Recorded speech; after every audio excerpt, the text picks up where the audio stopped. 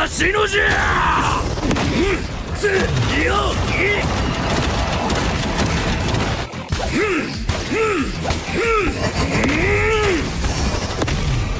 楽しいのを呪いの家。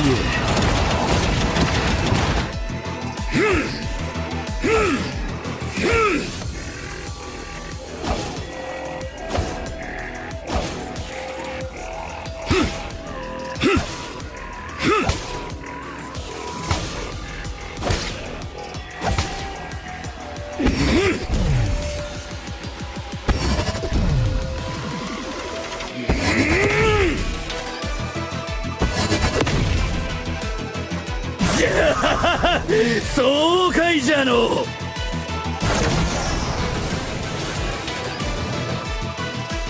見つけた。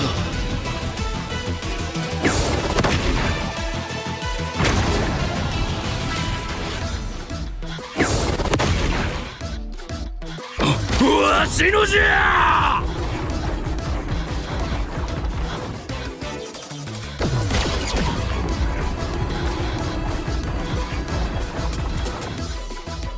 楽しいのを。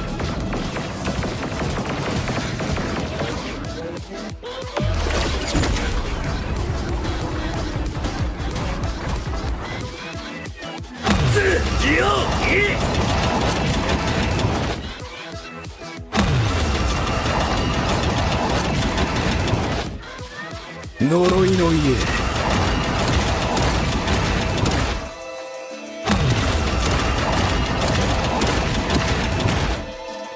早く戦うぞ。待ちくたびれたわ。無駄じゃ。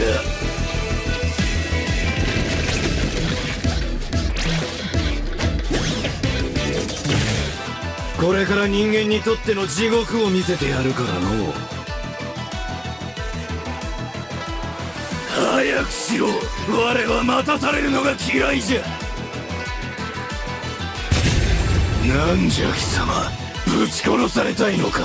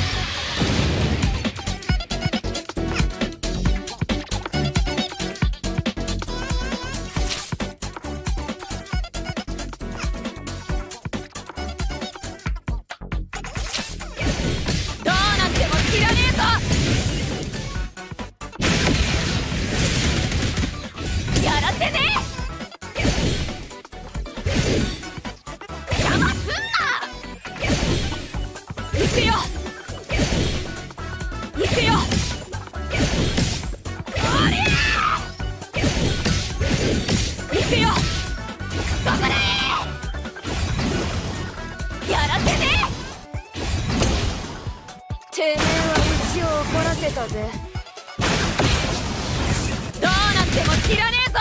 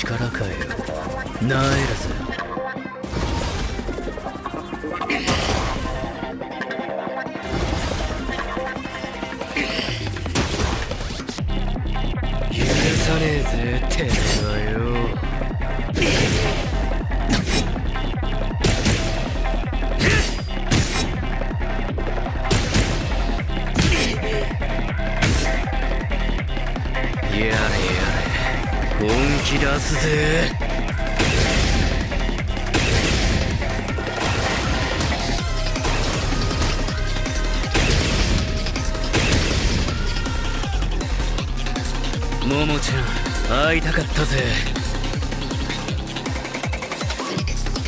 強くならなきゃ、もっと強く。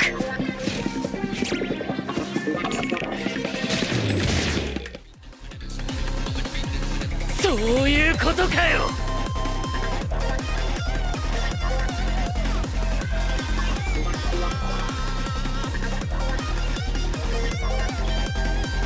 おっと悪い。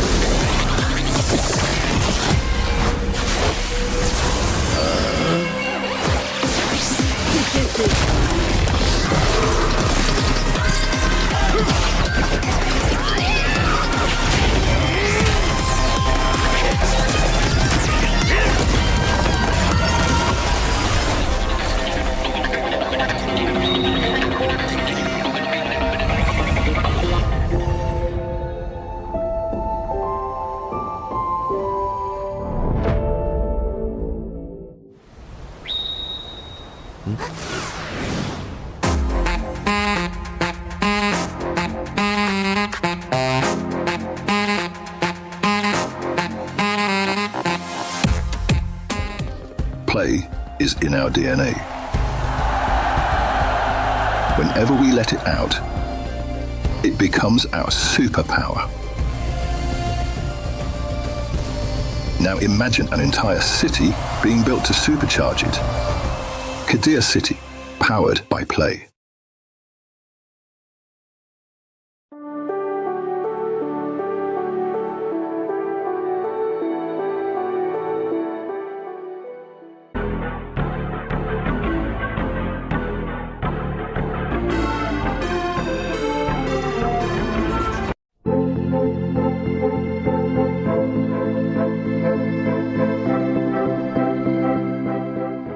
The human body was built to move, not trapped at a desk in one singular posture for 12 hours a day. It's time your chair evolved. This is Secret Lab Titan Evo. Ergonomically engineered for you, gamers, hybrid workers, artists, backing your every move.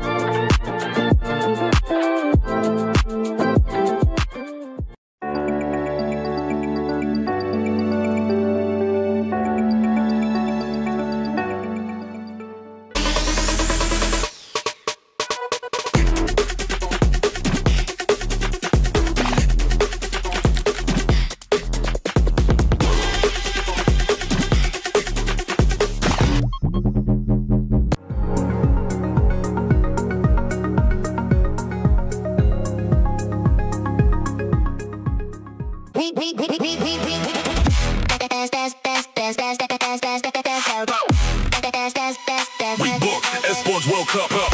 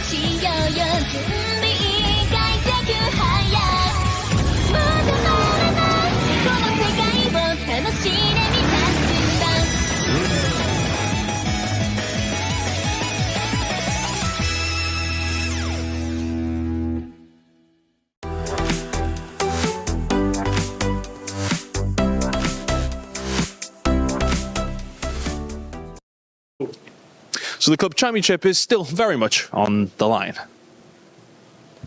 Miloš? What's up, Chris? How are you doing? Like my new merch? What are you wearing? AGAL, bro. They're like the legends of Honor of Kings. KPL champs. These guys are all over the place. You know it. I mean, I know you know as a handsome, charismatic bloke, but I mean, you can't. You know, you can't. You got to take it off. I mean, we can't be biased when it comes down to the broadcast. We have to be completely unbiased. All right, hold this. For God's, Miloš. Easy. Let's get on with semi-final, Dave. Honestly.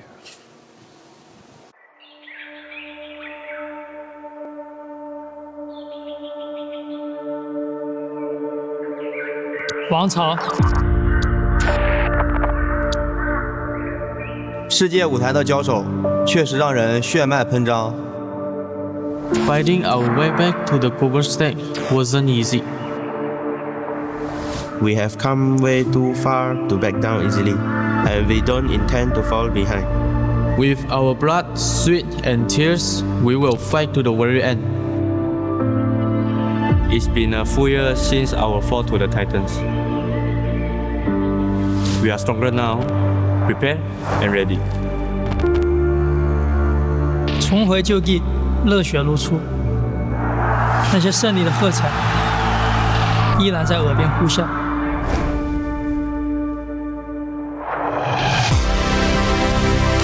这一次，我们要的不只是过往的荣耀。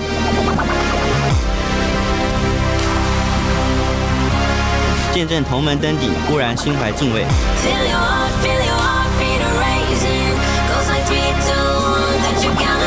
To share this stage with Enoch is an honor. 但也该轮到新王当立了。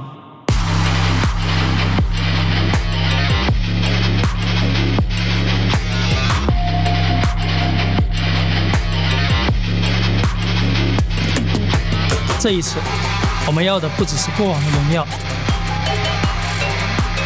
一战登顶，视为冠军；连霸开篇，方筑王朝。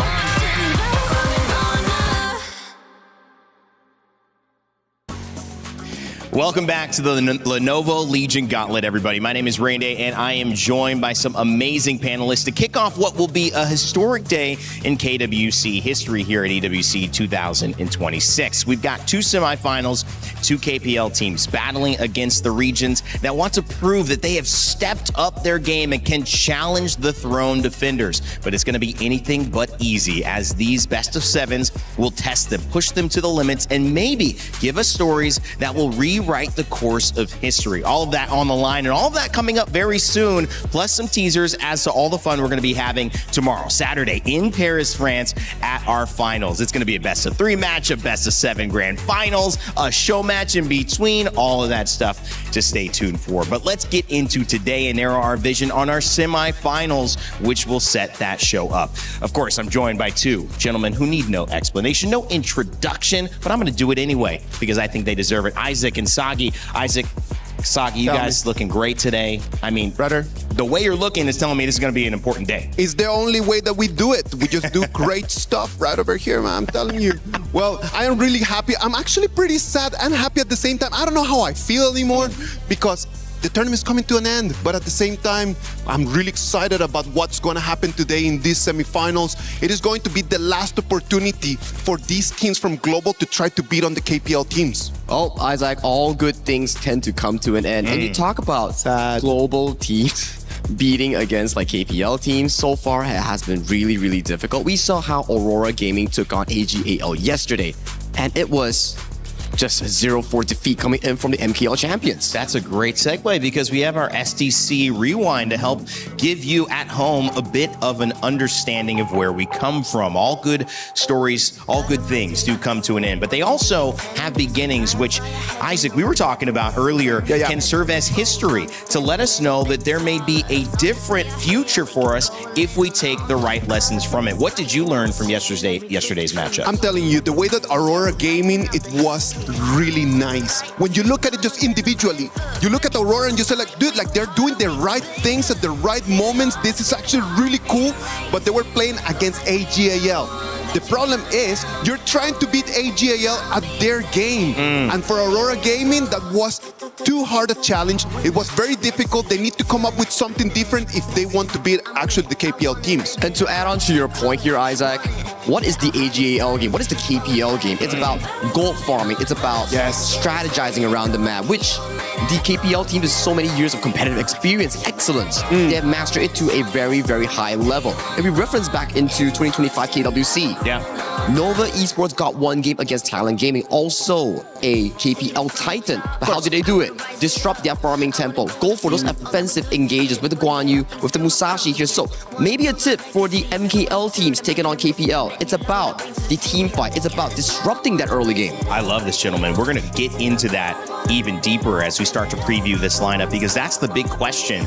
We didn't see it yesterday. The Keys unfortunately crushed on the competitors who tried to challenge KSG and who tried to challenge AGAL. They will have another chance here. GK Rockman waiting in the wings. But this one, Isaac, this was a little bit of fun. Sasaki was having fun with it too. No, I'm telling you, man, like that whole show match, it was just so cool to watch. It is like the best of the best, the legends of our game, and then they're coming all the way here to Paris to try try to show us how to have fun with the game. And that's the main idea. It's a game. You gotta have fun.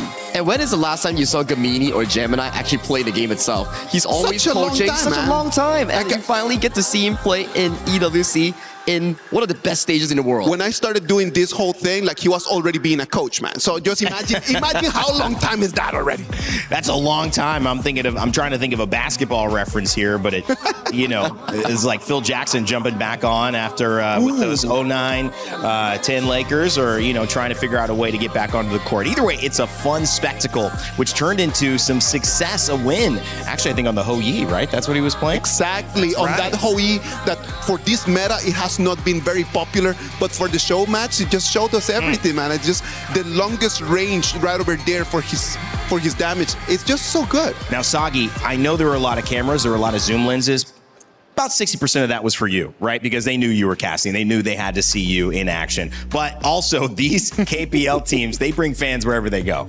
Exactly, right? You can see the crowd starting to slowly fill up everywhere. And yesterday's entire vibe in the stadium, it was just amazing. I could hear the fans cheering, the fans roaring, cheering for AGL in both Aurora Gaming right through my earphones. Yeah, it's going to be a fun one today. Expect nothing less. But we do have to give you an update on the Club Championship. That's why we lean on our Aramco Club Championship leaderboard to give us the current rankings each and every day. And that's Team Falcons, who have actually pushed their point total up a little bit since we last saw them. So 2,600 is the top. Not a Sphere Virtus Pro, still in that top three. Team Vitality and AGAL rounding out the top 5. Team Falcons gotta have like this strat for every single EWC, just coming in, just first place in the first weeks. Like you see them a little bit shaky, but then after that they take the first and they do not let it go.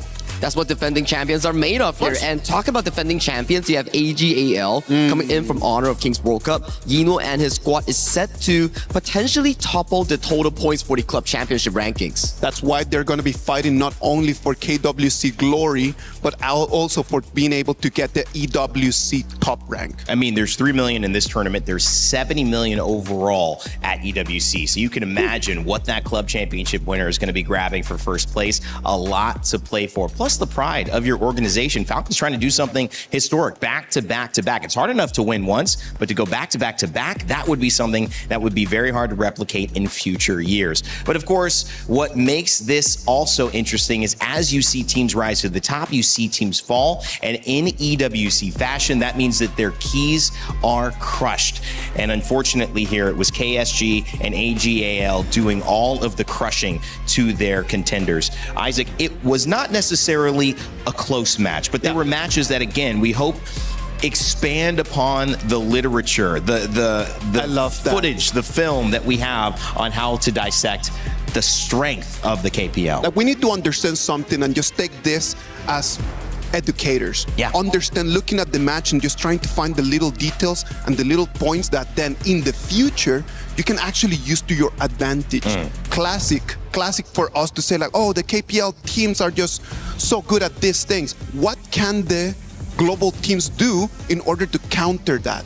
I think the global teams, number one, is what we talk about. You have to play out of the KPL way. Try to disrupt their tempo. And coming in for today, we have 2 upcoming matches featuring both KPL teams going up against global MKL teams. And this is a good litmus test. We kind of talked about this. How far is the difference? How can GK Esports, ROK Esports find themselves competing yet again in these moments? So, of course, that leads us to our first head-to-head. You might have seen AGAL yesterday. You'll be waiting till the very end of the day to see them here because KSG will be taking the stage against GK Esports. These 2 teams, one from the KPL, one representing the global side in the MKL, correct? Of course. And that just means that, again, you have moments to learn from, but also moments to be excited about. I know that Guayu wasn't excited to play KSG. Oh, no. But he was excited for his first pick. He was excited to be in this part of the draft because they made it to a semifinal, which is a huge thing already in itself.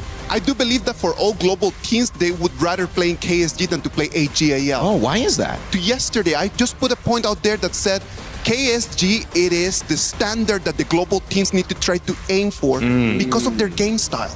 Their game style is very dynamic. It is always out there trying to get the fights. They're really into it.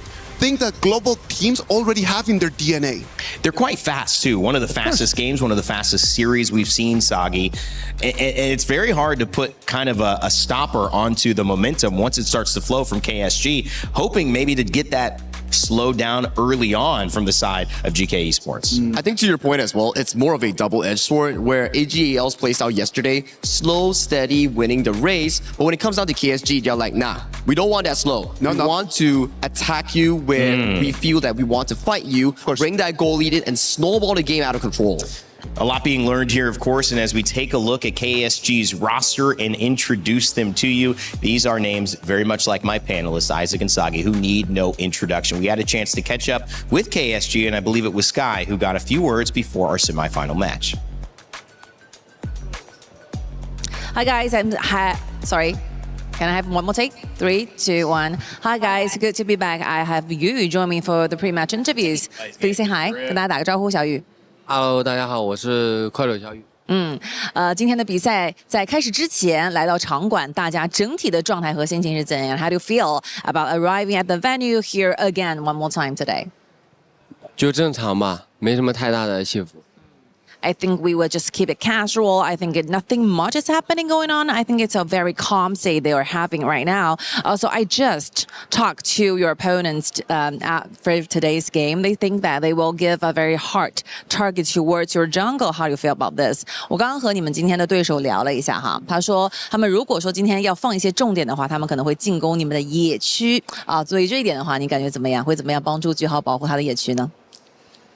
我会把对面发育路打爆，然后来帮他收野区。Okay, I will crush our farm lane on the front bottom side, and I will help Juhao with his jungles. I think it will be a huge support from you from the bottom side. And more to that, what's your prediction of today's best of sevens? 那你自己哈，不知道是鲜奶还是毒奶，你对于今天的比分会有怎样的预测吗？4-0啊！哦，你为什么要笑得这么开心呢？是现在很兴奋吗？没有。哦，就是想笑一下。Okay, I'm so happy about it. I feel very excited, and I think the score will be 4-0. Thank you so much, 小雨，谢谢你哦。希望你们今天比赛有好的发挥。Thank you, and that will be it. 我们打个招呼，拜拜。拜拜。I just got to give credit to Sky there as well. By the way, that show match having to do 10 interviews alongside Mara, who also deserves an incredible amount of credit. That's not easy to do, gentlemen, but keeping those storylines alive, we do still have to keep narrowing, which is what has been successful. KSG come out knowing that they're the favorites. Yu says, I'm going to dominate that farm lane, but how do you stop them? How do you figure out a way? I think you just need to take this as a best of one. If you are a global team and you actually want to come in and then try your very best to take the one game, take the one game and then don't think about the second, third, fourth. I'm sorry. It's just a matter of being realistic. Go on that best of one, first game, everything that you have, best picks, and just get out there, just swinging. To your point, right, Isaac, I think it's really evident, right? There's evidence. We did see it before back in KWC 2025, where Nova Esports went against Talent Gaming coming in all the way from KPL. And the way that they did it was insane. They beat True with their best roster. Guan Yu coming in from CHANC. Musashi. And then we have the Yu Huan Dolia double combination and Muchi on his signature on the early. Oh, just bringing in that first game and building momentum into a BO7. Rain Day, I'm telling you, man, like that game last year, it was 12 months ago, man. It was such an interesting game because nobody was expecting, everybody was hopeful, but not expecting. Of course. Just for them to take the one game and then they come out with their best picks. And then we watched the game yesterday. I sat there with Sagi and then we just kind of started breaking it down. And then we understood exactly the momentum. Like we understood the moments of the game where Nova Esports at that time, right now, Rock, they actually just brought the game to their side. And to your point as well, one final thing that I want these global teams to actually learn. It's proactiveness. Of course. You can't fall into the KPL tempo. The moment you drop into that tempo, we saw how Aurora Gaming in first game against the side of AGAL 3-3 in terms of score. Of course, they were losing 8,000 goal at 10 minutes. Sure. And this is going to be an important thing. All those things, lessons and maybe tips on how to approach it for GK Esports as they face up against KSG. This is a roster that has gotten to the semifinals of a major tournament in HOK. So there's nothing to slouch at, nothing to be upset about, but can they do it? Do they feel the confidence? Will they come out with those strong picks? We had Sky sit down with GK Esports heading into this matchup against KSG as well. Hello guys, I'm Sky. So I have Jam together with me from GK Esports. Say hi. Hello. 今天感觉如何? How you feeling today? 今天感觉状态还是很不错的。We feel like we have a very good state today. So compare with the one you had before, do you feel more excited here coming into the arena? 和之前比如说小组赛或上场比赛的状态相比的话，今天会感到更加兴奋一些吗？当然了，感觉打到 KPL 还是很激动的。Definitely, we feel very excited because our opponents is one strong team from KPL. So did you watch yesterday KSG performances and how do you feel about this? 昨天的比赛应该有看啊，今天自己的对手会给你留下一个怎样的印象？在昨天观赛的过程当中，感觉快手的进攻性非常强嘛，我们需要在这方面去跟他们进行一些碰撞。I think KSG is really aggressive when it comes to gameplay. So we need to do something when we encounter them with this kind of play style. I think today in game, you're going to be looking forward to those combats in the gorge. So did you actually have the screams with them during your practice? 其实我们在近期有和今天的对手进行一些比赛上面的训练或者训练赛上面的训练吗？会有吗？没有，我们都是在跟 AG 打。直接跟 AG 打训练赛的这个战绩，可以给我们稍微透露一下吗？上一场是2-3输了。Okay, so indeed, actually, we don't have those scrims with KSG, but on the other hand, we do have some scrims with AG, and the result is a 2-3 for us. It's a very functional loss, but we think, it makes a lot more sense, and we did progress a lot during that scrims. So, what do you have in mind of the scores of today's best of 7? 今天这场 BO7 应该会非常的精彩哈，你自己对于这场比赛有任何比分上面的预测吗？4-2吧。然后你觉得就是胜利会属于你们，对吗？有什么话想和你的队友说吗？我们打好自己就好了。Okay, I think it's a 4-2 for us favoring our side. And one thing I want to tell my teammates is we will try to do our best. Looking forward to your play. Thank you so much. 希望你们今天有个非常好的发挥，谢谢你。Go back to the casters. Thank you so much, Guy. 4-2 on the side of GK. Those are some strong words, some fighting words, many might say. But the cool thing about it is that we have to remind everyone of the Titan bounty, which means that if you have a win against this team, you get $10,000, literally, for winning one game. But then if you win the series, you get $100,000. We have yet to see a game one against the KPL team. Will this be it? And let me even direct the question more concretely.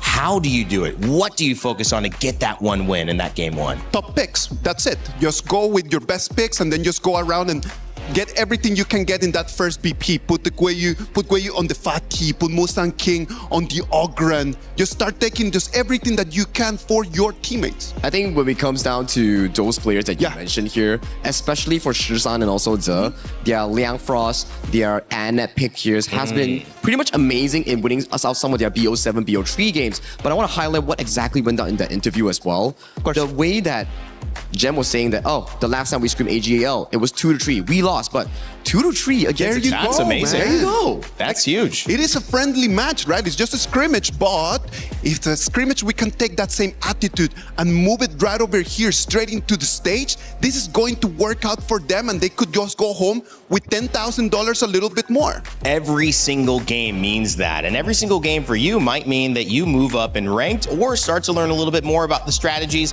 that would help a win against KSG or AGAL. That's why we want you to play Honor of Kings by scanning the QR code and joining not just the fight here on stage, but the fight in game. And I love the way that we also get a chance to look at the characters, the heroes that are making a big impact, Sagi. There's a few more that you guys have been mentioning before we kind of came back on camera here that you would love to see in game one. I think 100% I would love to see Annette and also Liang coming in from Ze. I think, yes, we highlight the FMVP players coming in from the side of Musang King, coming in from the side of Guiyu. But when it comes down to playmaking, I think LFF coming from KSG and also DK. These two players are standouts to look out for.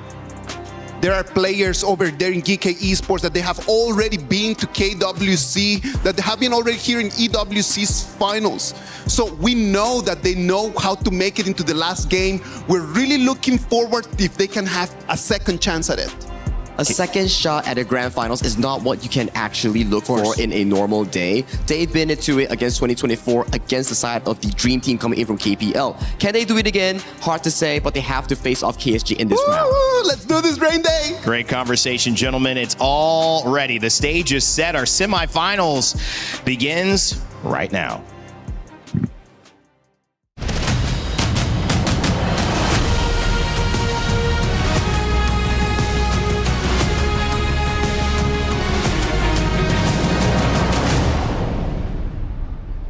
Welcome to the semifinals.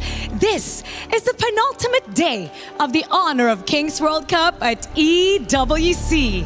4 teams remain, but by the end of today, only 2 will have a chance to battle for the championship.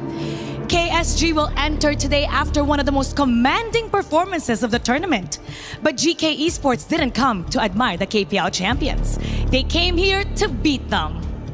It's just part of it, right? Yesterday, we saw domination from our KPL teams in the quarterfinals. They closed it out. They set their foot straight into the semis. And today, with the 2 series, will determine the teams that'll make it into tomorrow's grand finals day here at KWC at EWC 2026. So will it be the birth of a new era, or will we'll just have a repetition of history?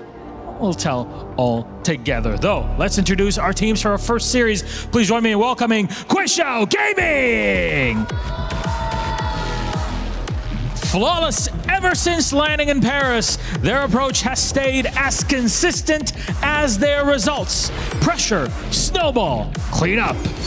Clinical is the name of their game, and the Surgeons are buzzed on stage for one more series to propel them into the KWC Grand Finals. And facing them is GK Esports. They've continued to grow with every series. They've shown they can adapt, they can fight under pressure, and they're not afraid of anyone standing across from them. GK Esports have earned their place amongst the Final 4. And now they find themselves just 1 victory away from the biggest match of their year. Mara, to be the best, you have to beat the best. And this is a game you absolutely need to be watching out for. It can change the trajectory, the history of KWC. So please, GK, please, KWC Gaming, you may place your keys. Take your seats, gentlemen. All yours. Go ahead. Get yourselves ready and set.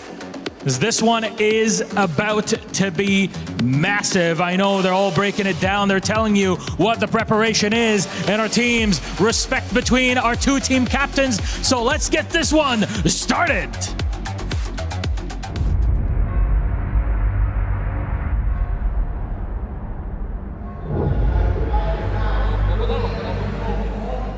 Against KPL in international stage, I know it's hard to win, but we just want to show we are improving 1 year by 1 year. 刚刚进入4强，感觉还行吧，还需要继续加油。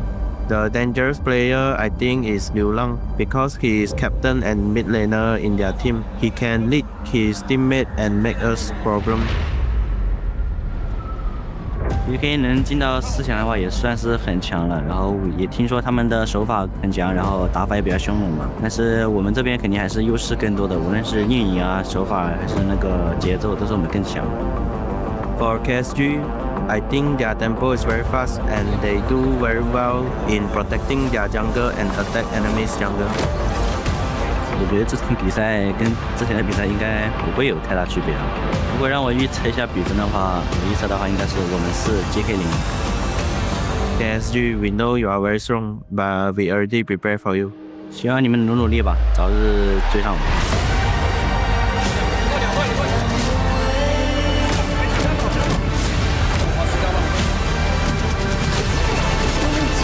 Killing spree.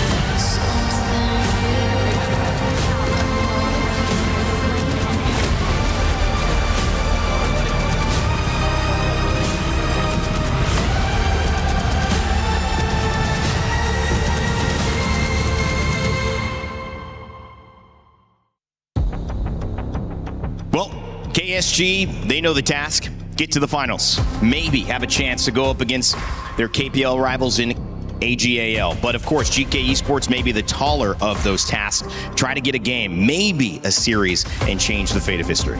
There is no perfection in life, man. I'm telling you, there's no perfect team. So there's going to be little cracks over there in the KSG team that GK need to try to find. And as long as you find that, just push through with everything you have. And those opportunities won't be that, I would say, reoccurring that much. Of course. If they can't find it, and even if they found it but they can't push through, that's going to be devastating for them. For so far, throughout the entire run for global teams, not a single win against KPL thus far. They have made it to the finals in the past. Musang King, Drew, they know what it needs to be. They need to be right now the big brothers of the team and really just take their teammates and push them with them in there. Well, when you have that competitive experience, you better be putting on your knees right now because you need it to push yourself one step closer. Because last year, they missed out playoffs, and this year, they're coming back with a new roster forming around these same few players, and they are looking to return to that grand trophy spot. It's amazing what we have in store today at the Lenovo Legion Gauntlet. KWC continues, and maybe, no, definitely, the highest stakes yet. Can a team get a win off a KPL squad? KSG emphatically want to answer no, but will Game 1 surprise us with what GK Esports can throw in their draft? All of that coming up right now on your screens as we send it over to Holler and Nora for the call. Thank you so much. As we go into the top 4 to find out who will be playing in the grand finals. My name is Holler. With me is Nora. Your thoughts on this matchup here? Well, my thoughts on this matchup here is going to be really head-to-head because KSG already been undefeated so far in KWC with 8 wins in a row. Definitely, it's going to be a monstrous performance since they made their debut in KWC. But as for GK, as I said, they played the scrims against AG, right? Yes. Back in the pre-interview, and they said that it went to a 2-3, which is really close, and also play against a KP Origin team. Well, I'm not that sure about today's matchup. Yeah, and actually, not to disrespect either of these squads, but I do think that it's going to be a little bit more competitive than what we saw yesterday, only because of play style. If we're talking about KWC Gaming, they tend to take a little bit more risk. They're not as cagey as AGAL, so there are definitely opportunities for GK Esports, who, again, like to brawl as well. They could potentially find a way into this game. I totally agree with you, because speak of the play style, KSG is known for their aggression, and so does GK Esports. So I'm looking forward to seeing a lot of early game skirmishes happening in today's Best of 7. Definitely so. And I mean, for me, it's kind of like that top lane, right? We know Silence, he's a rookie coming in on the KWC Gaming side. He's only 19, but if we look at the other end, GK Esports, Goyu, he was a finals MVP in the KIC 2025. He's 18. So these young prodigies playing into the Clash lane, this is going to be an interesting one to watch here. I feel like both top laners are actually the rising stars from their own region. So I do like the way how you're putting it, right? And also for GK Esports, Game 1, they're on the blue side. They just take away this pay because the jungler confront also matters a lot to today's Best of 7. Yeah, and actually, it looks like GK Esports, they're going to start with the pay. They want to go fast, furious, let Musang King kind of fly on this one. And the panel was talking about it earlier. They want to go aggressive. If anything, this is probably the one where you want to pick a little bit more higher value heroes. So again, you take Game 1, maybe you set the tone for this series. And speak of the jungler, speak of Musang King, giving him the priority to take that pay. Actually, this is his 3rd time participated in KWC, right? First year when he was in 2024, he went into the finals.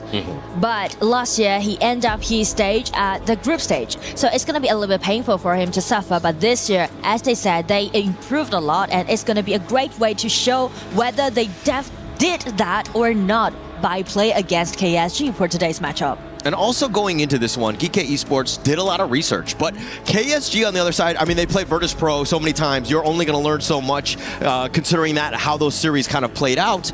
But for me, it's kind of like KSG. What do they need to do going up against GK Esports? Well, I feel like KSG just need to stick to their own playstyle, right? Being really aggressive. Already we can see by this Lapu-Lapu, Ukyo, and also this Mai. Mai is always going to be the shot caller, not even mentioned to Liu Long is the leader, and also the captain of KSG. So definitely Mai and Yukio, this synergy is going to lead the whole pace for KSG in game 1. If they're going to go very fast as well. I think that also, like if you're talking about a Mai, this is very high flying, definitely like bursty type of damage, almost everything that you want. So again, this is also, you know, to kind of counter the pay, right? So if we're talking about early game, both of these teams really want to set the tone early. And also because of the laning also matters a lot. So that's the reason why Geeky is banning away this channel and also Flowball Marksman try to shred down Yu a little bit more. Because I also want to put Yu on the spotlight. Yu is also making his debut from this year. Start with Silas, right? They started their career this year, but they made it to the final and also got their team the champion,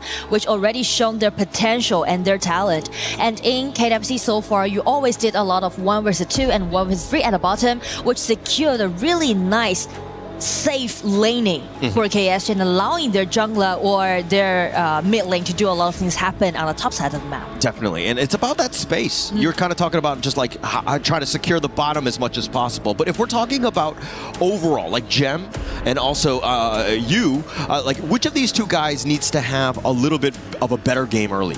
Well, I feel like in that case, Gem is playing Aoyin and for Yu is playing Badi Shouyue, right? So in that case, it's going to be really peaceful at the bottom, right? Both farmers just going to farm up, no more like HP trade. Maybe it just depends on Shouyue's second ability, if it's accurate enough or not.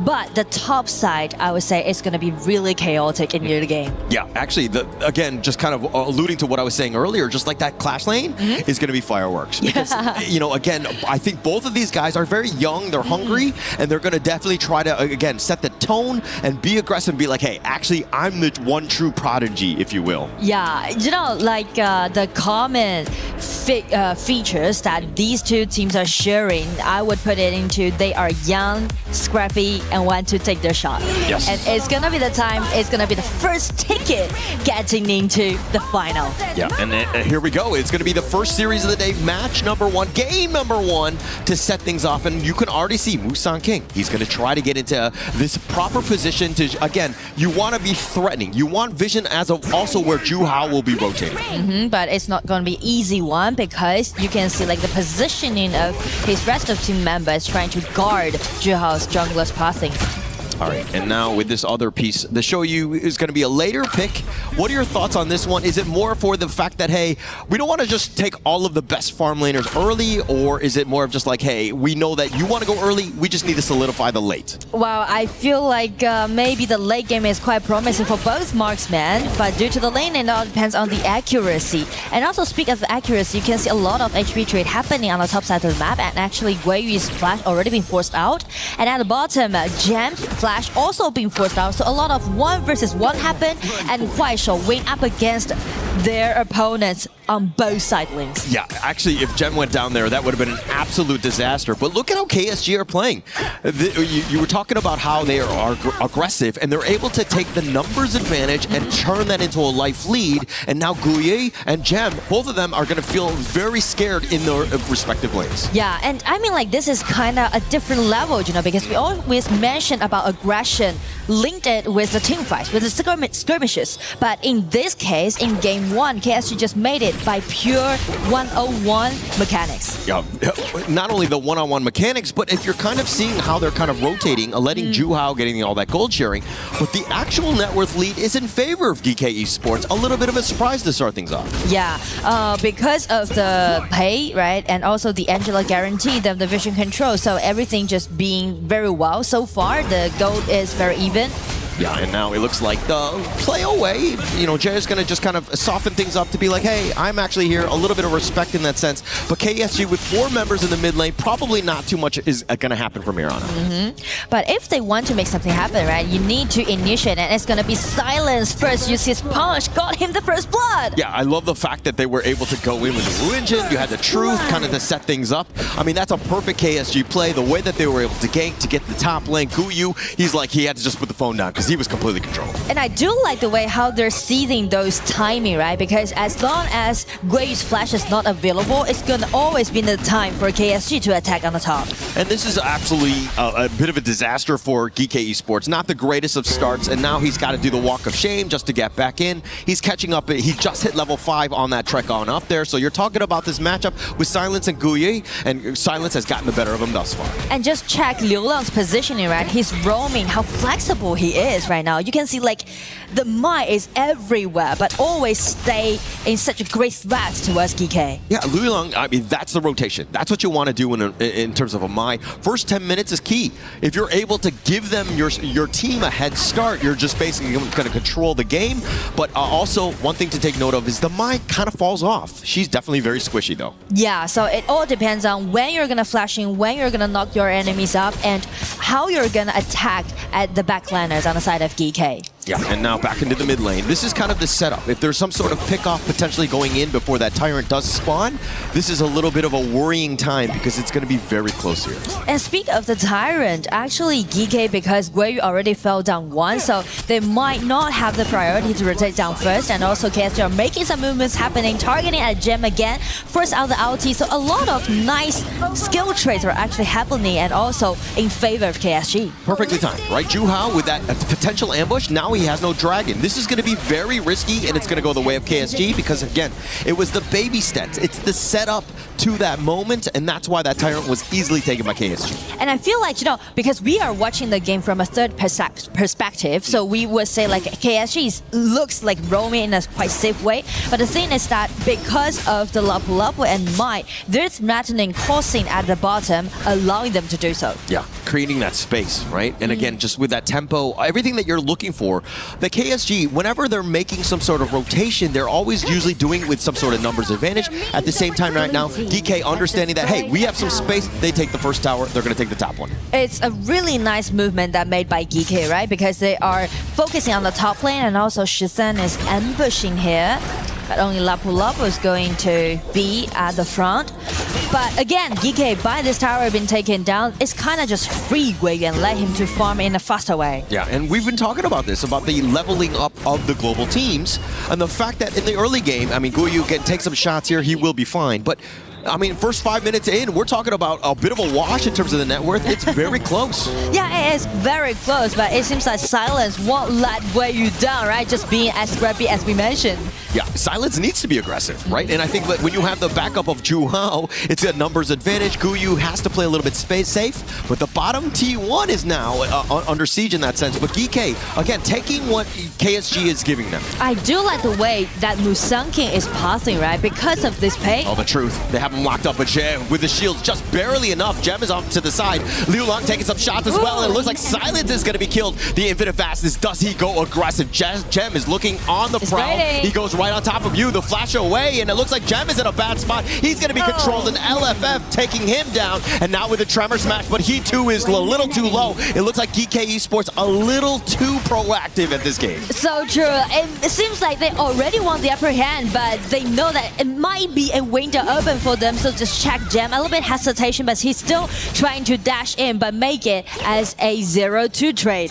So, I mean, it's one thing to get that initial kill, but Gem here, you can't be going super aggressive. That was your ticket out, and you're going aggressive with that dragon. I'm never a fan of an aggressive infinite fastness. Especially we are around like 6 minutes, right? So it's gonna be a reckless movement taken by them, but still Musang King is holding up very well. I do like the way that Musang King is passing because of his roaming. He's kind of built up those wing lanes on both side lanes to take those tiers down. So I like the fact that, GK Esports are willing to be aggressive, but now this Raging Sea, Guiyu getting forced out, no chance he escapes that one. KSG with yet another. And it is very obvious that the way that KSG, how they're gonna play today's best of 7 is targeting at Guiyu, because as you mentioned, he's gonna be the carrier on the side of GK. Yeah, I feel like I should have just targeted somebody else in that pregame moment, because now it looks like everybody's on point, but now with that truth, knocking down back at Musang King, but they're going to be diving under the tower. Silence is very low, but they're not going to continue on because, again, the mid T1 is there to keep them covered. But I also want want to highlight CHÄN this Angela, because Angela's burst out damage is definitely the most powerful burst out damage so far in 7 minutes. So as you can see, like after he unleashes ulti, it can easily take like all members. Neither is gonna be Dharma or this Lapu Lapu. It's too much for them to soak in those burst out damage. I mean, that's kind of the dream, right? When you have the Chaos Cinder and then you have Zhe on the Leon Po with that Tremor Smash, right? And then you're just blazing brilliance, you just burn everybody down. But KSG right now, the way that they're positioning, they're not giving these freebies away. Yeah, but as we check the goal difference again, oh, nice burst out damage actually targeting at this Shouyue. But anyway, like from the gold difference, you can see KSG still holding a 2,000 gold lead. Yeah, it's actually starting to grow in favor of KSG, and we're only at 8 minutes. DK, we're doing the good fight, but then again, those 2 kills that they kind of gave up, you know, it's not a great spot. And now Silence, it looks like he's going to be looking to dive. Gem is all by himself, no tower as well. He gets on his dragon, he will be back. But with this Tyrant spawning, Gem needs to be very careful. Juhao over the wall, Infinite Vastus aggressively used. The Tremor Smash is on to 2, and the LFF getting a little bit low himself. But Jay, he's going to be off to the side, and they have the knockback on the Guyu with the power gradation finding LFF. But Musang King is going to be taken down. They did find LFF, but it's just a roam, and they knock him down. That's a double going the way of Juhao. Juhao got the double kill, and it's so crucial for KSG to do so in the mid game, because at least it's going to be a 1-2 trade. I mean, again, it's kind of like the same scenario happened again, right? James hesitated a little bit, and at the end he tried to dash in, but it's kind of like, you know, you are isolated from your teammates, and the rest of the team members try to group him up, try to back him up, but the thing is that they're kind of scattered because they don't really see that what happened. Oh, the truth. Again, Zhe getting a little bit low. I love the way KSG are stacking it. The Wild Wind just barely missing Zhe as well, but the way that they're able to kind of stun lock, and I mean, it's only because of the fact that Zhe is a bit tanky and he was able to survive.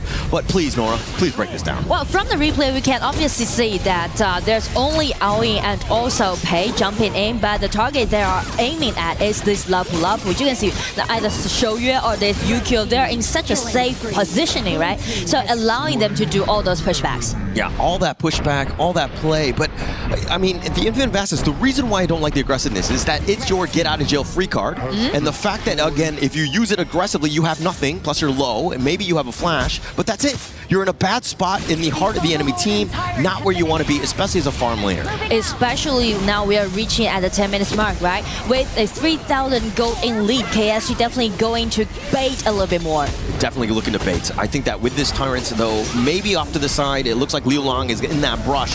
He's been skirted away by that Chaos Cinder. The Tyrant getting a little bit low. Juhao is shown up. Jizz got the vision, and now he's looking to go for that burst ram, but it looks like Juhao is going to be taking that Tyrant, and now it's an all-out retreat. The Raging Sea is going to be used. Yeah, it's on the side, but they find Musang King. Guyu looking to do some work. He finds Liu Long, but now Guyu, he's going to be focus fired, and it looks like he will fall. You finding him. The chase is on. The Infinite Vax is now going to be used defensively, but Gem gets caught out, slowed if you will. He's going to get barely away, and LFF just not able to find him as well. It's going to be a 1-3 trade. You can see the layers that KSG is putting into their team fight. First, guarantee that Tyrant, make sure that they got enough power, capable enough to do this team fight. And after they grab that Tyrant, Liu Long just instantly flash in and knock like 2 people off and just initiating such a beautiful way. Yeah, the target prioritization, the way that they're able to take it down. I love the fact that you were talking about layers. They find layer after layer, and it looks like Zhe has to use the Tremor Smash just to stay alive. The Wild Wind does hit him, but it's not enough damage. Oh, that's scary. Oh my gosh, he's coming back to the fountain with some holes in him. Just check the replay, right? After guarantee the Tyrant and Liu Long flash in, it's gonna be the time. Got this Pei, be controlled, and by this Yu is always keeping himself so comfortable during the team fight. Yeah, the target prioritization, KSG, it looks like they want to focus on a Musang King. Take him down, maybe you find Gem. I mean, if he doesn't have his dragon, he's the next target that they've been looking for, but they've almost burned him down as quickly as they've come in. And you mentioned about burn down. I feel like GK is kind of hesitated when they're trying to initiate, because they feel like the initiation isn't that enough, because Lianpo is the only one allowing them to do the control ability, right? But if he dashed in, there's no come-up burst of damage actually. Yeah, and I also think that it's because GK Esports don't have that perfect positioning. KSG, the way that they're always keeping them in arm's reach. They're never in danger. They're never huddled together where, again, that Tremor Smash might be game-winning. And you know, like the most scary part is that once Shouyue got enough item and just being fully decked out, it's gonna be really threatening. Not even mention to reach your hand upon the Shouyue, but also like how you're gonna take in all those snipes. Yes, and I mean, the Loom, you're thinking that he's got a little bit of an advantage as they find Zhe, who actually gets on back. The Blazing Brilliance is not going to do too much. KSG's off to the side, but Silence with the truth, setting it up, and it looks like Gem and Jen, both of those guys get burned down. KSG with a perfect angle on that off of the back of Silence. You know, Silence never missed his play, never missed his thing. He's always going to shine out on stage after all. Oh yeah, he's always set it up, and Guyu is, you know, he's back in the fountain, if you will. KSG looking to take game one as they're going to drop down the Raging Sea, and they will, in fact, take game number one here. Game one goes over to KSG. Wow, a little bit chaotic in the mid game, but you can see like those layers that they put into their team fight, allowing them to win it in such a sophisticated way. Very clean, right? And that's exactly what we expected from KSG. They were, from minute one, they were like, go, let's play our game, let's be aggressive. And it looked like GK Esports were a little bit out of character and out of sorts because they were forcing some of the team fights. Yeah, I see like the Chinese fans, they are writing it in Chinese that Silence just go for the backlander and cut them off. And Silence really did that from the last team fight. All right, okay. I didn't know that they were like voice activated where you have to turn on Silence. I think that somebody in the, you know, in the stands need to write it in English of like, Guyu, you too need to go to the back lines. But both the top laner actually did really good, right? Because of the Charlotte also makes something happen during the team fight. But I really want to highlight these two deciding team fights that GK actually initiated. It was Gem trying to dash in, use his ulti, but kind of scattered from all his team member. And also, it happened not once, twice actually. Yeah, and I think the way that GK Esports take the fights, the initiation needs to be a little bit different. I didn't like the fact that Gem was the first guy in. He was, the first guy focused as well by KSG. They're like, okay, this free food is coming to me. I'm going to take that one to go. So after that, you can see like everything just being turned around, right? KSG guaranteeing the TRgent and just getting any snowball in the game and just cleaning, take away the victory. Right, and KSG just right now, I mean, this is that Silence play. This was just like the final push, if you will. Once that happened, Gem and Jed, they really had no chance on this one. But of course, that was only game number one. Let's see what the panel had to say about that one. Thank you, Holler and Nora. That was a great showcase of just how easy a game can slip out of your fingers like sand falling through at the beach.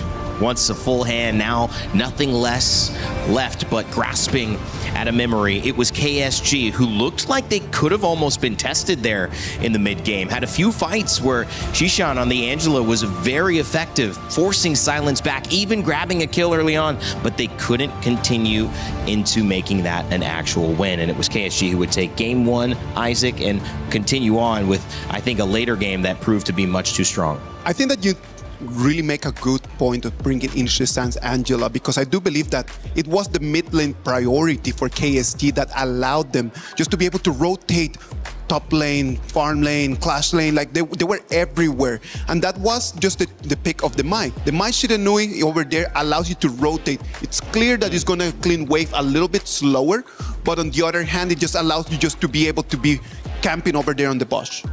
We had some pretty good moments, right? Especially on both the mid lanes.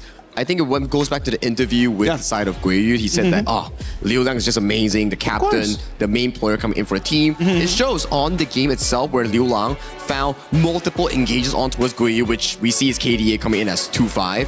And then questionable engages coming in from Gem on the ultimate. I don't want to point fingers at people, but as analysts, we need to kind of like just explain to everyone what we believe by that. When you have an all-in, the same as just what Holler just explained, you cannot be the first person just jumping in. In the moment that you use your ulti just to go in and to initiate, how are you expecting to get out of the fight, man? Like, you're playing against KSG. They know all of these moves. If you use your ulti, you jump in, then you only have your flash to go out, and that is such a long cooldown. It's about, I would say, the ultimate with the Frostguard Embrace build. Yeah. 60 seconds, and you go in as a high risk, high reward. If you win, great. But if you lose as a farm lane engaging, that went really, really bad for him. He needs to read the game in that moment. Yeah. In that moment, Guiyu was already behind. And that was the problem. In the moment that Guiyu is already behind, then Gem needs to understand we will not have the Charlotte for later. We better just start to push back a little bit, change the game.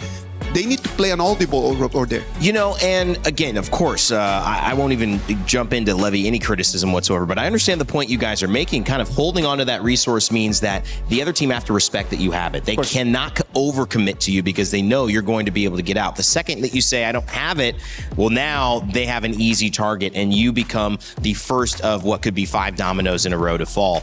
I love, though, the way that I can relate to the success. That one team fight that they had, they got a kill, and you saw them go, okay, let's build off this. This is it. It's that game one they were talking about. And then they maybe overcommit there, which, again, I mean, I understand it from the emotion, but it's so hard to keep that discipline when you need it. But I want to point out one point, right? Yeah. It's at the very least going back to our talking points. Are they being proactive? Yes. Right. But is it being overly proactive? Yeah. Yes, as well. Yes. So There's got to be a line. It has to be a line. So for yesterday's game, for Aurora Gaming, maybe it was a bit passive, falling into AGL's tempo. This game, I would say they're proactive, but they're also falling into the KSG's trap where they have laid for them, continuously fighting. But every single fight, it goes back into KSG's favor. We'll see if that changes. Shaggy, you've got some Telestrator ready for us. Set it up. Let's whip up the Telestrator here. Let me get your mic and then you can just kind of do your job properly. Okay, so this first play coming in for the side of Gem is the first kill that we saw. He flew all the way in towards the back line here. Kind of questionable when you engage as a farm lane here, casting all your spells, which it's not really my flavor. You can see actually Musang King getting caught out here is one of the biggest mistakes that they had. Once Musang King is down, once Guiyu is down, this fight was already over for the problem is that they think that Dra can jump in with the Lianpuan, then just use the initiation, just put them all on air, and then they can use the damage, but they don't have that big advantage in that moment. They don't have the burst damage in that specific moment of the game. It's only 8 minutes in the game. And this was the second Infinite Vastness coming in from the side of Gem. And if we do see the following team fights, when you are like, what? Let's pause for a moment. You look at this. You're already like 3,000 behind, 10-minute mark. Read that, please. Exactly. KSG players lining up so well in this line. You can see it's a straight line of players here. I draw one line. Look at this. This is the entire line that KSG players are looking at. So if you are on the side of GK, how do you play this fight? Because it's not easy at all. When you want to go in, it's already too little too late. It's only Ze going in for a bit of poke, wanting to steal. And after that, what happens? Look at this fight. Easily won over the side of KSG. Such a beautiful setup once again on towards Musang King. And after that, you got Liu Lang, but the job is done. You got the kills, you got the TRgent, and to this point, boom, you're gone. At that moment in time, Guiyu was already 2-4-0. He was at least 2,000 gold behind the Dharma, so he does not have the damage that he actually needs to be able to come in from the flank. And I like this one, the last play coming in from Silence here, just silencing this game one, silencing any potential play. Take a look at this Silence coming in from this specific angle here.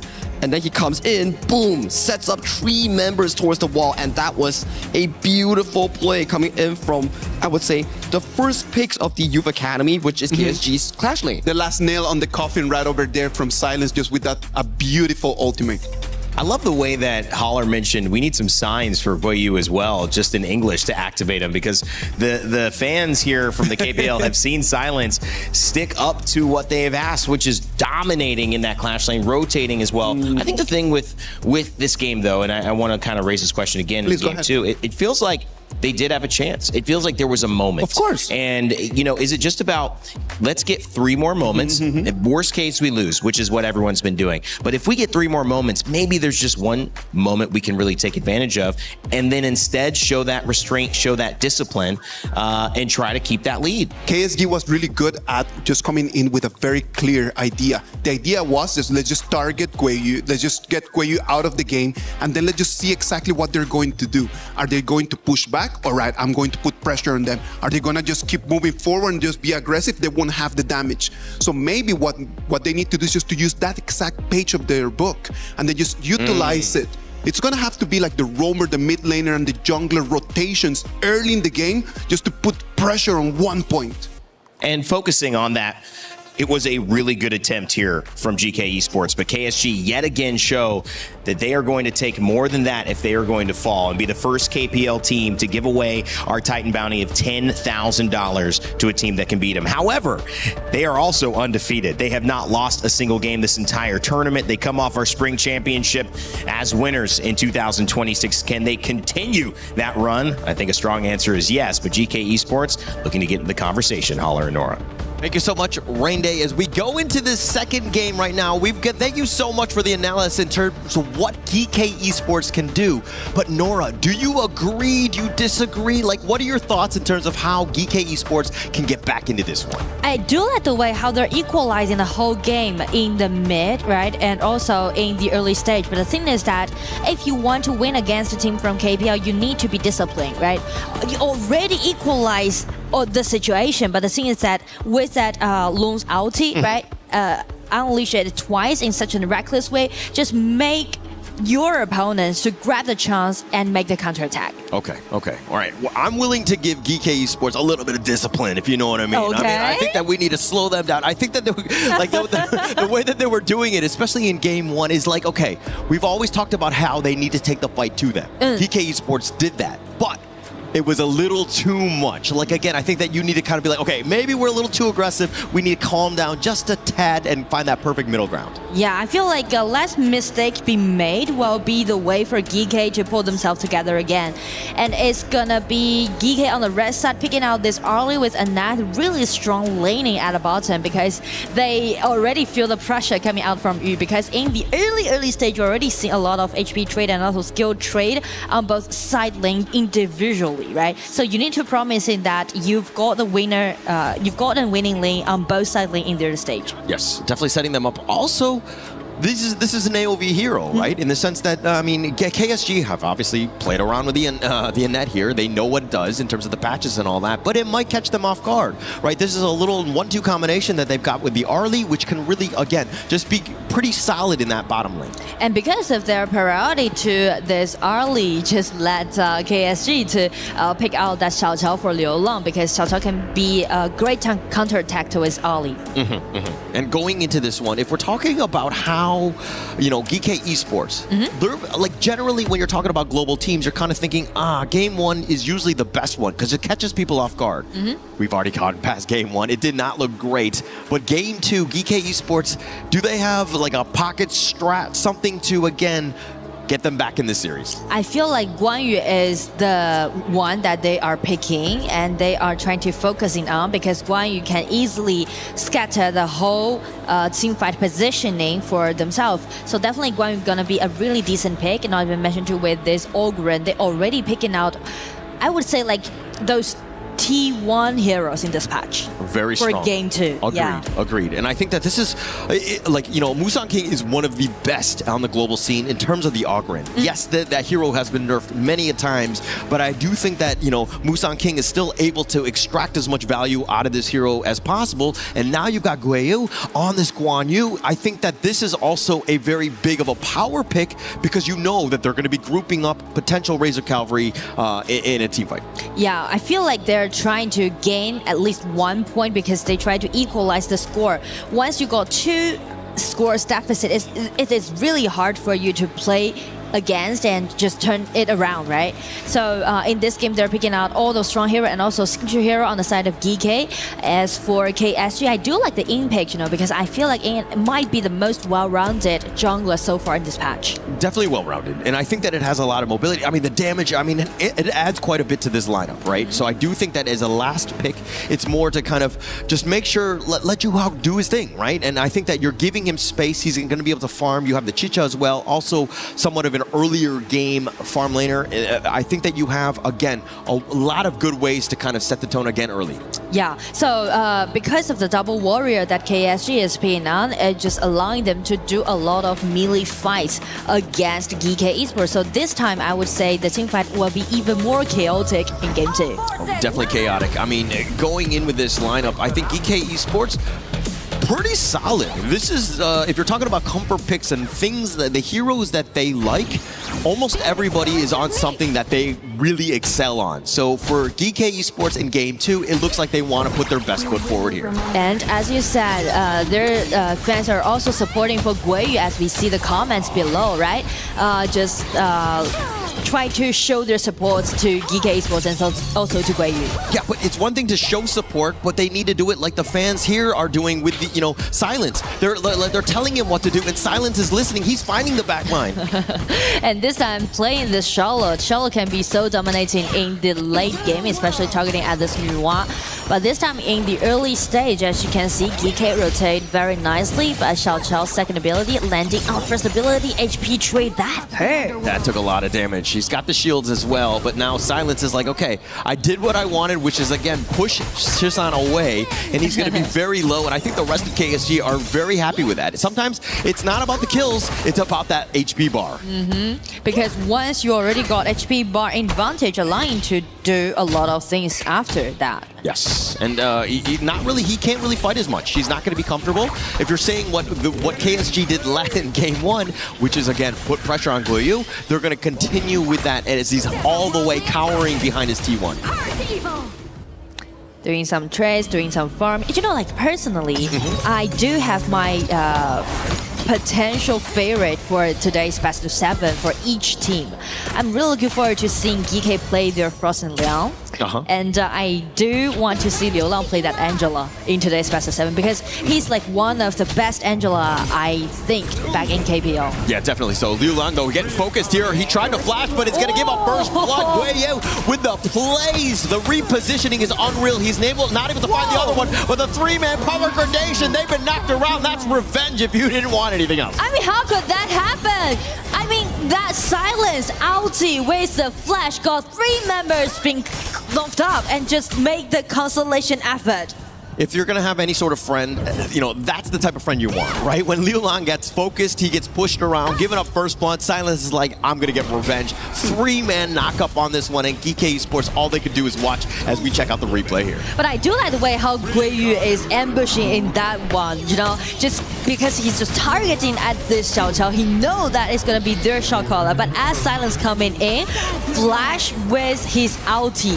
3-member big control. It is really hard to let Chao to achieve that by those limit attacking range. Yeah, and I love that the replay is like slowed down and you can almost like hear the voices. They're like, oh, I mean, they didn't complete it, but I think that we got the gist of what they were trying to say, which is, of course, not good if you're GK Esports. But anyway, it's going to be a 1-1 trade, but KSG got around like 1,000 gold in lead, but still GK, they're moving in groups, which is really important in those early stage.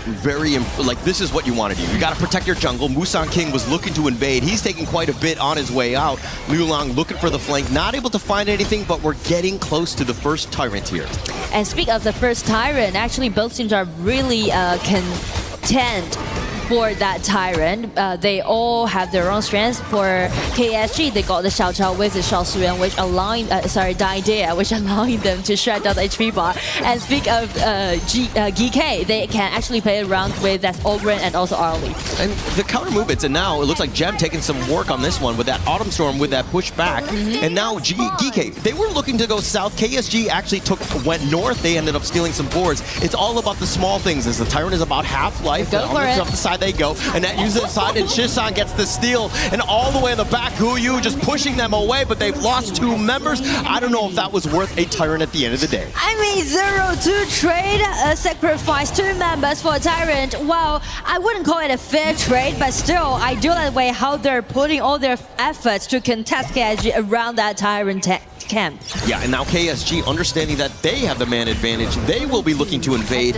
and this is also very frustrating. As Musang King, he has to go to the top side. It looks like the Crimson Golem is going to be taken away there by Juhao. And you can see like how fierce that Silence is playing right now, right? As long as he got the Flash or Pure Sky, always gonna go for a fight. The power gradation onto Musang King, who's also looking to invade because he lost his buffs. That was the counter movement, completely thwarted. They shut the door, KSG. And the reason is because they lost 2 members from that TRjourd fight and allowing KSG to do those invasions happen. So that's the reason why we mentioned about the importance about when you're play against a KPL regions team, because they're always going to find any potential spot to grab your minions or your monsters away. I think it's also because of, look at Silence's movement. He's always there in the fight. Musang King using the Conductor of Souls. He's going to be knocked around. It looks like he's going to be going down. Silence getting the better of him. They have the other knockdown. Trying to get under the tower. It doesn't look like the Hurricane Wall is going to be enough. Silence with a double kill. And with a 2-0 threat, it's going to be a solo, I guess. Goes over to Guiyu right in the mid, take Yu down. So it is really chaotic and both things are happening on both lanes. Speaking of Silence, check out his positioning, right? He's always waiting for the right moment, and as the HP bar has been taken down, he just used his skill to dash in and also chase. After Zhe has unleashed his ultimate ulti without any flash, it's no way for him to get away from Silence. Yeah, no real way. But Silence, again, he's tracking perfectly, understanding that Musang King is the guy. He's been targeted, and Silence has got the better of him, constantly cycling those spells, and now it looks like GK Esports, all of them around this Crimson Golem. If this gets stolen, it would be a bit of an issue for them as they've been slowed down, but Musang King using that Death Precipice to push them away. And so does Zhishan Nuwa, trying to protect Gem, let him to get the rebuff. Oh, Silence completely dodging that Razor Cavalry. Guiyu was trying to make that play. They also had Gem. They would have definitely cleaned them up, but Silence with the outplay. I do like to put Guiyu on the spotlight because I think his Guan is playing so well, you know, because he made so many things happen, and also all kills are actually on Guiyu's Guan Yu right now so far for GK. I think that most of the KWC highlight moments, when you're talking about from a Clash laner, has revolved around Guan Yu. Xuan has actually played an immaculate Guan Yu as well. So this is a hero that has a lot of potential play in terms of that positioning. Yeah. It does quite a bit, and Guiyu is one of the best. That's the reason why this hero, and also with Dalmo, has the nickname so as the Miracle Maker. Yeah, he's making miracles for sure, but right now the only issue is the fact that he's died twice, and the rest of the follow-up hasn't been great for GK Esports. They have not been able to get themselves back in, but it looks like... Yeah, off to the side, Guiyu with only a Razor Cavalry, only onto one. It looks like Juhao's going to kind of sidestep most of this, and now GK Esports, they're all in a bit of a chaos moment as they're not able to find it, but they find Silence. They do get it, but Musang King solo, Juhao gets the pick off onto him, so they at least got revenge. It's a 2-for-1 in favor of KSG. In favor of KSG, and with those Vanguards still on their way, they're trying to track this Nuwa down. It's going to be Rampage, goes over to Juhao. 4-0 for KDA, the man's on fire. Yeah, taking that one as well. I mean, LFF, I think they'll be very happy to trade his life away for Zhishan. I mean, roll lives do matter, but in this case, you're going to get a value up in terms of this trade.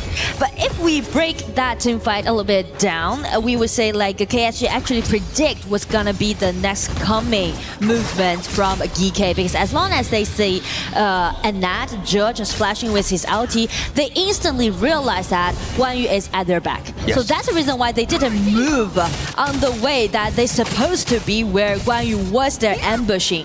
Instead, they just moved to the top side of the map. Yeah. That's the detailed movement that they made. Yeah, and also towards the back, he was just like by himself. Like he knew that if there were like 3 people right next to each other, Guiyu would have the perfect angle, and they kind of, you know, mitigated that. Having a one-man Razor Cavalry is like a feels bad moment. And that's those like certification we mentioned when we're speaking of KSG.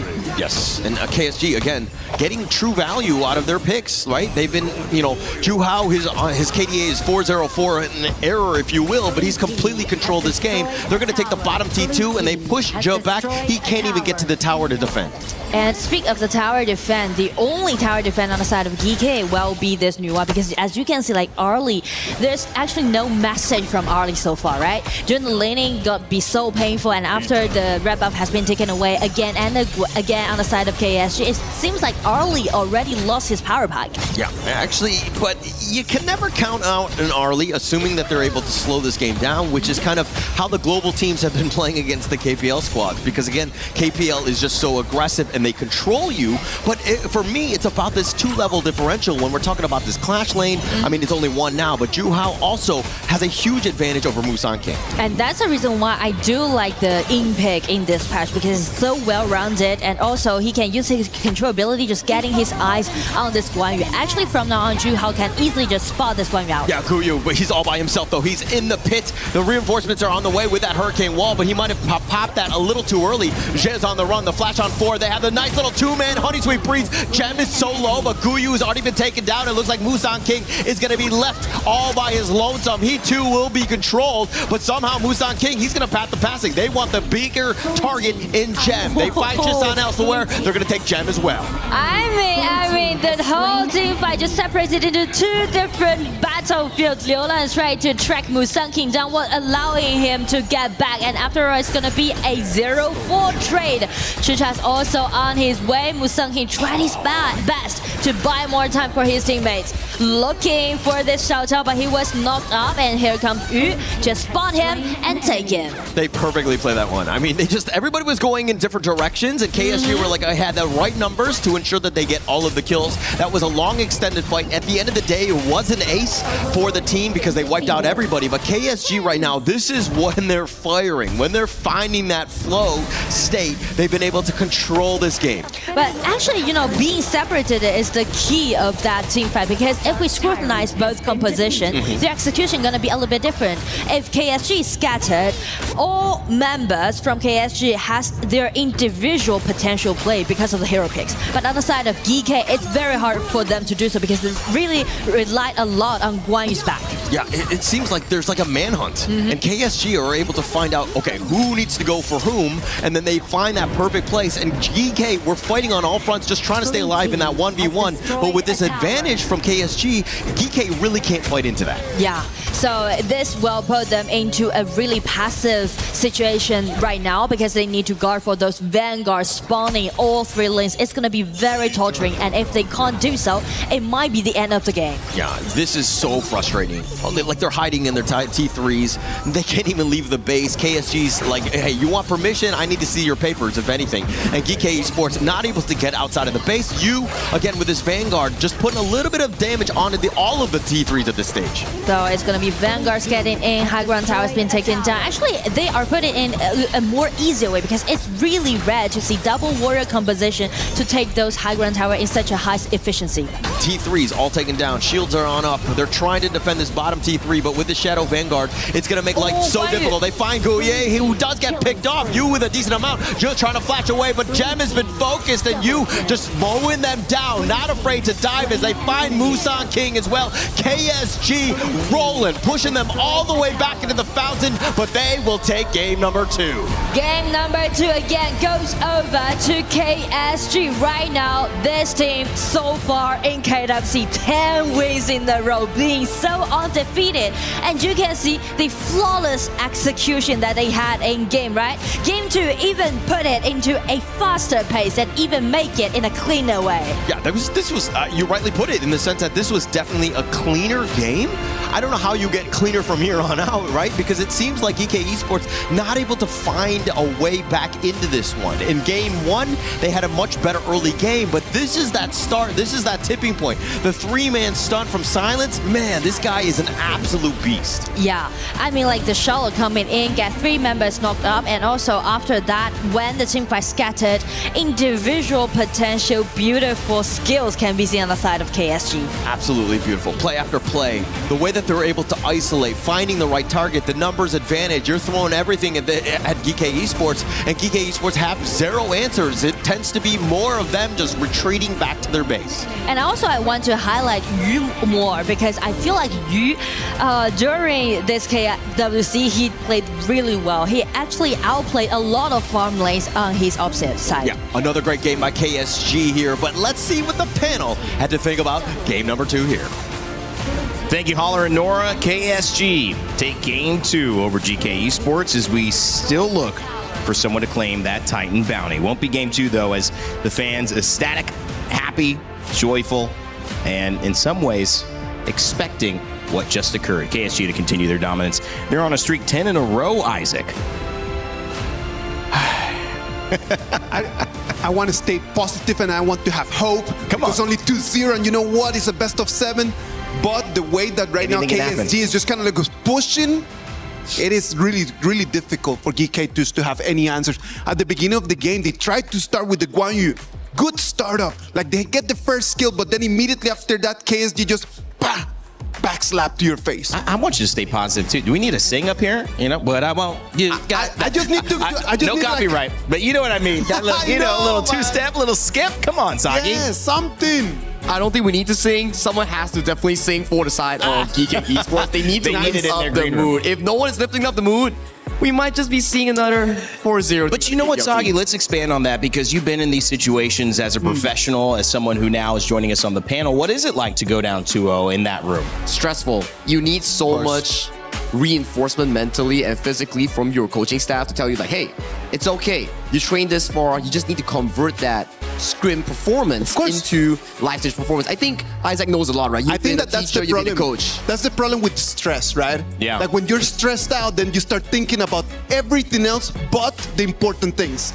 So it's very difficult just to say like, okay, how do I focus on the important things and then I just mute out everything else? That is what makes really good coaches. Really good coaches are able just to talk to the players in the specific ways that each player needs in order for them to focus only on the game.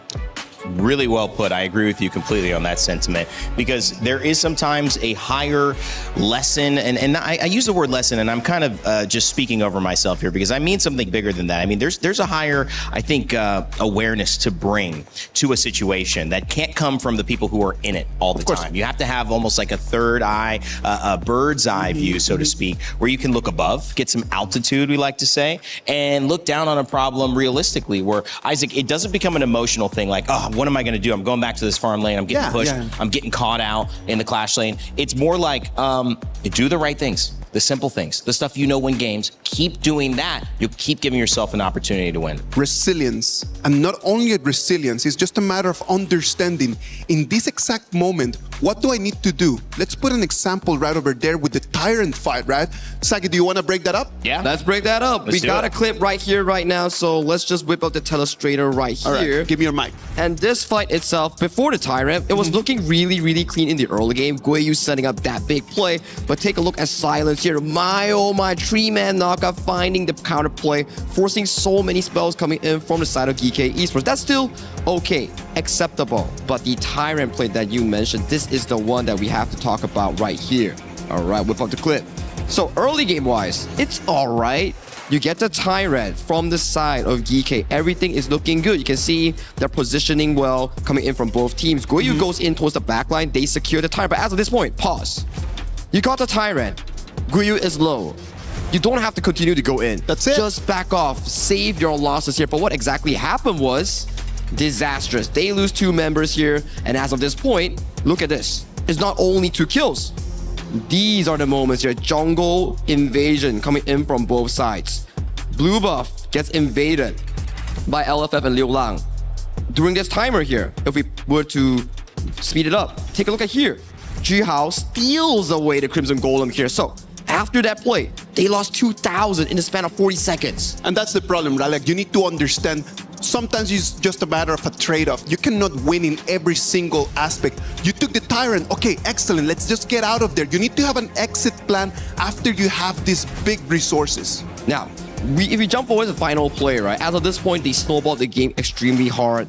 It's really out of control. And for the side of Yu, this is where he shines the most. He's already so fed in towards the game, immediately flashes towards the backline, just chops up everyone. And after this point, it's too little too over now. Yes, I like the proactiveness coming in from GK, which is really different from Aurora Gaming, but they need to find a balance and equilibrium if they want to have control over the series. Balance and equilibrium, I would dare to say that it is exactly what we need to see right now, Rain Day. I do believe that right now they have the right strat, but the problem is that they are jumping in way too many times. They're jumping in a little bit too much for my taste. I like the fact that they're aggressive. Guiyu in both games has tried to do movements, has tried to make some plays, but right now we need to know one for me, one for them. So when it is for them, I need to be a little bit more defensive.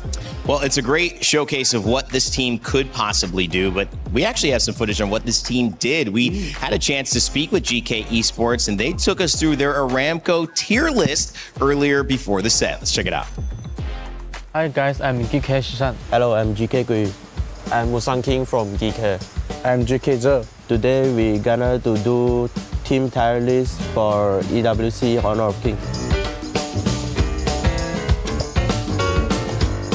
I think VP is B. I just see their jungle and mid lane have performance in last day tournament. I think Vitality is B because they only have jungle is strong is thank you. So hard to secure to playoff.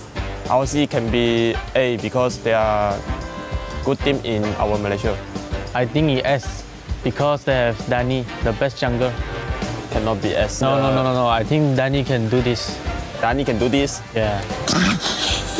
I think MIBR is D because in Scream we always end them before 10 minutes. TCG is A because we just fight against the team. I think Sun is very strong.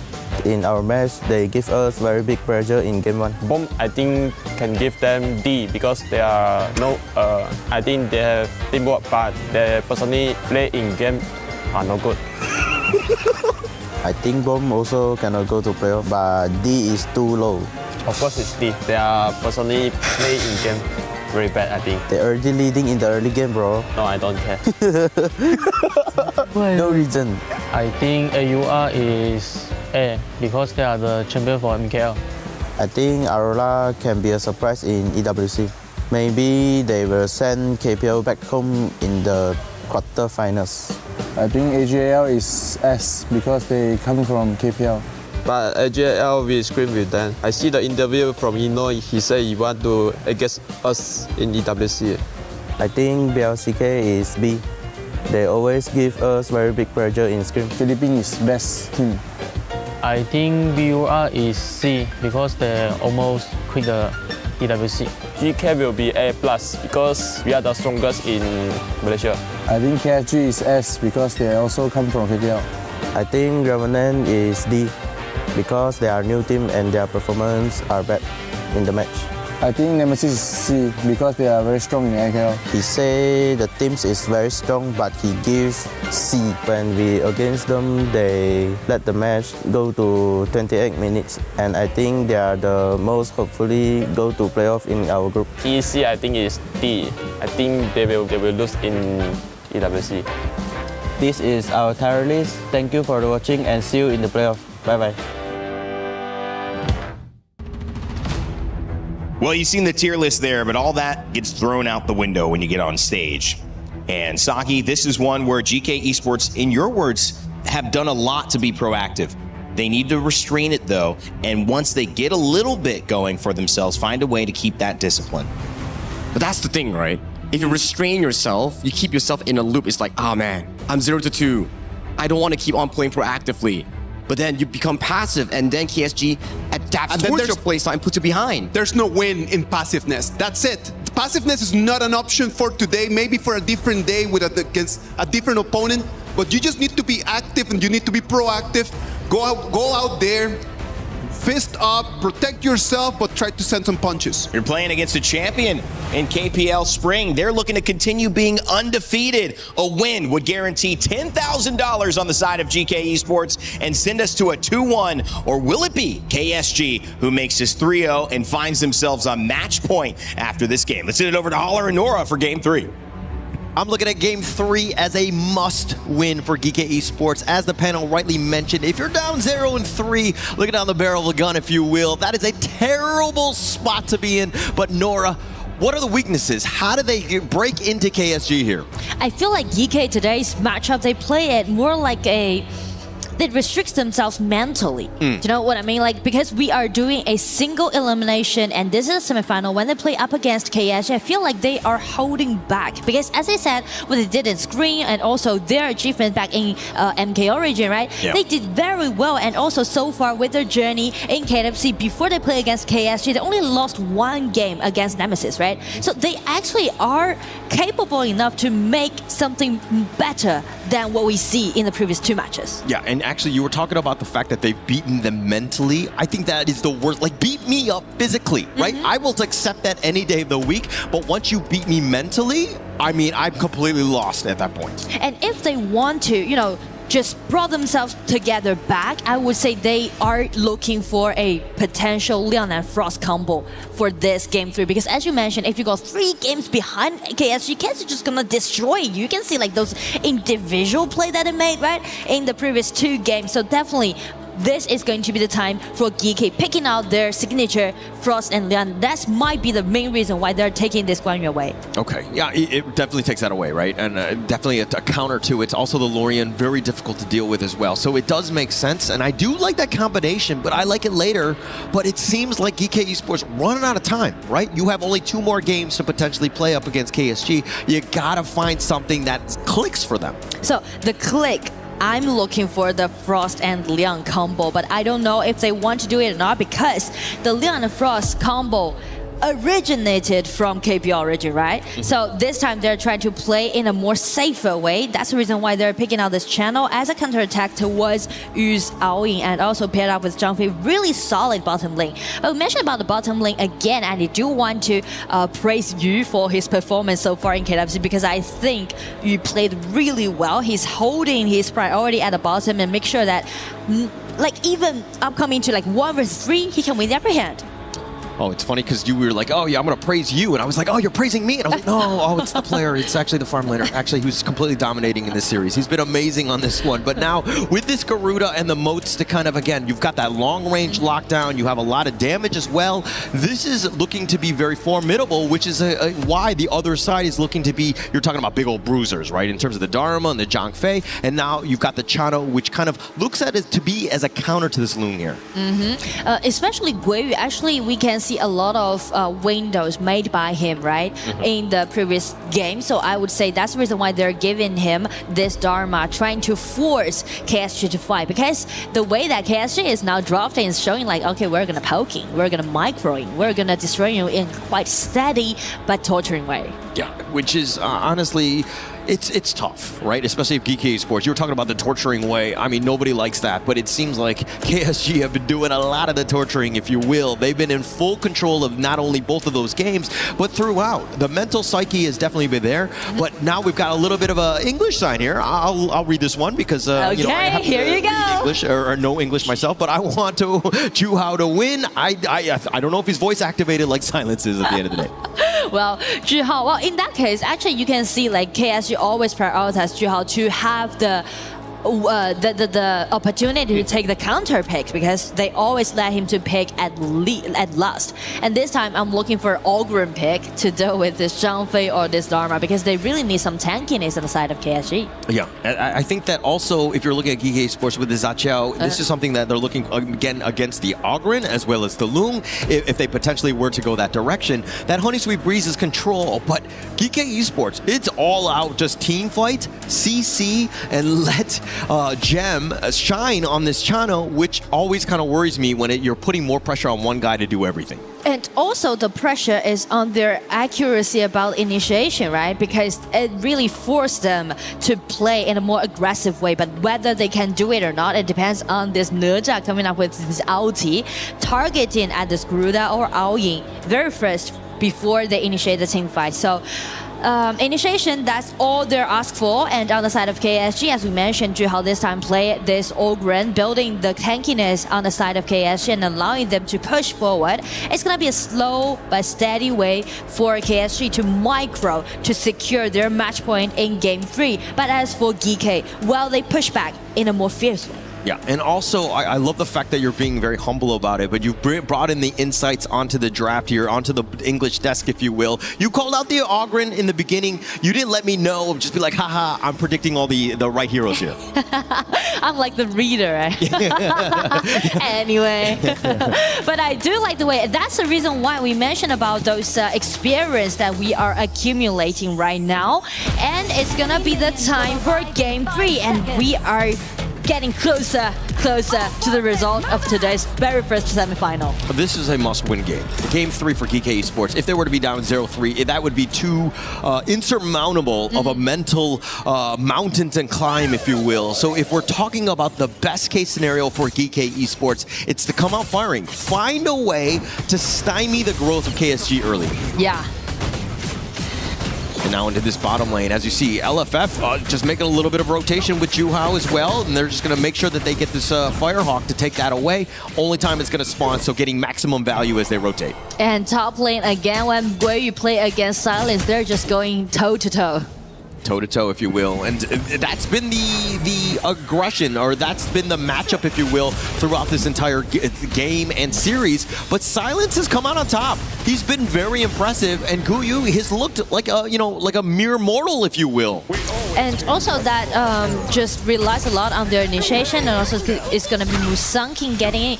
Oh, and another mechanics due to this Nerja is that his ulti when he landed on Ogren can kind of restrict Ogren's HP recovery, which will be very helpful to shut them down. Yeah, sustain, right? And I think if you're looking at also Fatih, Silence has ways to sustain as well. So it's more of like that last pick, counter pick, if you will. But the Fatih and Ogren, still very scary. If they get to a mid-game where they're kind of 50-50 or slightly up, it's going to be tough for GK Esports to kind of, again, fight into that. So true. So they need time to farm up. And speak of farm up, actually this time in Game 3, we definitely need to concentrate more at the bottom because of this mods with Aoyin can easily allowing them to use the poking damage and build them the winning lane. That's the reason why GK, right? You can see they rotate down more frequent than the previous 2 games. And you could see that GK Esports, this is something that they haven't done, right? Where they've just been like sticking together. Maybe somebody gets out of position. We get lucky with the pickoff. And again, just set themselves up for that first blood here.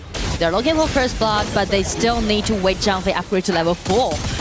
Yeah, they're going to be... Before that, there's no initiation can be seen on the side of GK. Not finding anything. Musang King dodging most of that. But the aggression into the top lane. Silence trying to fight for this one, and it looks like he will give up first blood. It took a bit of a village to take him down, but finally Silence goes down now. I do like how Shisan is always rotating up, just trying to back up for Guiyu because the trustworthy Dharma pick always gonna grab them, these kind of things. Oh yeah, but now the box perfectly lacking in Jed. The umbrella outburst countering all of that. Now LFF is too low. The Stampede is on point. The Dragon to the skies he goes. Liu Lang is all by himself with the infinite fastness. It looks like they get the snipe. Jen with the soaring signal from downtown. Jen is a little bit low. Might have stuck around a little too far, but I think that GK Esports will be very happy with that one. Well, I mean, this is a 3-1 opening on the side of GK. It might be the most favorable game so far that we see they play against KSG in today's Best of 7. Definitely the best start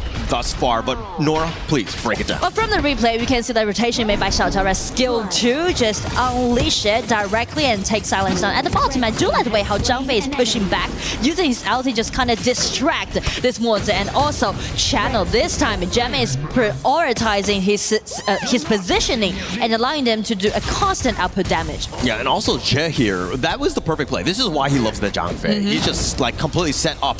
The truth, I think, was actually expended as well by Guyu. Knocks him on the wall. Silence shaking most of this off. Musang King will show up, but it looks like, Silence doesn't want any of that action. And actually talk about just Zhangfei, his Zhangfei is really good at initiate because a lot of Zhangfei player tend to play in a more passive way to push back using the ulti. Yes. But now, the 4-minute Tyrant, that pushback is going to be required here. Je has the madness. If they want to go for this, it's going to be started here by GK Esports.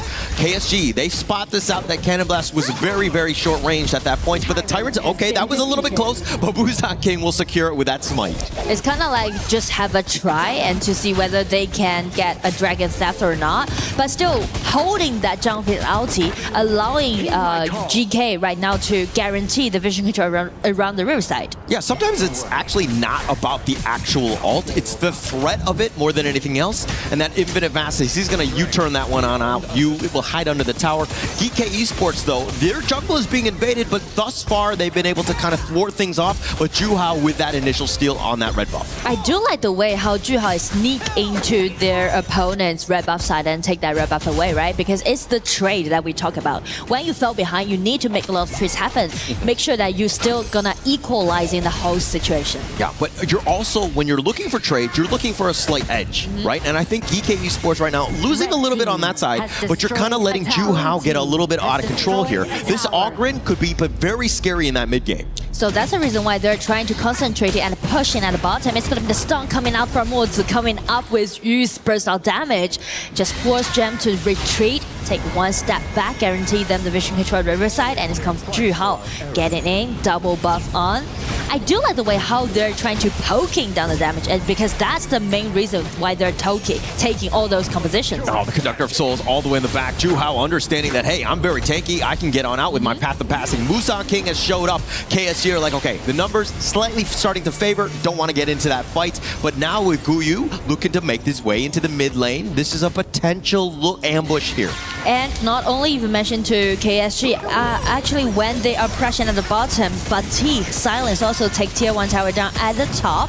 And it's gonna be a stun coming up with the 3-1 skill from Yu. Oh, CHÄN getting a little bit low, but this opens things up for those fours. Juhao, Umbrella Outburst, they actually find him. The flash away by Liu Long. Guyu not able to play the play, but the Skyfall from downtown. Musan King showing up. Juhao's on the wrong side of the river, if you will, but Musan King taking most of the damage. I think GK Esports are going to be happy with that trade. I mean, outstanding synergy coming out from Guiyu and also Musan King.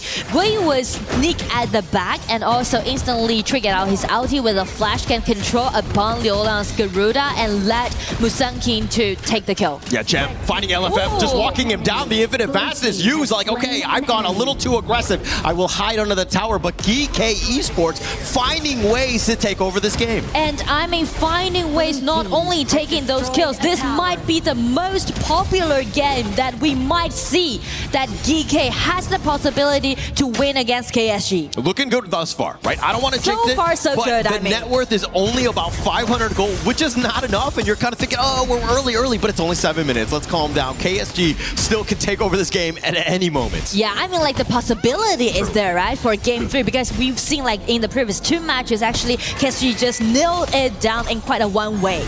But as for Game 3, GK is trying to hide their visions and try to make a lot of things happen. Yeah, and cutting the creeps here, this is very smart by Gem. Further push, and this is opening things up for this Overlord. They know that KSG are somewhere towards the south, and now they're more rotating in the mid. Now they're going to be showing up, but the Overlord already didn't taken. Now with that Wings of Judgment, trying to go on to CHÄN. He's going to be controlled. Juhao gets the Seer State on that. LFF is on the side. It looks like Yu is a little bit low himself. He wants to go in. Musan King is so low himself, but Silence had been taken down. They find Ja. The control is on, and Gem needs to be careful. Juhao is a bit of a raid boss, if you will, but they push them away. It's a 2-for-1 in favor of KSG. I mean, Juhao is holding it very well, and it might be the turning point of Game 3. You can see, like, there's so many ways for KSG to figure out when they fell behind what they're gonna do, right? First thing first, they let Silence to farm up at the side lane, make sure that Fatigue won't fall behind, and allowing Fatigue to have enough damage out upon the shelter and also channel. And just check Liu Lang's ulti, shred down Zhangfei's HP instantly, and allowing this Ogren to get in and to track them down. Yeah, and if we're also looking at the kills here, I mean, first off, break this one down. Well, I mean, from the replay, we can clearly see that the Garuda, right? Liu Lang just take that Xiao Chao's HP bar down easily, and just after Juhao break out his ulti chasing in and check that Nezha down, is just turn the table around. Yeah, and if we're talking about these kills, it's 6-4 in favor of GK Esports, but the net worth is still very much tied here. And the reason for that is because Juhao and Yu, the main 2 cores from KSG, have not died a single time. And at the same time, as we mentioned, Silence's Fatigue is farming up really well at the side lane. So I would say it's quite even matchup so far, and it seems like we are reaching a deadlock. Definitely that deadlock at this point, but which of these 2 teams is going to open that one up? Which way will the floodgates go, if you will? KSG, Silence. He's patiently waiting. He's going to go for the ambush. He will run away. Doesn't want any of that smoke, if you will. Jet more towards that mid lane. He's pretty much like giving vision, give message, sending to his teammates, because they spot like there's 4 members on the top side of the map, and let Liu Lang just unleash his ulti and try to down the only member might be at the front. That's kind of like the coordination we mentioned behind the scene. Yeah, and also you were talking about the healing, the sustain from this Juhao and the Silence. CHÄN does have the Venomous Snap, so if they're able to kind of get that, that debuff on, and now with his leader stance, the Crimson Golem being pushed away, Jet getting a little bit low himself, but Guyu on the flank, tried to go for LFF, is not going to be enough. It looks like they're going to have a 2-man stun with that Cannon Blast. The retreat is on both sides, not taking any cash. But I mean, speak of the skill trades, KSG, this all-in has been taken extremely low, but as Juhao is still being there, stay alive, KSG is vying for this 10-man dragon. Yeah, but Ja, he's the only one pretty much with an ult. Yes. Juhao has been pushed away, the Tyrant, thinking about going, leashing back into his lair, if you will. Look at how Silent, looking for that long flank. So this is a layer that they are doing right now, that presetting for the possible Tyrant drag fight. They just first send those mid lanes getting in and check Jule's positioning, hiding at the side. He's being stopped by LFF and it's gonna be Nerja getting in. Goes in, he's about half-life here. Guyu on the top side, Silence is gonna control him. The Conductor of Souls completely whiffing. Juhao's gonna be taken down. GK, Unbridled Offers onto 2, and they wanna go for you, but he gets on his dragon. Silence is off to the side. It looks like GK Esports are kind of pushing them away. The soaring signal, even more damage onto Silence. They're gonna look to disengage and maybe take the Tyrant instead. I mean, like, I do like the awareness that they are, right? After they spot that KSG trying to send the minion waves in the mid first, they just directly targeting at Juhan. It deny the jungler on the side of KSG before the Tyrants begin. Yeah, and now GK Esports are like, actually, we want to be over there. They push KSG away. They were starting the Tyrant, and they're like, actually, I think at this stage of the game, the Overlord is more valuable. What are your thoughts on that one, Nora? Well, the reason why they turned over to the Overlord is because they denied KSG's Dragon trade. They're not allowing KSG to even it up. That's the reason why they're turning their hat to that Overlord. Yeah, but now with this Primal Bond, I think the Shadow Tyrant is something that they can hold off for a little bit. I think that the initial push, they need to take out this mid T1. So I think you're absolutely correct here. And also, they need Zhang Fei to let his ulti be ready again. They might unleash the biggest vanguards on the top side of the map and trying to play around this Tyrant camp. And now the push from the bottom lane, this is something that's going to open things up, right? Once that Primal Bond is gone, they can then just look to take the Tyrant because this initial space that they're creating is for that next piece. Red team. Here's come the push in at the bottom again. Gem is doing really well for this game, right? Check his KDA, 3-0-2. He might be a little bit reckless in the previous 2 matches, but speak of game 3, so far so good. Okay, I feel like you just jinxed him. I was like, try not to say his name because he's playing so well. I mean, he's 3-0-2. The leader stance is going to be used here. And then it looks like the Conductor of Souls, Juhao, is going to be picked off. But Gem, again, Nora, you cursed him on this one. But Guyu is on the run. He's trying to stay alive. The Infinite Fastest, the Umbrella Opera's on point. Guyu looking to turn this onto Silence. But here comes Skyfall coming in like a wrecking ball. Wusan King with the plays, diving the mid T1. Jay is so low. They're all taking so much damage, and Jen will go down. Guyu is on the run. Well, first and first, I apologize for Jen, right, to saying that, but I do like the initiation that they did, and also I do like the way how KSG is pushing back because, well, Musang King getting in, right, and everything just turned to another side. First take that Juhao, W's first damage is definitely sufficient. 4 members pulling all the damage that they had, denying Juhao at the first place, and after this, the channel has been denied. Also, Musang King comes in, but it just make it to a potential tower dive, which allowing this motor to land this stun. 3 member being controlled, be stunned, and let KSG to push back a little bit more. Oh, that stuff was absolutely massive. They don't get that. I mean, Jug gets away on this one, but now off to the side they go. If we're talking about the kills, we're at 6 and 9, which is a really nice number. But now we go into this Tyrant here. It's going to get solo. Juhao taking the smite, and it looks like, again, that's a big neutral going the way of KSG yet again.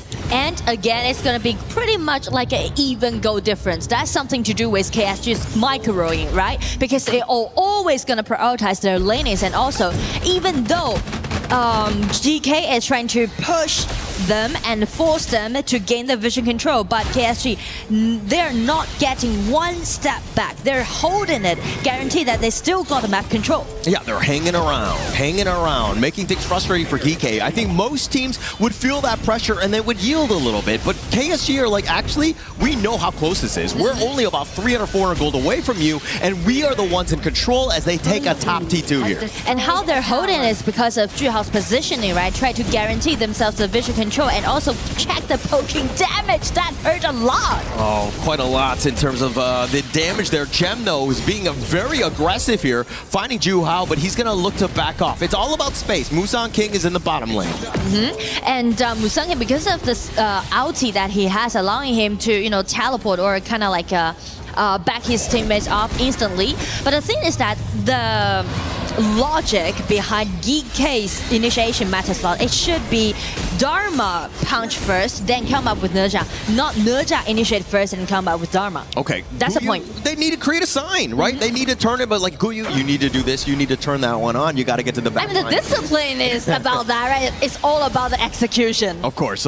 And now KSG, again, this map control, they're looking to siege this mid T2.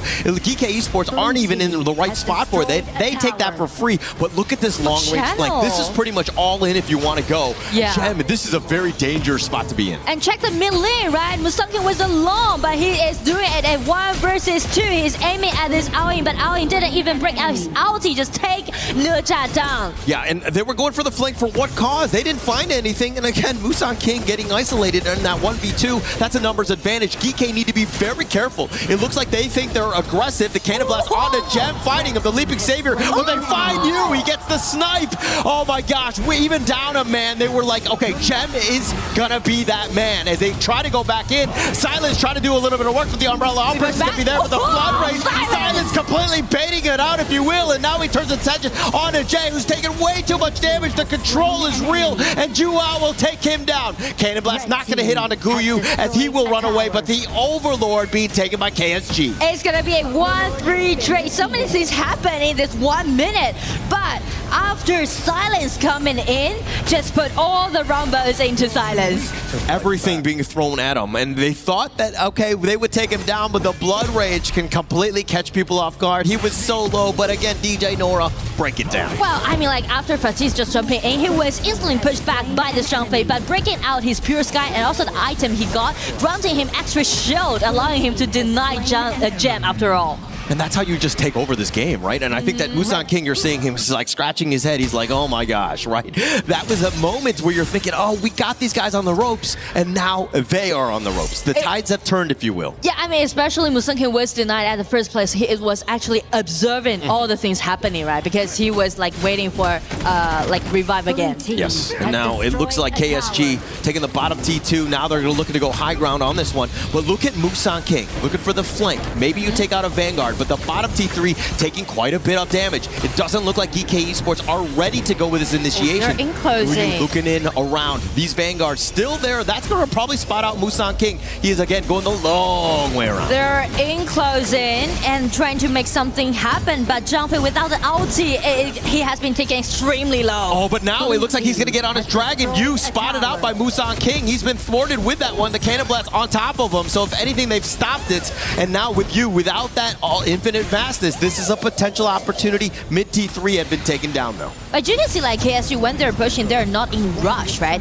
They're trying to bait, they're trying to kite, and also they are always going to be so alarmed by the missing point outside of GK. Yeah, and taking yet another Tyrant here. This is a game that is kind of completely shifted in favor of KSG now. I mean, it's only about a 1,000 gold lead. GK Esports still have a chance, but they're losing their jungle. They're losing the small pieces that will help compound KSG's growth and potential victory in this one. And also the most scary part when you're playing a composition with Garuda is that when Garuda wins the upper hand, the vision is all wide open for this hero to landing all those long attacking range, poking your HP bar down. Yeah, doing quite a bit of damage. I mean, if you're looking at this net worth, he has a 2K lead over Shisan. And mind you, Shisan is on this Chào. This is more of like a secondary support. He's looking for those stuns. But the damage from the KSG side, that is what has been able to kind of chew through all of these big, shieldy, big dudes, bruisers, if you will, from GK. And I do like the way how Gem, this channel, is building up his final item with that Siege Breaker, right? Make him squishier, but like more explosive. Going into today, I knew that, you know, potentially looking at this series as probably one of the more competitive ones, but I did not have Tempest Dragon on my bingo card. It's looking to be up in about 35 seconds. GK Esports on the prowl. They want to go for you, who's a little bit low, but Musang King, he got killed in the top lane. It looks like Silence is doing some serious work, and now with the numbers advantage, the shields are on for GK Esports. They have to defend this crystal, but again, the minion wave is not there. It looks like KSG will hold, at least slow down this assault. I mean, when everyone is focusing at the bottom chaos, actually Silence just make a lot of things happen at the top lane as a 1-1 solo. Yeah, and now Gem actually flashing. Jet has to use his umbrella outburst. They actually find Juhao, the Conductor of Souls, completely whiffing. He's going to be focused down, but Guyu is going to be the first to fall. They've got the Sage of Sanctuary popped on him as well. It looks like Silence will in fact fall as well. They find Gem. Off to the side they go. They're trying to go for Gem, who's got the shield. Shisan is there, but now he's going to be focused in. He's going to go golden, at least for now. They can actually get Juhao, and Shisan somehow holding on as Musang King is respawned. Oh, the Skyfall. They're going in. I'm so sorry, you. He's coming in like a wrecking ball. If he's able to take him out, and that's going to be Sage of Sanctuary. Musang King, he's going to take him down.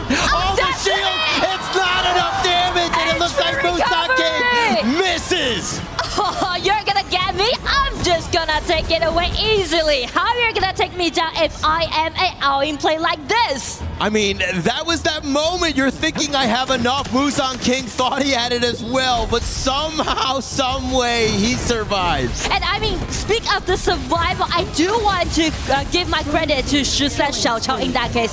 With the Splendor and also the ulti, everything actually just fell apart on the side of GK.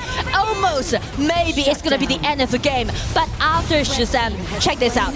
With the Splendor, with the ulti, just take all those members to be extremely low after this. Yeah, and now this is that Skyfall. He found you, who's low, but he just barely healed off of the boars. And that was the Sage of Sanctuary that got popped. He stuck around. He's so low, but the shield, and he ends up killing the boars. The lifesteal was enough to keep you alive. It was the micro plays and you with the micro win to stay alive. And also the first reaction, because he changed that resurrection to that Destiny in like 0.2 seconds, allowing him to get extra life. Yeah, actually, that was just perfectly used. Infinite Vast is off the side. The Umbrella Outburst onto Silence. But how they get the pick off. LFF is doing some work, and they find Jen, who's going to be killed. LFF uses the box, and Jisan, he's going to go down. Silence is doing some serious work, as well as Musang King, who's looking to go for you. He wants that revenge. I let him go the first time, but it looks like Musang King will fall. That's going to be Sage of Sanctuary. Off to the side they go. Guyu, he's trying to knock around Silence. Jen, trying to keep him alive, but Sage of Sanctuary is going to be popped for Guyu.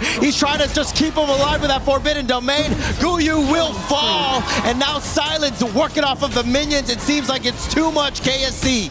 I mean, this team fight is so fun to watch. It is really accelerating for KSG to do so. After all, it's because of the individual outstanding performance they did, and also Silence still keep chasing. The man is not definitely in Silence, right? Everyone's concentrating on Silence performance, and Rana's gonna kill his spree goes over to E. They are on fire. They're going rampage. It's gonna be the end of the game. Silence coming again, aiming directly at the Chào, taking him, force him. It's gonna be the knockout coming out from Chào, but the minions are on their way. It's gonna be game 3, match point. Explosive way goes over to KSG. Just really well played. I mean, this is how you're like, okay, how do we play from behind? Well, KSG showed you, right? It's about that map control, getting those picks, and trusting your cores to get that farm, that net worth, if you will, to take them over the edge. And come these team fights, they were so close. The micro plays just enough to keep KSG in the lead here. I do like the way how they are equalizing the whole game when they fell behind, right? Speak of KSG, and also check out the side laners' performance. We mentioned like either Silence or Yu, they just started their career this year. Yeah, starting. So young, so potential, so talented. And just check out Aoyin's play in this game, 1 versus 2, again at the bottom lane, right? Just holding himself very well. And just check Silence. The man is always in the early stage, but after he's fully decked out, he's going to shine out on the stage. Yeah, if there's ever a game where I was just like, okay, I'm proud of the effort and the impact that GK Esports had, that's the team that we were looking for. That's the competitiveness. We are not that far from the KPL teams, and I think that a lot of the, KSG is going to watch that one back, and they're going to be like, actually, it came down to the micro wins. We don't win those, we lose this game. Yeah, and I do want to highlight the last big team fight, because the fatigue coming in again directly denied Jim. But everyone just enjoying the whole game, so does we. And also, the Splendor that CHÄN has for this team fight also hold them back a little bit more, buy them more time, but it seems like a bit too late for them to turn the table around. An amazing game 3, but unfortunately GK Esports on the bottom of this one, 0-3. But let's see what the panel had to say about this one. When we looked at the difference between experience and maybe expertise, and the idea, the question that echoed around the Lenovo Legion Gauntlet, which is, can a global team take down a KPL team? With that performance, despite it not going GK Esports' way, Isaac and Sagi, it certainly is a resounding yes. That could have been the game. It wasn't, but wow, the energy has shifted, and you certainly feel like there could be hope once again. Every single KWC, I always look for the one game, the one moment that is going to be remembered by everyone. And this game is going to be remembered as just telling us exactly, we are not that far away. It is not crazy thinking about taking the game, taking a couple of them, because you push all the way. The KPL champions, you pushed them to 23 minutes in the game. I was here with Sagi, we were looking at the game.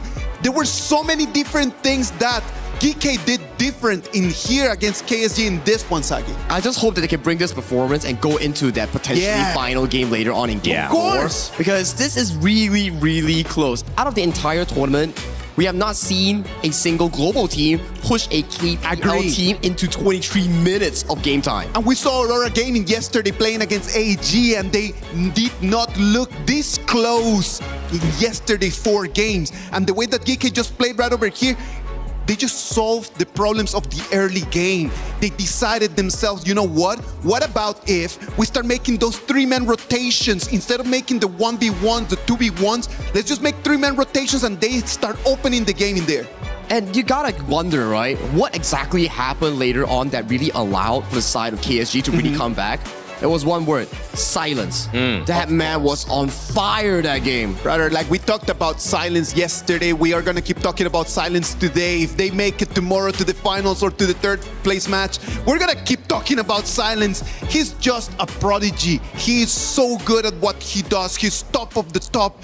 And I sincerely believe that without that Fatih over there, most likely they might not have the opportunity to come back in there in the late game. Yeah, you talked about late game, and you were mentioning here on the desk, we have a chance to sometimes watch it here. Sometimes we'll go in the green room. This game, as you can imagine, everyone was up, down, on their knees, jumping up here and there, saying, is it going to happen for Musan King's snipe and late rotation under that tower to ultimately Fatih saying he might be a problem late game. Of course. And he ended up being one, Sagi. They were calling it out, right? Especially I remember going on towards the broadcast segment with Nora and also Holler. They're saying that, okay, this Fatih is not going to be doing so well in towards that early game. They were punishing him really hard. But come the late game, he was always finding Shisan and also Gem towards that backline. And if he couldn't, that could be potentially Global's first win. But he did, and Global was silent again. Well, I don't want to mention any of the mistakes because there were very few things that GK could have done better than this. In this game, they exactly just took advantage of their composition. They understood the tempos. The problem in there was not finishing the game at 18-19 because you get to the 20 when the Tempest Dragon fight is right over there. You know that the Fatih is going to have his eyes on the channel. Well, you know, one thing that's interesting to me is, and Sagi said I was learning, which is great, but I think it's also, it might have been a good draft because I could name every single hero that GK Esports was playing. Nice. And so he was like, wow, you're learning. It's like, well, also, does that mean that they're picking some pretty notable characters? Sagi, I know you've got some Telestrator lined up for us. If it's working out, let us know what you thought and focused on. I'm just going to help you out with that, Mike. All right, let's get it here. So we're not going to go through a lot because we don't really have a lot of time. But let's take a look at one of the final few fights that was the most, I would say, exciting ones. Take a look at what exactly happened here. The fight started off with Guiyu coming in here, finding a 2-man flank towards the back line here. Beautiful. That's not all. Towards this specific play itself, you were thinking that, oh, is this game over because we have Guiyu down, Musan King down? Then you take a look at Shisan's position. This man was just hiding every single one, and then the final splendor to catch every single member from the enemy team. When Musan King pops up, he comes in with the Skyfall and charges straight towards the side of you here. And I remember what Nora said on the broadcast just now. This is the excellence of pro players. Item swap first from State Sanctuary to Destiny. Wow. And then walking away, nice cannon blast, and consistently life stealing and saving himself. In that moment, he item swapped?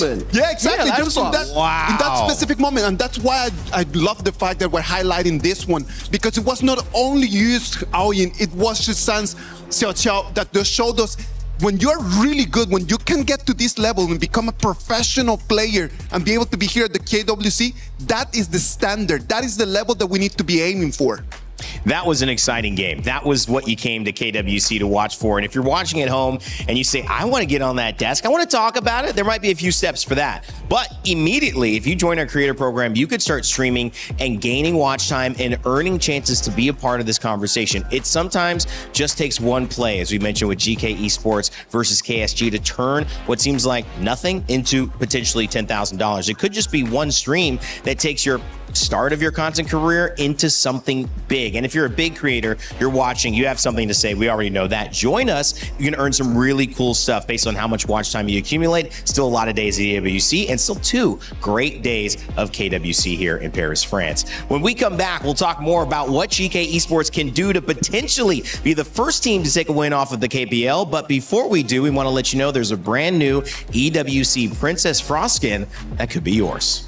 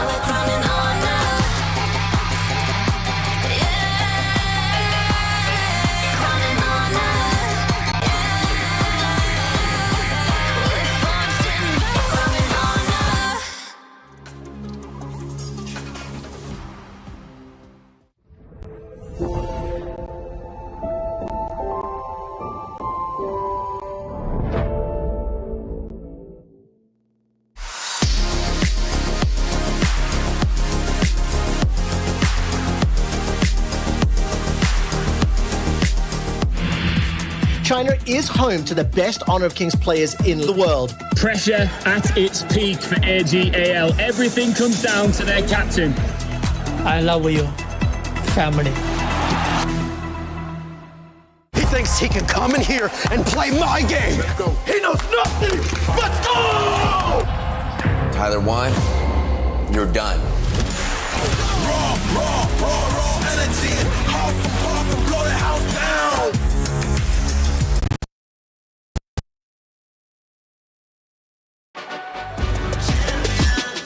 This ain't no regular thing. Came for the ring, you know what I mean. You see my name in the lights, better get right, I'm champion.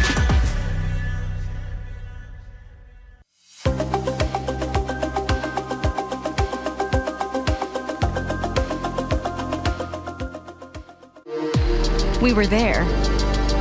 For every click, every clutch, every respawn. We were there for the years of grind. And we're here. Now, the proud founding partner of EWC, powering the biggest event in gaming, shoulder to shoulder with the world's best, making history. Greatness deserves a stage. Lenovo Legion, reach your impossible.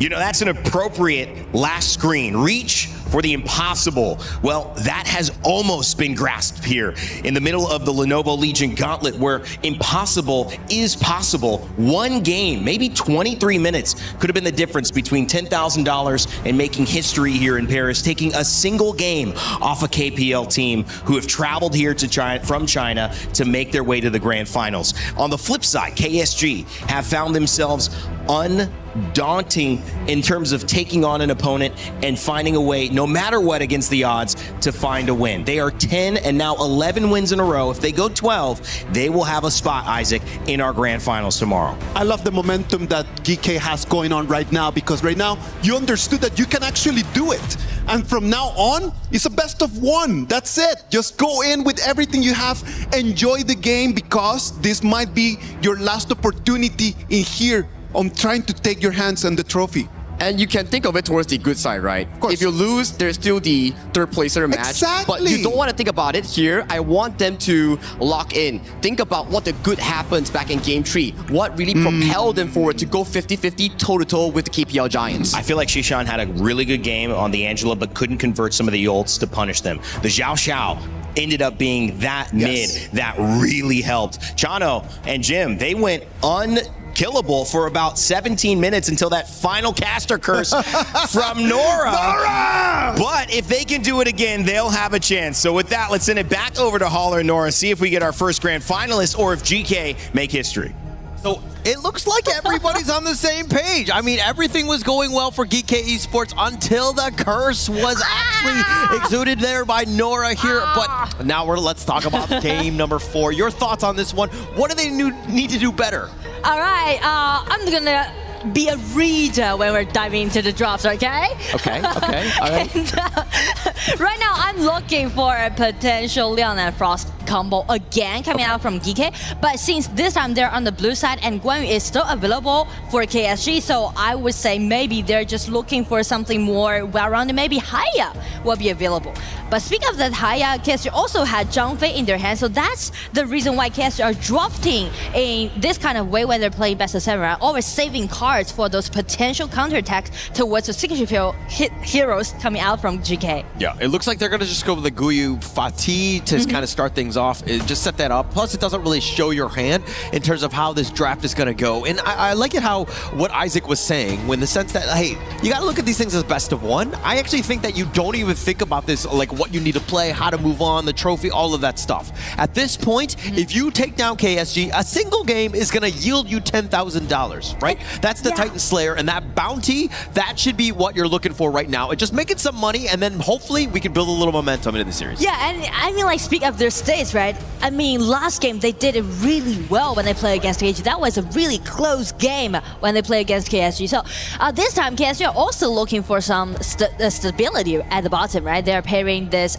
Ring with Zhang Fei, very solid at the bottom, and also Haya. Always love watching Liu Liang playing this Haya. Yes, always exciting, always able to have that abduction, if you will. Really sets the tone in terms of how you're going back. But again, I just want to go back to that Titan Slayer because, again, how many opportunities do you have where you play one game, you win 10,000 USD? That's a lot. Because generally speaking, when I play one game of ranked, I'm in the negative because I have to pay for my therapy bills. Yeah, I mean, if you just put it into it, because the average game time will be like 20 minutes. Right, so right. How much money you will make, like, per minute? Yeah.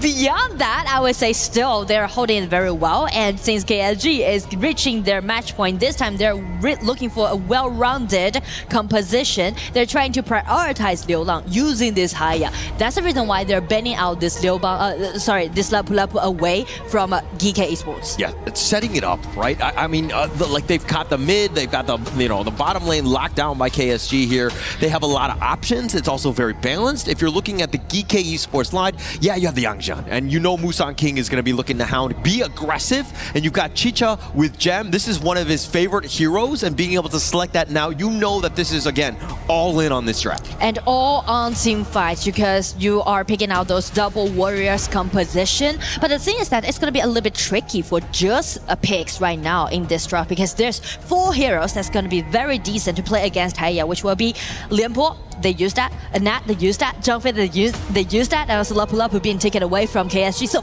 what else they got to counterattack this Haya around his ulti? Yeah, actually, you've rightly selected. A lot of those good heroes have been taken away, or they've already been selected, and this is why the global ban pick is so much fun, right? Yeah. Because you've selected, it's like a chess match, even in the draft where you're not able to select the same heroes, but this is the one that you've been waiting for. Oh, I'm looking for this, Frost and Liao, finally! Why I'm so excited about seeing GK play it, because this composition that they already used 3 times so far in KWC with a 100% winning rate. And also, one of the tournaments they attended this year, they also used this Lantern Frost as an ultimate battle picks, That's the confidence they showed using this kind of duel. And because of the Florentino goes over to KSG, showing that there's no choice for them to pick that Guan Yu as a counterattack towards this Lantern Frost. So I do like the way how they're drafting on the blue side. It's kind of like, I don't know if it's not expected by KSG, or they feel like they're capable enough to deal with it. I love the analysis, and I love the fact that you're all about this combination. And really just, I mean, that's great, right? To have all that information, but then you said the word 100% win rate, and I was like, Nora, I think you just might have cursed them yet again. That cannot. Don't say that, please. But I mean, yeah, definitely they're gonna go for it, and I do like, again, GK's drafting strategy this time, but KSG being very experienced about play against the Leon and Frost duels back in KPL region. So I'm wondering how they're gonna counter this kind of duel by this kind of composition. Yes, and actually the composition on the other end, if we're talking about this Kaiser, very tanky. I think he's going to be able to kind of take that punch, if you will, and it really comes back to, you know, Zhe. If he does go for that control, on the other end, you have Liu Long with that abduction. He could take you away. So again, I think the counter pick is definitely on the side of KSG here. And also, early movements are being taken by KSG, right? Zhu Hao just sneak into the blue side with the help of Liu Long and just take away this blue buff away from Musang King. Very early movements that we can see. Yes, very early movements, but look at how they're kind of sticking around here. If you're seeing Zhe in the top lane, kind of help support Guye. Shisan is already in the bottom because, again, you need to create a little bit of space and support for Gem as well. I do think that Gem really bounced back in game 3, though. Oh, I totally agree with you, but I'm going to hold to it because I don't want to curse him anymore, so I'm just going to put it in a quite decent way, okay? And also, this time I feel like Silence will be played extremely cautious because we already seen Shisan very frequently rotate to the top because they need to make sure that Gui Yu always going to want the upper hand during the lane. Yeah, I was setting up bait for you, right? And you did not fall into the trap. Well played. I didn't take it. You dodged that one. one. That's a strategy for me. Very smartly done there, but it looks like Gem all by himself on the wrong side of the tower, if you will. He's going to give up first blood to you.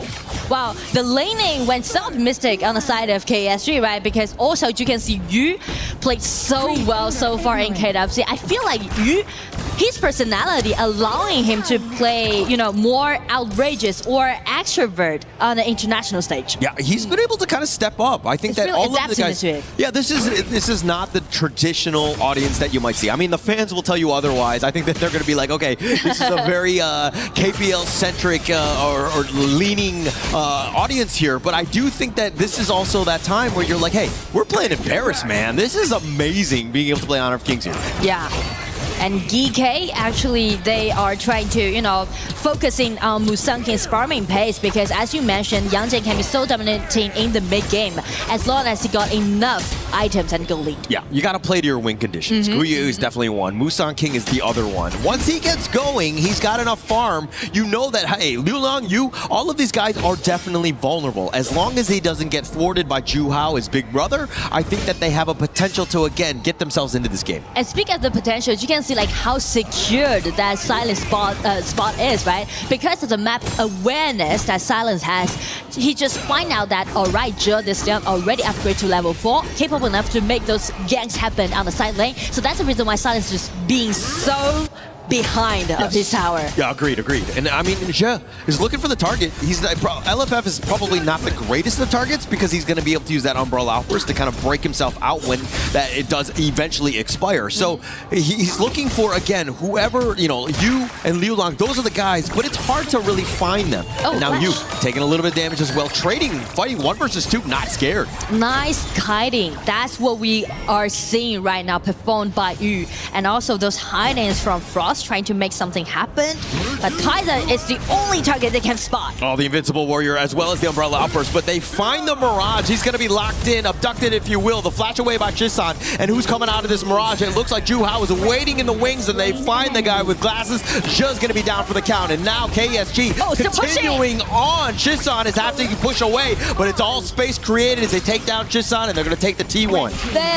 Everything just happened in one single skill trade, but KSG is definitely destroying GK by that slight opportunity that they find out. Yeah, they'll take everything. And KSG, this is why they're so good, right? The way that they're able to take them all down. Zhe, he wants to be the guy abducting. He wants the guy looking to kidnap, but Liu Long is like, no, I'm going to send you to my realm, the Thunderdome, if you will. No chance you survive that. Oh, he just break you down, and Science looking for a 1-1 solo. It's kind of just denying GK, let Fatigue to allowing down, and guarantee them the tyrant. Yes, taking that win away. And Silence is also, this is funny because the Florentino is not readily available. It's not on the the China version of Honor of Kings. So being able to play this one, also he's kind of flexing in a way. Yeah, and you know, that's the fun part. Why I'm so looking forward to seeing DK taking out their most confident duelists, Frost and Liang, to play against the KPL team. Because right now, so far in the KPL summer season, this kind of Liang and Frost duel has been picking out 34 times, but only share with a 44% of winning rate. Oh, they find Wow. That's going to be the control. They were looking for that. With the Winter is here, but they don't have enough damage. They find a bigger target in Silence, and somehow KSG are just looking maybe for some sort of revenge. LFF is maybe looking to jump in with a Stampede. He hasn't fully committed because he knows that Yu is a little wary about that initiation. I mean, nice gank and nice synergy can be seen from GK, right? Just take Silence down instantly by using those ulti, by using those combos. That's the reason why I made them with a 100% winning rate so far in KWC. Yeah. And I mean, it's a great pick-off, but they're definitely behind. And Liang, anytime you're behind, it's a losing game. It's not a great one. And if he's able to find it, because the rest of KSG are like, okay, you locked me down, but can you actually kill me? They're tanky. Yeah, I mean, speak of the tankiness, it is Zhu actually holding it because of the Kaiser's ulti, allowing them to gain the vision control, and also Zhangfei's always come for help to secure that they are gonna stay survive when they face against this Liang's ulti. Yeah, and it looks like Zhu popping the Invincible Warrior for space created. They're gonna take the Azure Golem. KSG right now invading the enemy jungle. DK Esports right now, they're on the defensive already. And you mentioned about the jungle contest again, which is really crucial in this stage, because you mentioned about the only best advantage coming out from DK's composition while relying on Musang his Yangjin. But since Zhu is constantly doing those invasions happen, so the goal difference is definitely out there. Yes, definitely. And it's like the perfect counter pick, right? This Kaiser has just been like, you're all offense, we're kind of defensive. We're able to kind of withstand the storm, if you will, and they've been able to fight. And if you're looking at this net worth, I mean, it's more in favor of KSG, way more difficult of a game for Key. I mean, how could this red buff happen? Is this like a skill 2 that Liang landed on around that camp? I'm not sure, because the red buff are actually on just Liang right now. Yes, on this point. Shisan looking for maybe some sort of catch. LFF not the greatest of targets, and this is why the Zhangfei so difficult to deal with at times. With the bottom teleport, it looks like they want to start some sort of fight. Maybe they look to hold this, but Musang King, he's going to be under the tower. The Invincible Warrior being turned around by Zhu. He's fighting 1 versus 2 with that Umbrella offers. They find Zhe. The Stampede is on point, and now KSG with this man advantage, looking off to the flank, and they have the Mirage, they have Gem in, and it looks like the solo kill by Liu Lang, all KSG this game. I mean, again, individual beautiful plays. That's what we can see from KSG, right? A lot of players, they're finding their own opportunities, their own spots to make a lot of things happen simultaneously on the map, which will be so chaotic and too much for GK to chew up. Yeah, too much. But at the same time, where are the weaknesses? How do we take down KSG? Do we need to bring in some kryptonite to find a way to get back into this one? Because KSG winning on all fronts at this stage. But to be honest, if GK want to do so, the only member that they can rely on is this fatigue, is this Guiyu. But in that stage, the item wouldn't be that sufficient so far, I guess. Yeah, it needs time, right? As does Musang King and Gem. This is kind of a greedier lineup. Shisan will definitely sacrifice for the greater good, but I think that GK Esports, they need to start with some towers. Easier said than done, of course. They're looking to take this bottom T1, but you can see how KSG are like, okay, we know where the weaknesses are. We've already got members there. Yeah, I mean, like the smart point that GK is holding it is that they're hiding the vision of this Frost and also this Liang, trying to threatening KSG kinda. But KSG, because of the experience that they had, right, when they play against this Liang and Frost duel back in KPL region, so they know that once the Yangjin has been spotted at bottom, then like only little people will be on the top. So they made the trade a lot of times. Yeah, and KSG right now so comfortable that the fans are even playing patty cake on the side. It seems like they're so comfortable with how things are turning out. But again, GK Esports need to find a way to come back in. The Vanguards are pushing. They need space on the outside lanes. And check Liu Lang's positioning. His spot Chicha. He's looking for a 1-1 battle. He's looking for Gem.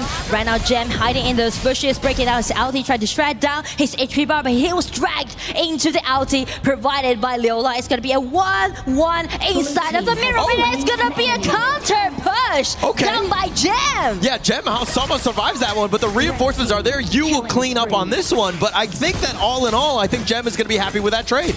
Yeah, he's definitely gonna be happy for that trade, but also acceptable on the side of KSG because of the synergy and also backup they had, allowing them to get another kill. And it's gonna be a 3 kills on Yu this time, this Iron. Which is starting to be a little scary, let's be honest. Liu Lang going down, I think that he's going to be okay because in the end, it fed that kill into you. I think that they will be happy with that. But now, GK Esports without Gem, he is your win condition. It really is more pressure now onto Guyu as well as Musang King to carry this team. But I mean like 7,000 goal lead when we're reaching the 10 minutes mark. It's going to be a little bit too much for GK to, you know, contest KSG in this certain stage. True, true. And I want to make some jokes about like, oh, net worth is just a number, but I think that in this game, it has quite a bit of impact. GK Esports not able to kind of fight. They're tanky, they're out-damaging you, and all of this because of the fact that they do have more money than you. They're looking to be the 1%. And I mean like even more precious is on the time. Not only, oh, they're getting in, try to take this jumping down and denies how they just taking that jumping down instantly. Nice gank. Yeah, nobody cares. It's a roam, right? The roam lines don't matter in this game. I mean, this is like I'm just kidding. Of course. Right? That's a great start. But what else can they get off of this? They need to turn it into some sort of objective. Maybe they get some sort of a pick. But you can see that they got the pick off and they're like, okay, retreat. And that's not a winning condition. But if anything, they're looking to control their jungle here. Yeah, and not even mention to actually silence. Also, just farm up in quite a silent way, right? Yes. Florentino can be so dominating in the late game. So I'm looking for some potential like clash lane showcases where stepping into the late game. Yeah, he's a little bit quiet now, but the Moonscape Mirage will lock in Musang King on this one. He's going to fight in the Thunderdome, and it looks like Liu Lang getting the better of him thus far, but they go back into the Gorge, if you will. He's going to be ganged up on by Silence as they find him. The Umbrella Outburst is a little off to the side. Guyu is going to be picked off. A double kill. It looks like you woken up the beast. That is Silence here. It's going to be Silence again. Whenever we're stepping into the late game, it's always going to be Silence. Doing the showcase, it's going to be Shicha getting in, looking for some 1-1 trouble and shut down Irene. And then even make it as a double kill. Gem shining out again, saving his team and buying them more time. Yeah, buying a little bit of time, but the way that he's able to just do that drive-by, coming in from left field, if you will, you and LFF were like, what just happened?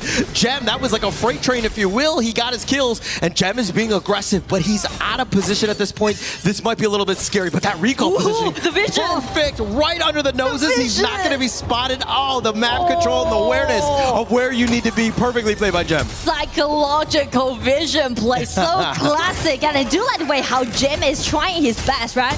He's definitely back on the stage and putting all the best stats that he had. That double kill just kind of buy GK more time to farm up. More time.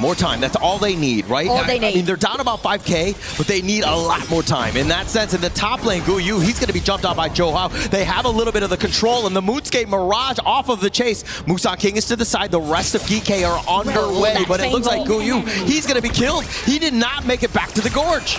I mean, that is really painful once Haya got enough damage dealt, right? Because it's going to be a secured, like 1-1 combat in his ulti. Yeah, and this is why also this high-up pick is just so good. The way that they were chasing, and you think that he's just going to be able to get away, but the Liu Lang with the last-minute abduction, locking him in and making sure that he gets the kill. Super smart, but the Princess Frost combination, that's with that control.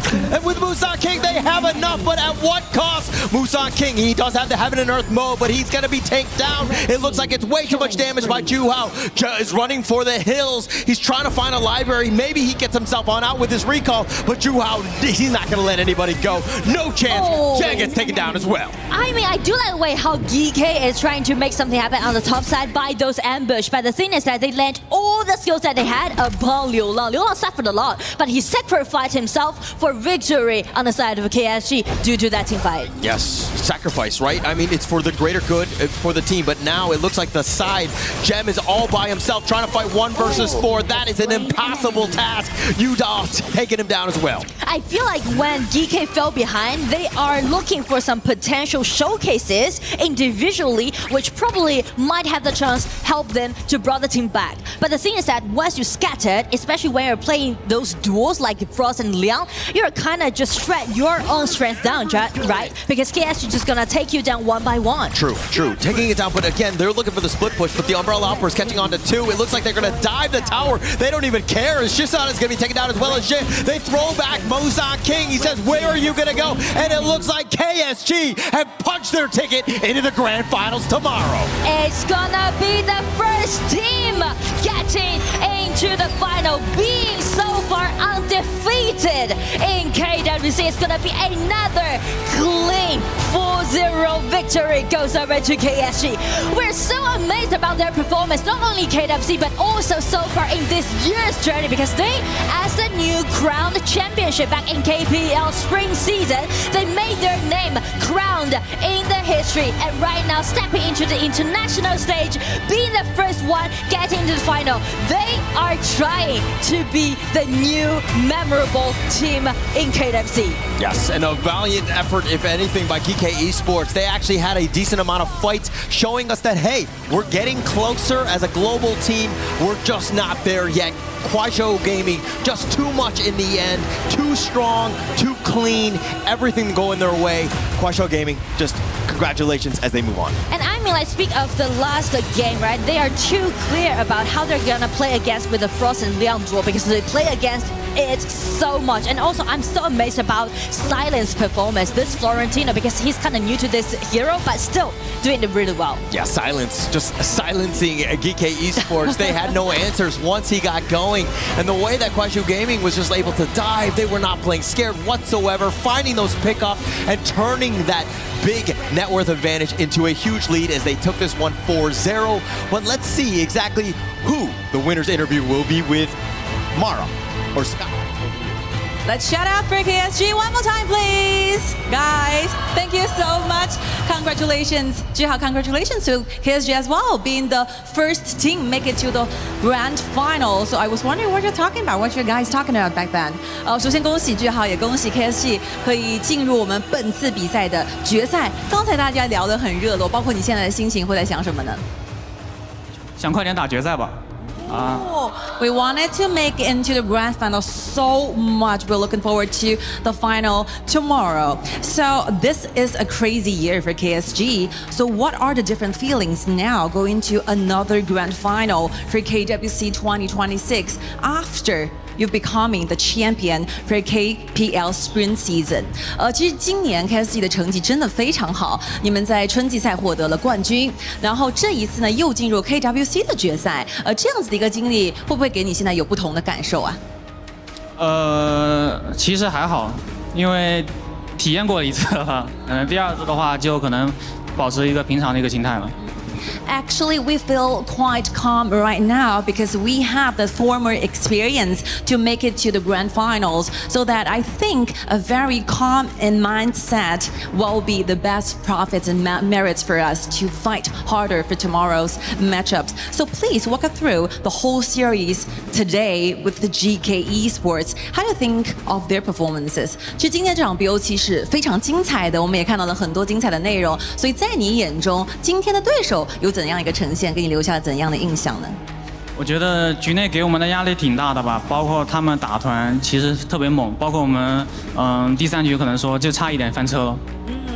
Actually, during the game, they did give a lot of pressure, especially when it comes to team fight. They're super aggressive.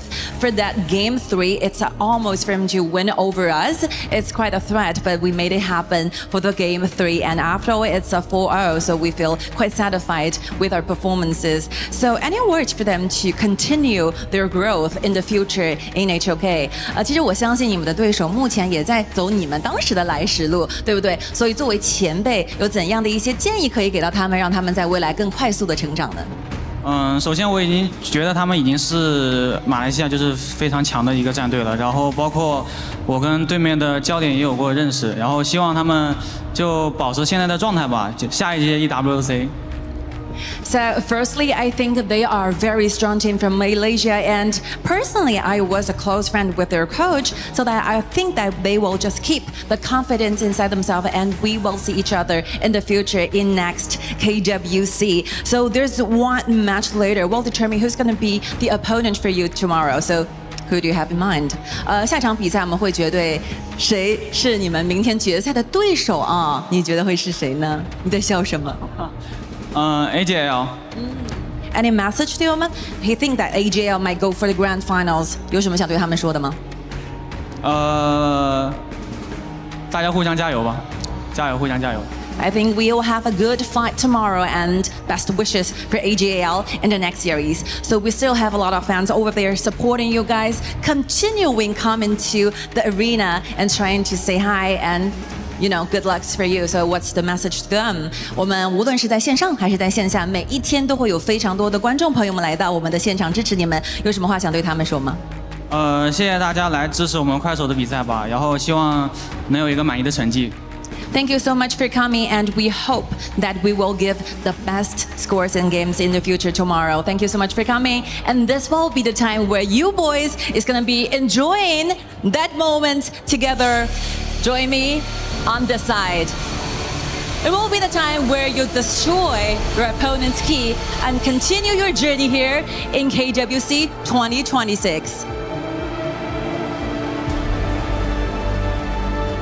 What a round for KSG. It's your debut in KWC and they've already made it, stormed their way into the grand finals. Tomorrow they will be standing on esports' biggest global battlefield. And I believe that they're more than ready to make history of their own.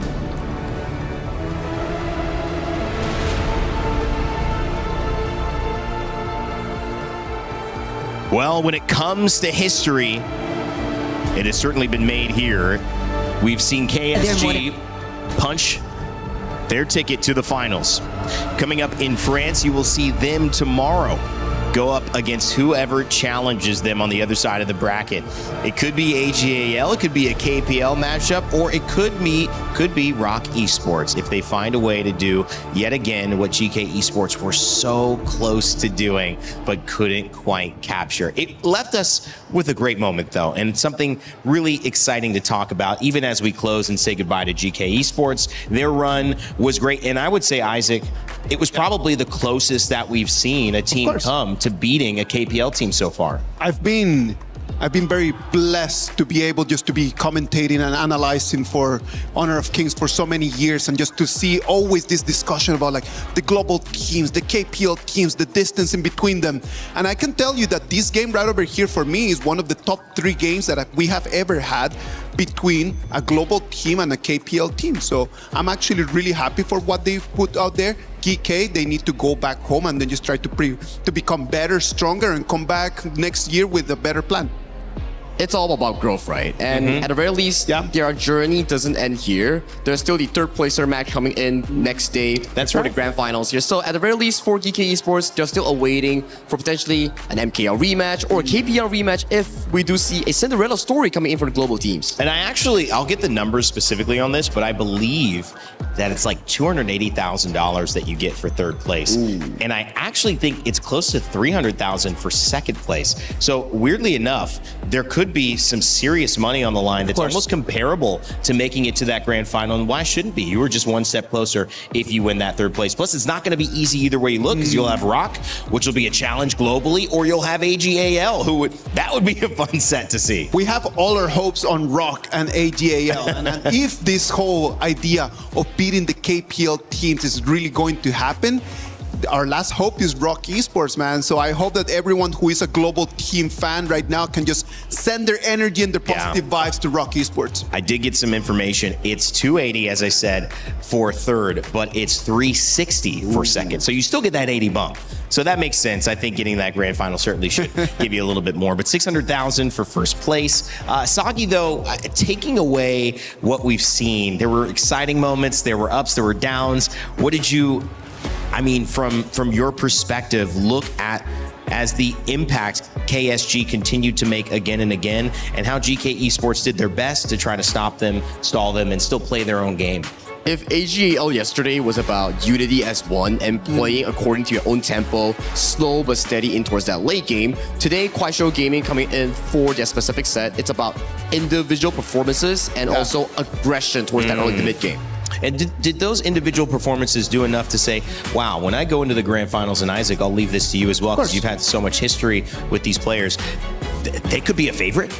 That's a different conversation, because then when you have another KPL team out there, like when you have AGAL in front of you, if that is the case, if ROK Esports is unable to do the impossible that we have never seen before, that is gonna be not enough. Yeah. Individual performances when you're playing at, like when you're looking for little mistakes, it's never enough. It's about a clash of philosophy if AGAL makes it towards the grand finals here. AGAL, slow but steady mid to late game team. Yeah. For the side of Kuaishou Gaming, early to mid game, hyper aggressive teams. And individual performances, silence that game. He silenced the MKL second seed, which is GK Esports. But you know what? Who gave us individual performances last year and made the impossible happen? It was the players from HOK Esports, man. That year as Nova Esports, they were able just to come in with individual performances, able to take one game from the KPL teams. I love it. Me too. I'm here for it.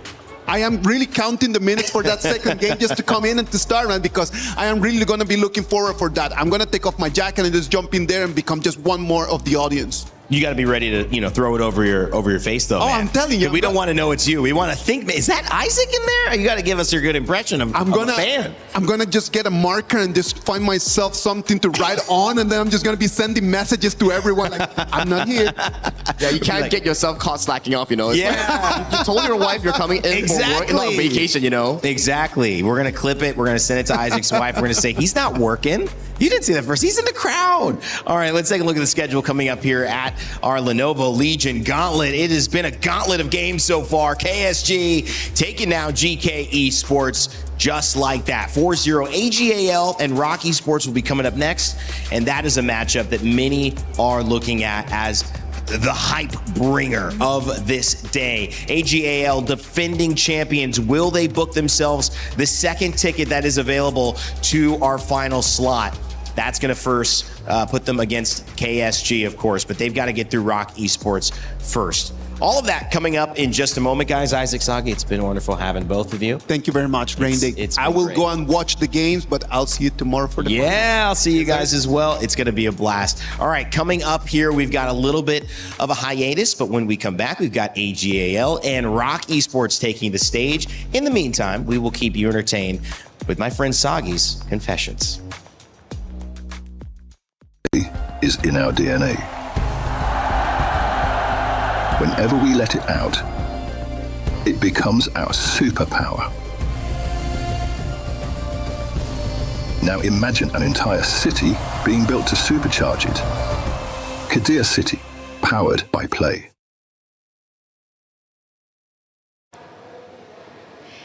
HOK friends, we're going to get to know the casters a little bit better. This is Sagi's Confession. All right, Sagi. Yo, what's up, Mara? So I didn't come up with these questions, just to let you know. All right. You know, I always ask you about how you feel. All right. How do you feel about when I say the word homework? Who came up with this question, dude?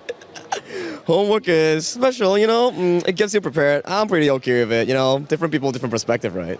You okay with it? You like doing homework before casting? Yeah, I mean, do I like doing homework and I need to do homework? Those are two different things, but I think I need to do homework, but do I like it? Depends. I guess nobody likes doing homework, but we do need to do homework, yeah? Yeah. Okay. Do the casters have nicknames in the English desk? I have a nickname by my viewers. Okay, what they is call your me nickname? Luban. Luban. Okay. The height, you get it? Okay. Okay. But why do people call you the golden boy? Some say that you were given a silver spoon. Silver spoon to do more work? Is that it? I mean, golden boy means you get most of the work, so I don't think I am the golden boy, but if you're talking if I am the most hardworking on the team, maybe. Oh, so you think you're the most hardworking? No. It's perspective. Okay. Yeah, some people like Holler might not be the most hardworking. But you do get a lot of work. Yeah. You do get scheduled a lot. Yeah. Okay. So your social media tag is Sagi HOK. Aren't you afraid about life after Honor of Kings? Nah, that's for future Sagi to think about it. Not for me. Not worried at all? Not worried at all. So what is the Sagi step? Sagi step? Yeah, what's a Sagi step? Okay. Show us. I actually don't know. What is it? So during the secondary stage, if you check back, I think day 1 or day 2 tapes, I was paired with Kindofu. He's hella tall. And as you know, maybe I'm like Title 1 level sort of like greatness in terms of height. So there's this thing called the Sagi step. It's like what I like to call Sagi Pro Max, the elevation where it's like a stool-ish thing. At first I was like, yeah, what's this thing, little platform doing here? It's like, it can't be for me, right? But it was for you. It was for me. It was like, oh, so I'm that short and I need it. Yeah. So what would be the difference between that Sagi step and a booster chair? There's no difference. It's the same thing, but in a different name. Okay. Yeah. So when are you going to hit puberty? I mean, I've been asking the same question for years now, Mara. Like, they told me at 12, you'll hit puberty soon, you gotta drink more milk. 17, you hit more puberty soon, you gotta play more basketball. I'm 26 now. I don't think that puberty is ever coming. Maybe I'd chase it in my next life. Yeah, because you don't have any facial hair. And you're thinking of getting it lasered, right? Oh, yeah. Yeah. It's pretty. So you like to look young? Well, I think that's the whole persona, right? It's like, yeah, if you remove the height, I don't think what else I can show off on stage now. It's like, yeah, that guy's pretty short. Like, what else? That's it? Yeah, it's over. If I look old and short, yeah, that's not a game changer for me, man. I don't want it, yeah. You don't want to look old. Do the other casters old and look short, yeah. I call them unks, so. Oh, who's that? Yeah, the others, like all of them. Can you name it? I think Rookie calls them unks too. Okay. Yeah. Who's the unk? Every single one of them, yeah. Name one. All of them. Have a name. Let's put Holler on the test, Okay. That goddamn American, yeah. Holler. Holler is He's one. taking all the shots today. Okay, Sagi, you've been fun. And there you have it. That's Sagi's Confessions.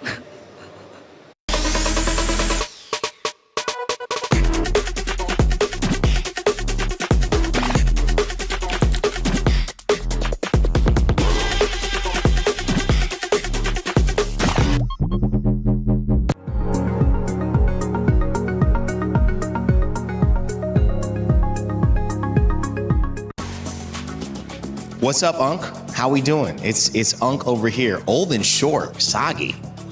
You're throwing some heat out there, man. But I like how you didn't name anybody. I mean, you did say Holler, but I feel like you were just still trying to include everybody in being an Unk except you. And I will give you that. You do have the young complexion, Sagi. But of course, two people with young complexions, young attitudes, young vibes. We've got Chantel, we've got Ken. Welcome back, guys. That was a great set. What was your thoughts? You're watching, getting ready, like, man, KSG in the finals. Yeah, definitely for KSG, it was a great showing again, but definitely for GK Esports, they've shown up a pretty good fight. Yeah, I was actually very riled up. That last play, game number 3, it was so close. I mean, he even made it to the all-in, right? And I thought, oh, this guy's gone. And we finally have a chance. But yeah, it is KSG and they're so strong. So good. You know what? Because of that performance from a GK Esports, maybe for this match, we get that bounty. Hopefully today. You feeling like you wore bright pink, which is great. We went off of our green. I still got green. Yeah, I want to brighten up your day. For everyone's day. And you are. And you're matching hair and tie, which looks great, Ken. I mean, this is a matchup that we need to bring some style out for because style points have been on the side of KPL. ROK Esports, though, they have a tall test, Ken, to kind of compare to how GK Esports, in even just that one game, pushed KSG to their limit. Yes, but they also have a very nice history. They were the first team from the global segment to be able to take one game off of a KPL team. And this was no fluke. This was a dominant performance. One game only, though. Yeah, but that one game means $10,000 as the players are walking in. ROK Esports know what's on the line, and a set, if we could even think about that, is $100K on top of booking a spot to the grand finals. Yeah, definitely. And for ROK Esports, maybe this year is the time for them to get that Titan Slayer. Just a wishful thinking, but it's not impossible. Yeah. Knowing that their run all throughout KWC has been very steady. A lot of upsets for some of the MKL teams because they weren't really the champions of their region, but they're showing that if they're playing in an international stage, they could play in a different level. Well, we'll have time to kind of dive into what they're bringing to the table in a moment, but when you introduce these teams and you talk about AGAL, it almost is a squad that needs no introduction. They are defending champions of KWC. They've been to EWC here and they've conquered. They did it in Riyadh, now they're looking to do it in Paris, but standing in their way is GK Esports. We talked to AGAL before the matchup to see what their mindset was like heading into what could be the only series before they're back to defend their title. guys, it's Sky. So I have Zoe from AGAL join us for the pre-match interviews. Please say hi. How are you? 跟大家打个招呼先。大家好，我是 AGL Zoe。最近在巴黎啊，应该是走了非常久的时间了。这一整个旅程，目前你自己和队友们适应的怎么样？喜不喜欢这里的环境呢？ It's been a while since AGL members arrived in Paris. So how you like the city and how well you and your other teammates are liking this place? 其实来这边也有个1周多的时间了嘛，其实还是非常适应的。如果这边再多一点中餐馆的话，那会更好。It's been quite a day, almost a week here in Paris. All of us are well adjusted to this environment, but there's one thing I hope sincerely that if we could have more famous Chinese restaurants around here, it will be super great. And how you guys adjust after yesterday's performances? It was a great one. So what's your conclusion and how to review on yesterday's performance? 昨天的比赛其实非常的精彩，有很多的内容，所以昨天比赛结束之后，全队对于自己的表现有一个怎样的总结和差不多这样的改善呢？总结其实还是失误的比较多吧，然后今天就少点失误吧，早点结束。Okay, so our review upon our yesterday performances, I think that we might slightly made a lot of mistakes during yesterday's performances. For the goal for us right now for today will be like we're trying to reduce the number of mistakes taken in the game, so we'll have the secure win into our side. And actually, Zoe is the FMVP from last year. So do you feel extra confident coming to KW stages? 其实去年啊，就是中野也是在这样子舞台上获得了决赛的 FMVP， 所以回到 KWC 会让你觉得额外的有自信吗？感觉格外的有自信吧，因为这里面的打野英雄其实都是非常厉害的嘛，所以说玩起来也比较得心应手。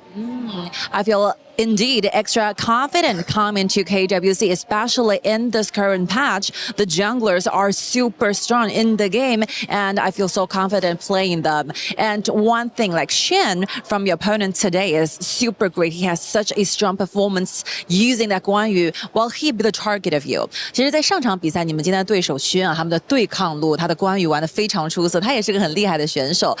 所以你们今天会对于他会有一些针对吗？其实对于对面的对抗路CHÄN嘛，还是比较了解的，因为从去年就跟他们有过训练赛的交手嘛。但是其实他们这个战队，可能能吃分的英雄只有一个关羽吧，所以说针对一下就好了。All right, we have a very deep understanding and acknowledgement with the CHÄN because we are very familiar contesting opponents back in the days 1 year ago. But we think that Guan Yu will be one thing they're looking for and will be having the chance to win us upon. So definitely that Guan Yu pick is going to be our target for today's matchups. Thank you so much, Zoe. Thank you. 要和大家用英文感谢一下吗？不用了吧。Thank you so much for your time. We're looking forward to see your play in today's matchup. Thank you. Bye. Finals MVP Zoe gives us some answers as to what he's expecting heading into this one. And, you know, confidence is there, respect for the jungle and his role is there, and looking to repeat what he did last year here at EWC. So I think we all sat through the interview, but the one thing that really stood out to me is he's hungry. Right? Yeah. He wants more restaurants. There's plenty of buffet game? No, down here. Out of game. Yeah, okay. They wanted to try some of the Chinese food here.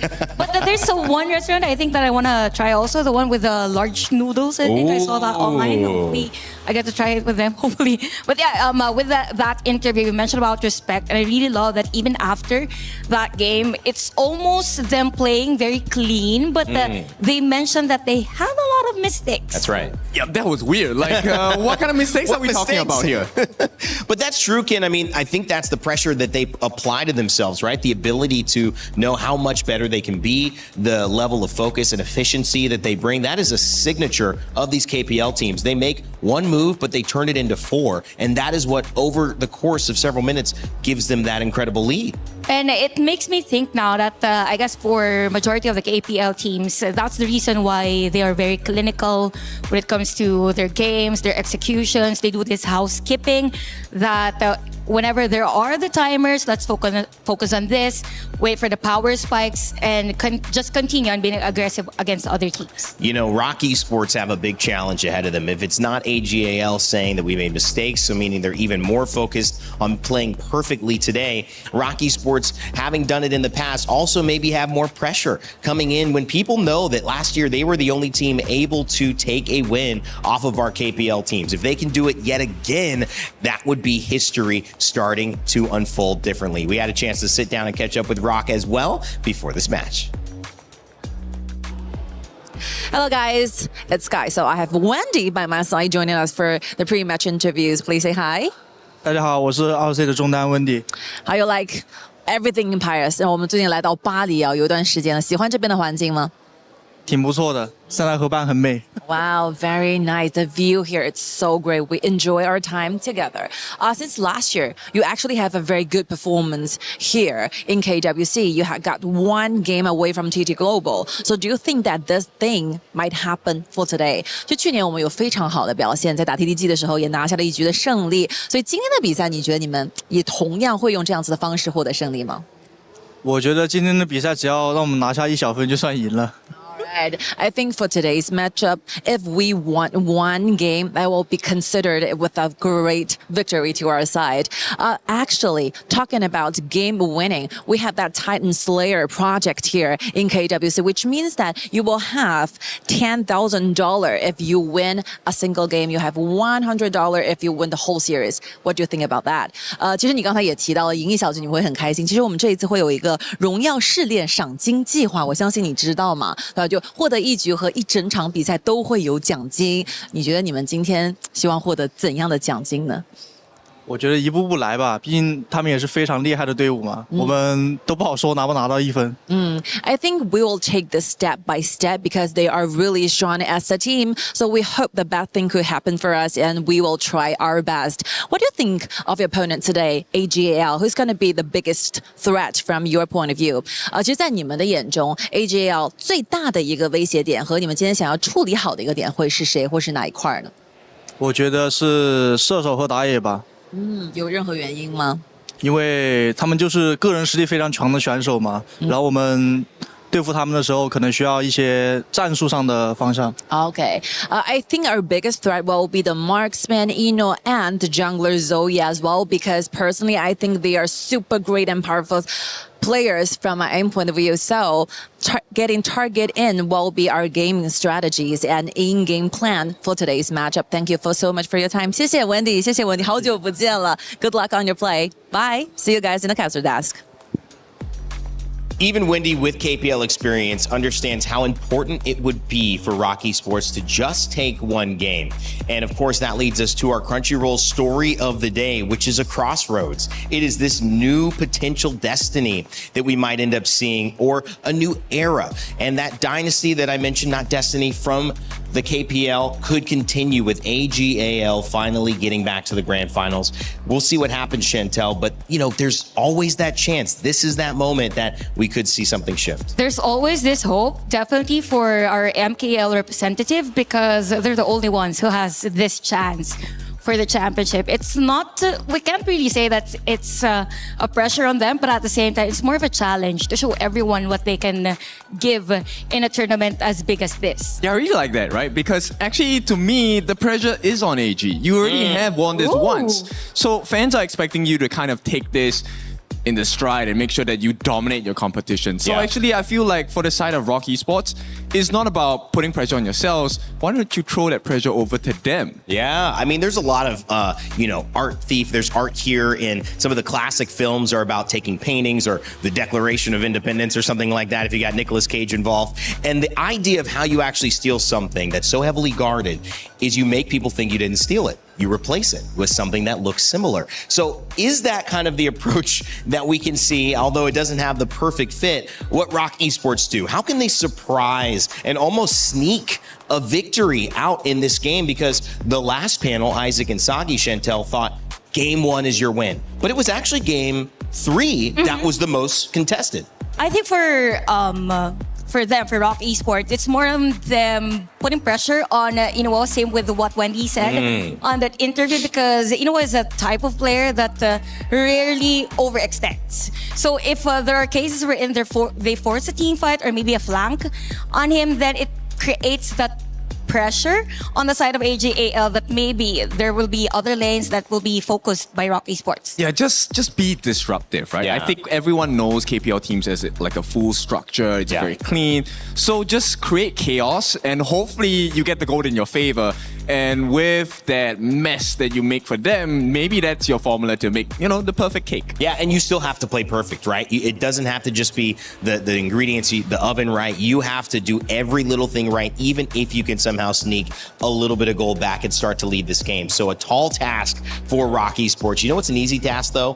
Playing some HOK, especially while we're waiting, loading up the game here on the stage. You can go load up the game on your phone. Make sure to scan that QR code, download HOK, play today, and you'll be on your step to becoming either a future pro, maybe a new dynasty will be heralded in by you, or you could just enjoy and know a little bit more about what's happening and those dynamics on stage. And speaking of dynamics on stage, it's clear and it's simple. You've got a defending champion trying to get back to the grand final, Chantel, and you've got a challenger in Rock Esports who 12 months ago at this same tournament were able to take a game as well. Yeah, definitely today's matchup isn't just about mechanics, it's about experience versus momentum. It's great if Rock Esports will get that game number 1. I mean, it's all about putting pressure. We've seen that yesterday when Aurora played against AGAL. It's more on the challenge now on how will they end a game if they're able to win the early game. Yep, so for Wendy, follow his advice step by step, and let's see how this goes.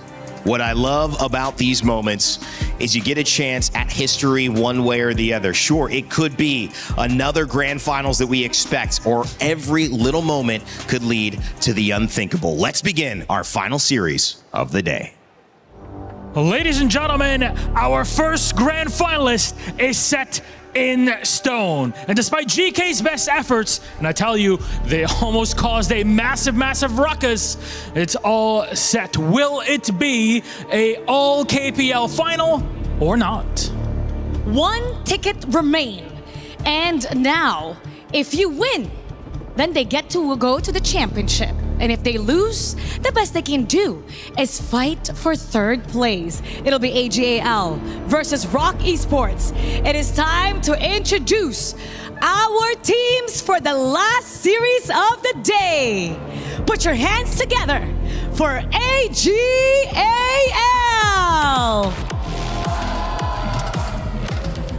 The KWC title defender. They know what it takes to reach the grand finals. They know what it takes to win this stage. And now, they're just one series away from having the opportunity to defend their trophy. A big matchup regardless. Will it be time for an upset? We'll have to tell with their opponents, Rock Esports! For the MKL challengers, it's steady as she goes. Sails of half-mast, yet braving the roughest seas, they cut a clean line from groups into eliminating Vitality in the quarterfinals. Today, a real storm is brewing ahead. It's all hands on deck for a shot of flipping the script on the KPL Tyrants. Now, players, you may now take your seats. And captains, you may place your keys. And remember to shake your opponent's hand. 2 teams, 1 final ticket. AGAL versus Rock Esports. Who will rise and who will move on? Panel, lead the gorge.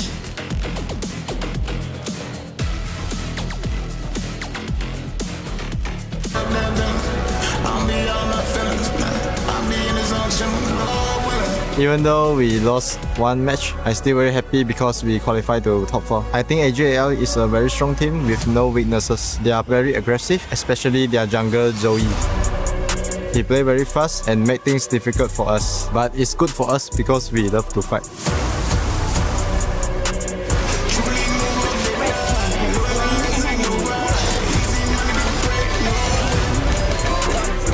think it's a rare opportunity to face with KPL team because we can learn a lot of things from them. 从去年开始就跟他们训练，然后对他们挺了解的。在我印象中，他们只有一个关羽玩的非常好吧，可能就2C那个边路轩吧，他一手关羽拿出来可以，需要我们针对一下。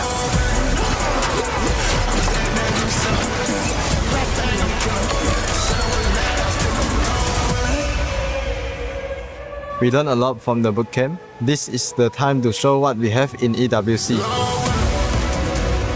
我觉得我们队伍一起并肩作战了这么久了嘛，最大的优势就是团结吧，因为我们5个人一条心嘛，做什么都会成功的。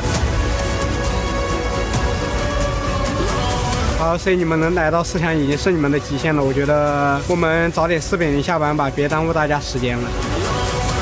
AGAL, we will be giving it our all. So let's give the audience a good show.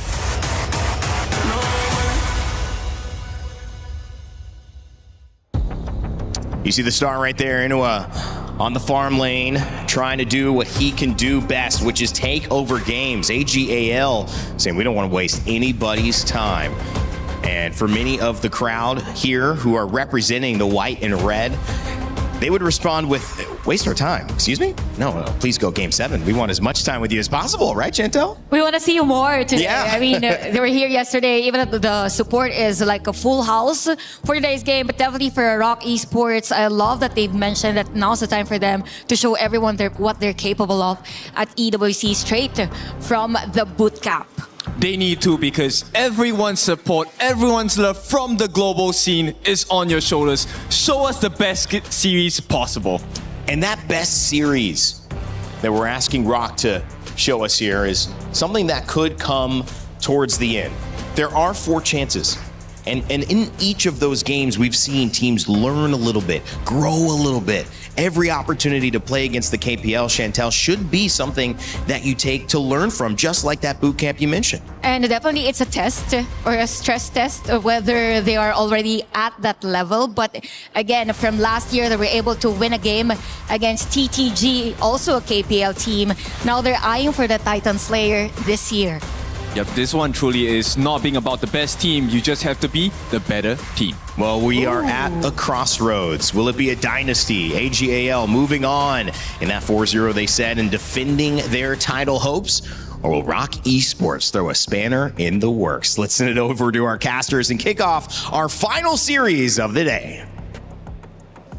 Welcome everybody back to another semi-finals matchup. This time around we're going to have the title defenders AGAL going up against HOK Esports. The last standing MKL representatives waiting obviously for themselves to potentially be in the lower, 3rd place. You don't know yet. You don't know. Everything's possible. Everything's possible. But I am Blam, and with me once again is my adopted son Rookie, and we're going to bring you some lovely action and a lot of fun. Yeah, I'm going to be joining the UNC rotation today with Blam here, coming in for the second match of the day. And we're going to see one of the best teams in China and in KPL, AGAL, facing one of the best teams coming into the global HOK series. Are we going to see a possible Titan Slayer today, Blam?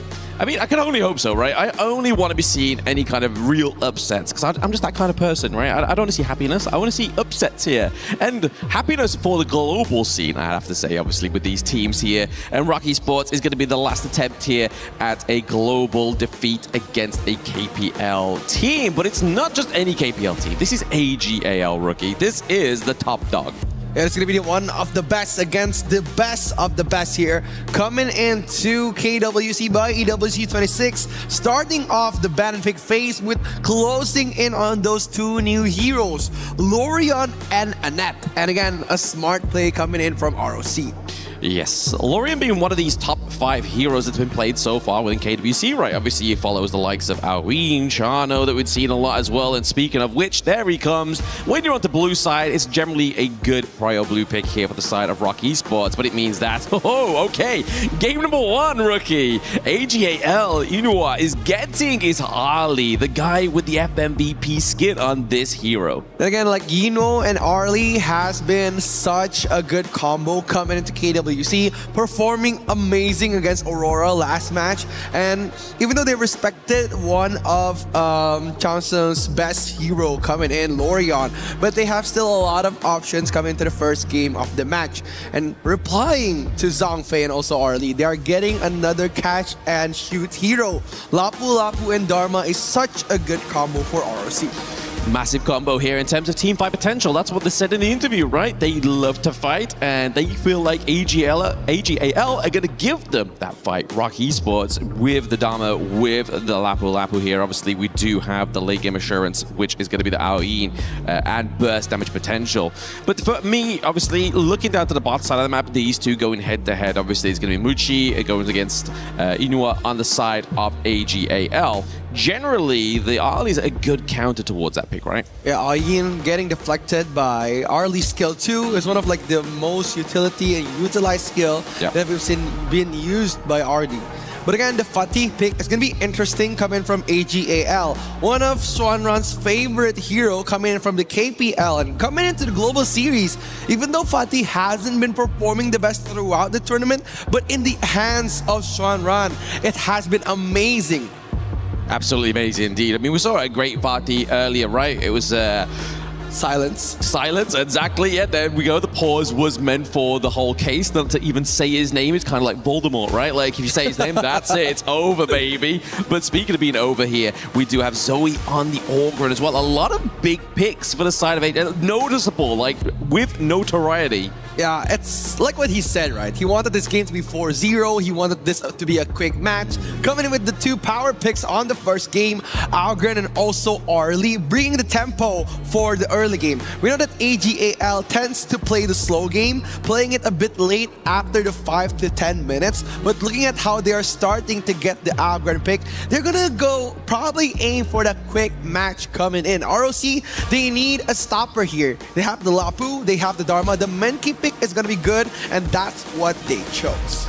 Menki's been a funny one, right? Obviously, we've had a lot of good, great Menkis within the tournament thus far, but I mean, a good thing to counter that is going to be this Angela as well, right? Like, if you get the Dream Roll come through, and then you're kind of just placed at the front part of that team fight, and you've already got such great front place here on the side of AGL, you can be able to use that Blazing Brilliance just to completely mount down this Monkey, because that's one thing that Monkey really suffers against. If you have any form of anti-tank, and we haven't really been seeing TRện within this entire tournament, but Angela's definitely a good substitute. I think it's all about the burst damage coming for AG. They're going to try to play the quick game, bring in an Angela and also Algren is going to be very dangerous, especially when they conquer the early game. As we said before, Zhongyi or Zoe have been playing such a fast-paced jungle in the first 4 minutes. That's why ROC, they're going to be wary about that first stages of the game. Absolutely. We've been seeing a lot of signs there in the audience from the fans. We saw one earlier that said best farm lane, but they spelt Blam wrong. Again, I think that's your glasses a bit blurry there. Or, is it a delusion? Is that what you're trying to say here? But yeah, I'm gonna be hoping for a close match coming into the first game here. The Titans coming in from the KPL stage. AGAL. They're gonna be facing one of the giant teams from the global HOK esports scene, ROK Esports. Absolutely, AG fans can log into the game right now and get that signed sticker also as well. So if you fancy having that as a little bit of a freebie here, playing HOK Global, definitely log in now and play. But we want to be looking at that Overlord pit as well, right? We want to see the votes. I can imagine where it's going, but we may have a little bit of difference there. Never mind. But Hype or Rose is here, forging ahead through the gorge. Our original passion unchanged. Together, AG and Inua, we march towards glory. That is fighting words put in chat. It's really good, right? If we're looking at like supporters that have been supporting us for so long, but look at Changsung just going, invading the Azure Golem without even Kongling noticing. And right now, Zhongyi had been starting to get such a good lead in the early game. Azure Golem coming into his pockets, and Monkey without the Azure Golem, it's going to be very painful for ROK Esports. Exactly, especially when you're trying to spam that skill one, obviously trying to get that passive up. It's not going to be your favorite kind of start towards this game here for ROK Esports, but very cheeky play from AG nonetheless. Yeah, ROK Esports, they have been playing a bit passive across the tournaments, especially when they faced Aurora Gaming. Like, they blew such a good lead, but right now, they've been playing against one of the best. Like if you're talking about AG, they play quite a slow-paced first 4-minute game. They love their gold sharing, they love their big rotations. But coming in, look at Yinwo being so available for the early game team fights. They want this game fast. Absolutely. I mean, generally the rotation makes sense, right? Putting it into the mid lane, just to give him that extra bit of gold here onto the early. But once more, we're just seeing just a lot of resources being funneled into Zoe here. We know that Auburn needs to scale into the late game. You want to get him online as much as possible, so you do have that itemization to be the tank that you need him to be. Yeah, he needs his early jungle items for Zoe coming into this tournament because he's going to be playing a lot with the tank and mid lane rotation. Rapish's Bite, the big item jungle, is going to be appearing so well, especially for Algren, a jungle who is very fast-paced and gets through the jungling phase very quick. Absolutely. Just completely dominates through that jungle. We're using the Blazing Brilliance there just to make sure we're ushering in the minion, just to keep that minion wave crashed in there. So we're seeing a little bit more of a priority for the side of AG, top side of the map, making that space sprite acquisition a little bit easier for them to claim here. Yeah, they're just going to try to play a bit safe here. Coming from ROK Esports from Wave Pit, a bit shadowing over the farm lane, trying to get as much as vision as possible. And look at Ran coming in. Oh, yes. Ran, he's able to do this 2v1 right now. I feel like he is level 4. He's able to actually do that, but we do actually get to see the first part of the vote there. It is going to go over to AGAL. I don't think anybody's surprised about that one. I think as the fan favorite team and as the champions of KWC by EWC 26, they have been performing amazing in this tournament. Absolutely, absolutely. Flawless run so far up until this point, whereas obviously ROK Esports, they have fallen around every series that they have gone through here, but Zoe just putting pressure onto Conling. Conling's actually not going to take that much damage right now, because Monkey, once again, he's one of those heroes that has great base stats. Yeah, Monkey has been really good against jungle like Algren, because just based on the base stats, how he manages his shield and also the amount of HP that he has in the early game has been really well. But what's interesting is coming in for Zoe's Algren, he's making more of like a defensive build with the Blazing Key first item on the hover here, but Shanran just going head to head.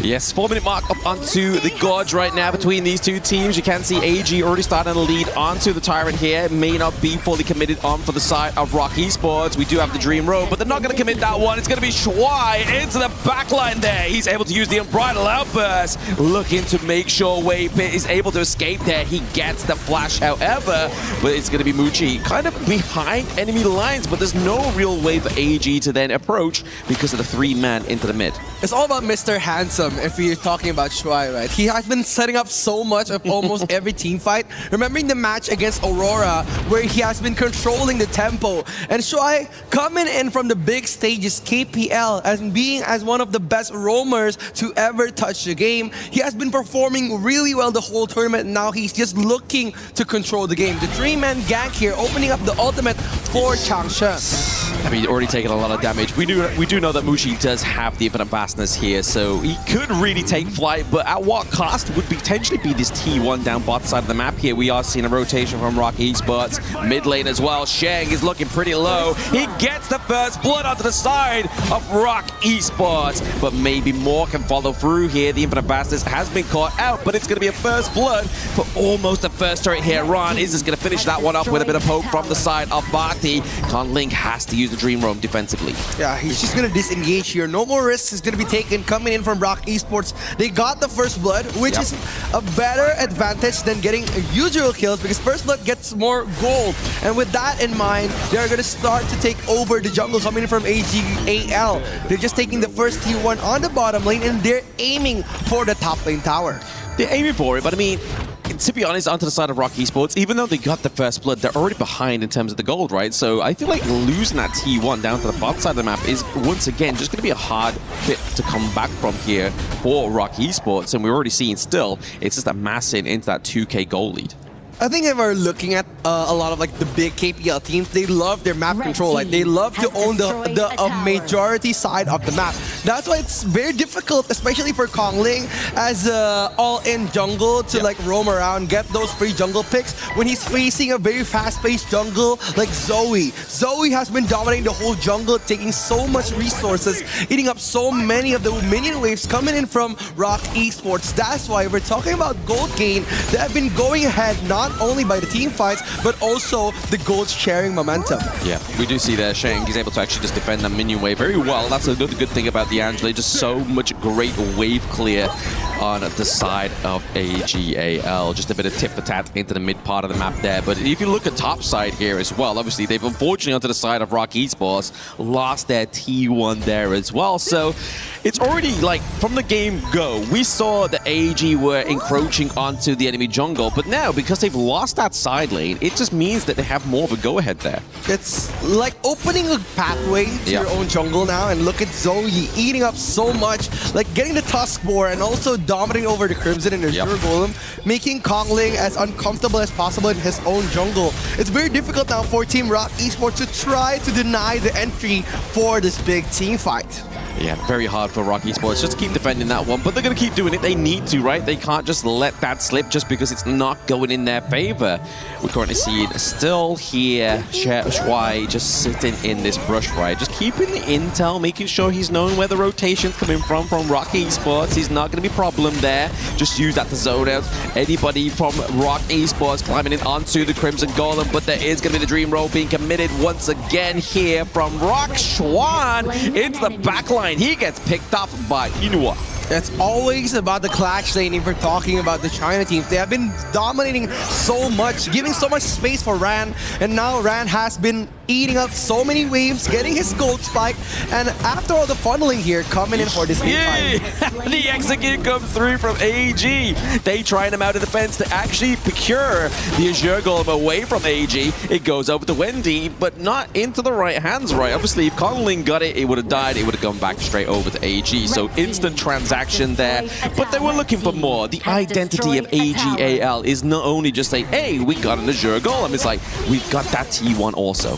Yeah, they have been capitalizing so much on those big team fights now. And look at ROK Esports. The gold gap have been spewing to AGAL. Look at the gold gap. 5,000 gold in their pockets now. And they're getting so much ahead of the lead here. Controlling so much. Look at Tashua. He's just holding on the whole Azure Golem, giving so much vision. And ROK Esports knows he's there, but they can't do nothing about it because he's been so dominating. Yinwo has his back. Exactly. He's always pretty much behind by a few paces there. You know the damage is going to come through. We've already seen a shutdown onto Schwan from Inua is also. But we see here just making sure they're keeping the minion wave not crashing in naturally, right? AG is just like, we need to make sure we get the Trojan horse through. Schwan, however, they are able to get the pick off here onto Inua, but can they get anything more? Is it really worth that T2 down bot side? Of course, man. It's Yinwo. It's Yinwo, right? He's carrying so much of the gold lead here, especially getting the kill onto the gold leader. It's going to be very good, especially coming in from Shuan. And Shuan knows that he doesn't have any more escape skill. He got so much out of that one flash through Monster Block alone. Exactly. He just tried to like say, hey, look, I got the takedown onto Ali. Like I did my job. Like that's all I needed to do. But they weren't aware of the greater effect. The greater effect was obviously the structural damage here that AG has caused. Obviously, you've seen the minions down bot side of the map already putting pressure on. Means that Wendy has to be away from this team fight. Wave Pit already taking too much damage here from Ran. Forcing it, the Infinite Bastards already here as well. He's able to basically patrol the skies and land back down, but the damage is just not enough here. Zoe has the itemization. He is a raid boss. It's very hard. If we're looking at the gold gap right now, look at AGAL dominating so much of the gold lead here. They know that they have the control of the game. And ROK Esports, if they are willing to engage in another risky team fight without any more setup or farming, it's going to be very difficult. KongLing was forced to jump here because the ultimate from Tashuai and also Zombie committing to those big team fights. Muchi hasn't reached his gold spike yet. That's why the damage onto Zombie wasn't the best on this big team fight. Too risky coming in from ROK Esports. Yeah, they risk it all for a chocolate biscuit, and they don't even get down to the side of ROK Esports. They're just looking at more gold slipping away from their favor, and just even, not just the gold, the jungle, everything else that follows. It's a real snowball effect here for the side of AGAL. ROK Link's just there to soak up the damage. He's a punching bag. Yeah, but again, that move was a bit risky because you know that Tashwa still has the ultimate, the amount of pressure that he can bring, he can reverse the situation around. So a bit dangerous coming here, but Zoe just opening the moment, trying to gain as much of a lead that he could, but their focus is going to be Smoochie and also TRედ.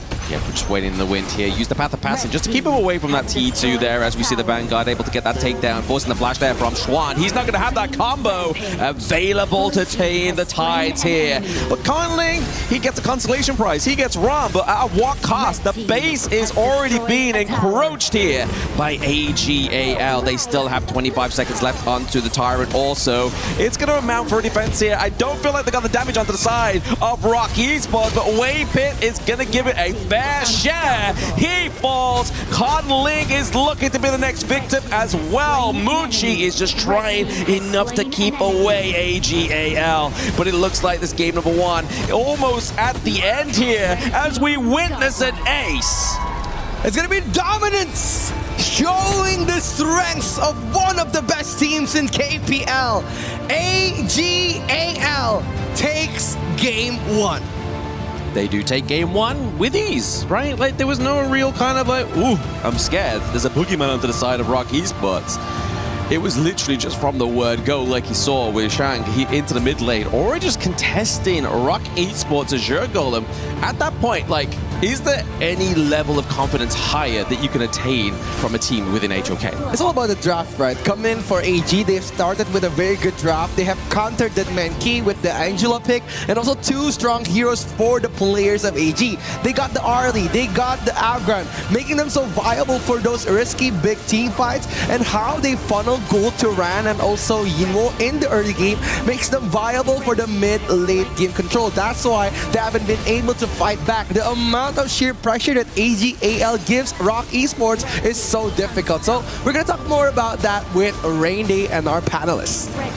Thank you, Rookie and Blam. You know, the idea from Wendy and the Guru to give you some space, give you some damage, wasn't able to really make that into anything concrete, Ken and Chantel. As we kind of break down game one, AGAL, I think it was appropriately mentioned by our casters that there was just no contest, and it kind of slowly grew from a small snowball into a giant one.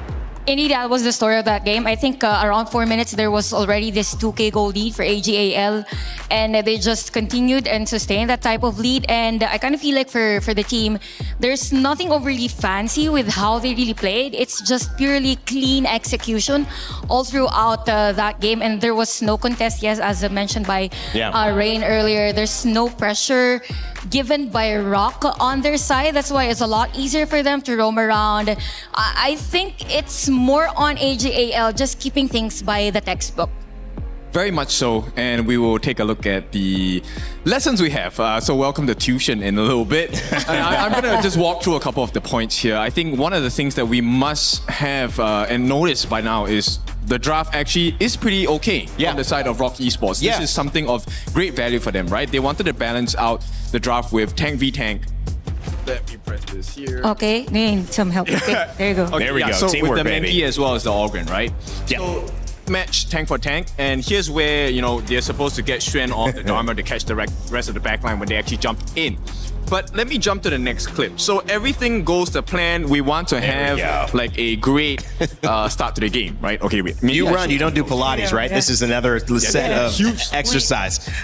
There you go. There we go. But she is a strategist. She's an analyst. She said, I need different arms. All right, so I want you to pay attention to this moment of the game here. So if you notice on the backhand side of the map, actually, the Zhang Fei is actually hiding here, right? So they don't know this on the side of ROK Esports. And this is where they tried everything in their arsenal, right? They tried the lane freeze, they did the lane swap, they put it a 2v1 against the clash lane. But it never worked because number one, first off, Zoe here actually has stolen away the Azure buff. He already has a gold and EXP lead. So they already knew that they were going to secure this particular Tyrant. this tyrant down here. Nice. So right now, everyone on the side of Rock, you're caught in no man's land here. So once the ultimate from the Zhangfei comes in, take a look at what happens. They're caught completely off guard. Oh, man. Stun after stun. This is, let me slow this down for you guys. No chance of escape. Yes, you pick the Lapu Lapu to be the counter against the Zhangfei ultimate. But what do you do when there's not enough gold, not enough equipment coming in? Right, so this is how you get the lead, right? You already established that you have taken the Tyrant buff. It's not a good idea to fight anymore. Now, next question we have on our global teams is, all right, so let's say we have the lead. What do you do with such a lead in the later parts of the game? Great question. This is where you start hiding into the different portions of the map. You can see Shuai, they know that Shuai is over here, right? Shuai is hiding in the brush. TocNG actually uses his Dream Bubble to kind of suss him out in the brush itself. But the game plan here is, this is what's so impressive about KPL teams. It looks like one move, but it's actually 3 or more, right? So they actually take this fight. Let me put it up to speed.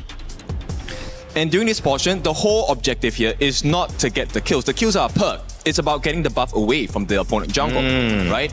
And like I said, the kills are perk. They get 1 kill. And this is on to CHANC on the backlines, right? This is why they have the stuns. It's all about control. Once CHANC is out, the next move is actually to go for your other buff, because you can't fight anymore.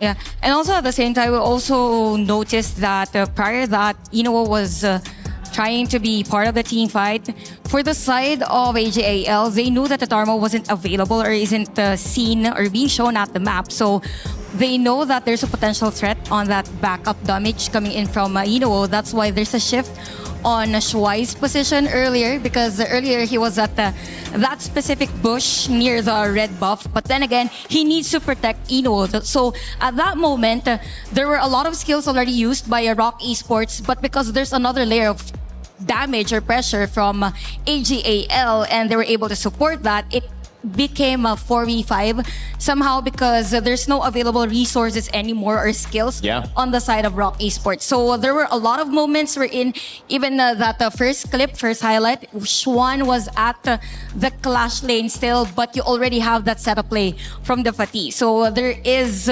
moments wherein ROK Esports was being outnumbered for every team fight. Yeah, and you know, for the vision on the ROK players itself, it will look so difficult, because you kind of think, hey, I've almost done everything right? We made the correct choice to have a 2v1 situation in the clash lane. We wanted to make life difficult for Ran, right, in the top lane. Yeah.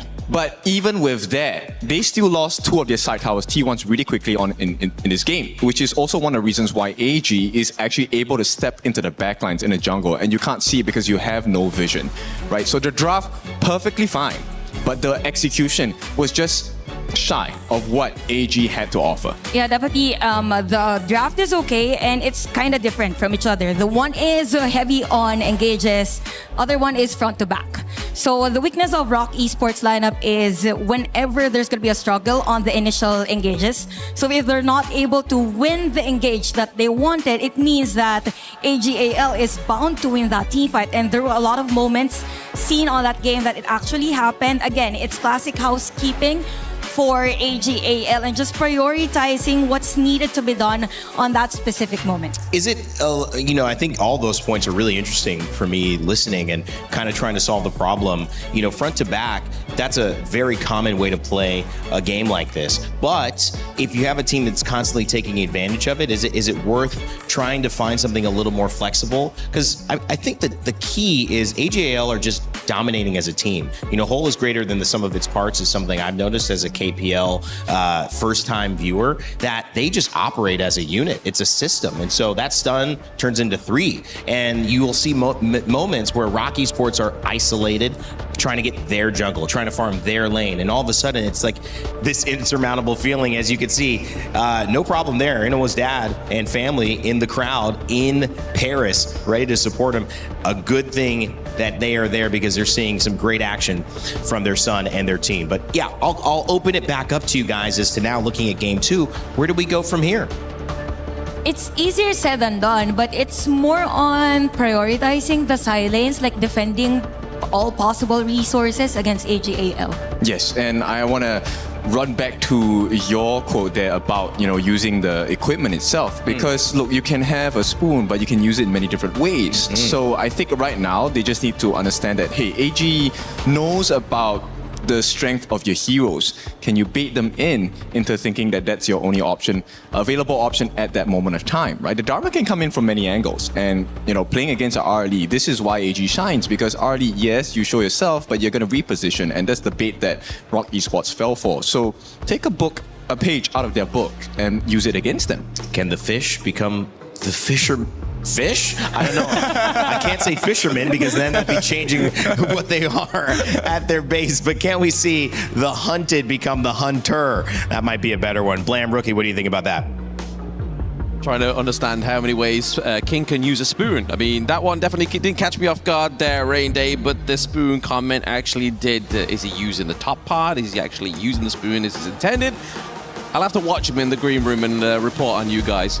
Anyway, reporting back onto the game in game number 2 here. AGAL going against ROK Esports. ROK Esports playing with a little bit too much indecisiveness for my liking. They're not just thinking, you know what? It may be like climbing Mount Olympus, but I'm going to literally grab every rock with a full fist. This is a very confident pick coming in for that Kaiser onto AGAL because they're looking at the full CC compound from ROK Esports here. The Lorion pick and also the Lianpo, the setup and the catcher coming in for Wendy and Wei Pit. So it's going to be very interesting how AGAL would answer these two strong picks. And again, I like how they start off with that idea and also Yino on the Arin. So it's going to be very dominating, playing the kiting and poking game in the early phases. And I think ROK Esports, they need to set up their podium on the each side of the map, playing a strong clash laner and a farm laner to base them on those big early game pressure. Yeah, unfortunately for the side of ROK Esports, they're not going to get the Guan Yu. Obviously, we saw in the starting interview with Zoe how he was talking about Xuan's Guan Yu, that he doesn't really want to play against that. But regardless, he was like, hey, it's not going to be a 4-0, but that one would just make it a little bit harder. So we're not going to give that one over. The Luna's not going to go over, so we're not going to see the sister and brother go at it into the jungle. And then obviously Dharma here being banned out as well. I mean, we do have obviously Byron available. We do obviously have Arthur available as well, right? If they want to go for more kind of like tankiness here, they could go for the Arthur. If they want to go for more burst, they got the party. It's going to be very interesting, especially if you're talking about AGAL's mid laner, Chung. He has been performing amazing the whole tournament, especially with that Nula pick yesterday against Aurora. Yep. Did you see how he covered the whole map with all of his skills, bringing pressure not only in the first minutes of the game, but those annihilation beams coming in for the backline. I mean, that's the beauty of the newer pick, right? Like, it's the whole point. She's got a long-range kit, is the fact that you don't really need to be there to have that massive impact, and you don't always have to commit the emergence to get anything from it. You can still get a little bit of that. But hey, you're right, Rookie. The Devourer for AG in game number 2. That was his literal first words to me rather than saying he loves me after that cast. It was, hey, AG are going to pick Devourer in game number 2. So we're going to get that multiple marksman combo here as well. And it's all going to be aided and abetted by Zoe on this Kaiser. I mean, they love those dominating clash lane picks. That's why they're started off with Fatigue, right? Yep. And now with one of Rand's favorite and strongest heroes, it's going to be Devourer coming in as the lightning god for AGAL. And it's going to be very interesting, right? If we're looking about Devourer and AGAL's pick against Devourer, they played really good, especially last match against Aurora, where Rand got that kill, and it was so good, especially how he dominates his laning phase starting from the early game. And to answer that, it's going to be that very strong, tanky front laner atop. Hey, look at that. You got a point, I got a point. We guessed it. Yay! what is it again? What is it again? We got Arthur. I said Arthur, didn't I? But then they went to Yukio and then Arthur, so I still was right anyway. But we're going to get into game number 2, ladies and gentlemen. The drafts are here. Onto the side of ROK Esports, obviously they do have a lot of sustainability into the team fights in terms of their tankiness, but no real eels coming through here, right? Like, if they are going to fully commit, they need to be able to kind of like tear apart the side of AG. But the problem with that is you have the Kaiser, Invincible Warrior, taking the charge. You have The Destiny counter from Diadea dealing damage, healing up everybody, but then it's that burst, a long-range poke as well from the Garuda. Yeah, it's gonna be here, coming in for ROK Esports. Here comes the challenger.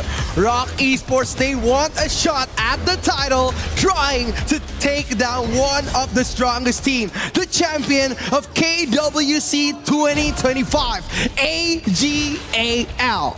Yes, they're going head-to-head once again in this one. AGAL have the votes into the pit once more, so everybody is voting for them in-game. I mean, I don't know if you've looked at the player votes as well, right? Like, Inua is literally leaps and bounds ahead of every player. So clearly, not just only in the KPL region, but in global, he is an all-star. Dude, I can't escape Yinwo in Paris. Like, I've seen him in buses, in subways, in billboards. He's everywhere, and he's one of the best players to ever touch HOK. That's why he's one of the fan favorites coming into KWC. People haven't tuned into my streams. I mean, they're still sleeping on me, clearly, but just a lot of poke being used here on the side of ROK Esports, just to kind of gain some kind of priority here, but it's not really working for against AG, right? Obviously, they have that long-range poke here from Inua onto the Aaron. It slows them down. It makes it really hard to actually try and get any kind of semblance of a real dive here in the early game. Yeah, they're going to try to pressure this out. AGAL controlling the tempo again and again. Ron having to play Devara in this patch. Devara hasn't been really good in the first 4 minutes, but after he gets going, after getting that gold gain, he's going to be dangerous. Absolutely dangerous, but he's going to be enough here to hold up the 2v1 here, trying to get the space bright into literally at 895 health. There is Smite could take that away, but Zoe's just like, hey, let's put pressure onto Zoe, then we'll collapse onto Schwan, and we'll still take that space bright, even though ROK started the whole thing into the back line. Shuai, he's like, let's fly in, let's put some more pressure on. Dude, it's scary, right? How they control their rotation. And Shung's timing on that level 4 on the Garuda was perfect. He knows how to count those experience, those last hits, getting the ahead advantage onto Kongling and also Muchi. Yes, we saw that Kongling was just trying to get a bit of burst and poke there onto the front line of AGAL. Wasn't quite successful within that attempt, but still an attempt nonetheless. It means that they're able to neutralize that minion wave into the mid lane here, able to go back into that jungle, farm up once again. I think it's very hard if ROC are still playing this very passive of a game. Like, they need to try to make a movement in the first 4 minutes because AGAL, they love to rotate together. That's why Rain Day said that they're working and moving as a unit, right? So they need something to disrupt their tempo. They need a movement. They need a brave lead coming from ROK Esports. If they're playing passive against passive, it's going to be very hard to close in on those skill gaps from ROK Esports. Exactly. ROK Esports maybe getting dived here in. Obviously, we've seen Shank use the Wings of Judgment just to kind of zone out to the side of ROK Esports. Has completely split apart this team fight whilst Inua's at the T1 territory doing a lot of damage pre-4 minutes. Means that once that 4 minutes hits, right, that turret plating is going to completely drop. And if they play correctly, which I know probably will on side of AG, just they are, like top side of the map here, Kongling taking far too much damage. They go over the wall here, but Shuai, he uses the bit of farewell. He clings on with the enhanced base attack, but speaking of Klingon, it's Kongling with his life. Wow, surviving with a slither of health, and Tashua is such a good roamer coming in, closing in the gap, not only from the front side of the team fight, but coming in from the side, knocking him back at the right moment. And if Kongling misses his ult, he would have been done for in that moment. Yeah, absolutely. Just having that little bit of burst of health bar come back into his favor would have been the bittersweet that he needed to get out of that team fight. But now the Tyrant is online. They have a little bit of a neutralized state into the bot side of the map here as well. But Muchi's looking very low, taking a lot of damage from Inua. But there it is. Once again, we see the Destiny counter being placed here onto the backline as the Winds of Judgment also put pressure onto the side of ROK Esports, meaning the Tyrant is completely untested. Again, it was too risky for them to contest it because Muchi is very low and he doesn't have his ultimate. That's why ROK Esports decided to leave out of that big team fight. Again, AGL just asserting their dominance in the first phase of the game. CHÄN forcing that flash a bit too early, trying to catch CHÄN off guard to poke him into the tower. Yeah, trying to go for a double T1 takedown. They're able to get the farm lane one, but not quite successful just yet onto the side of AGL, top side of the map here. But it's all within a moment's notice, right? Obviously, it's not the only thing they have a position of power in. The gold lead once again does go over to AGL. I feel like ROK Esports is having a really hard time to match the gold, the farm pace here of AGL. Again, they're just playing a bit safe here, trying to play the long game. But again, you're facing AGL, one of the best teams to come into KWC, the ex-champion of last year's tournament.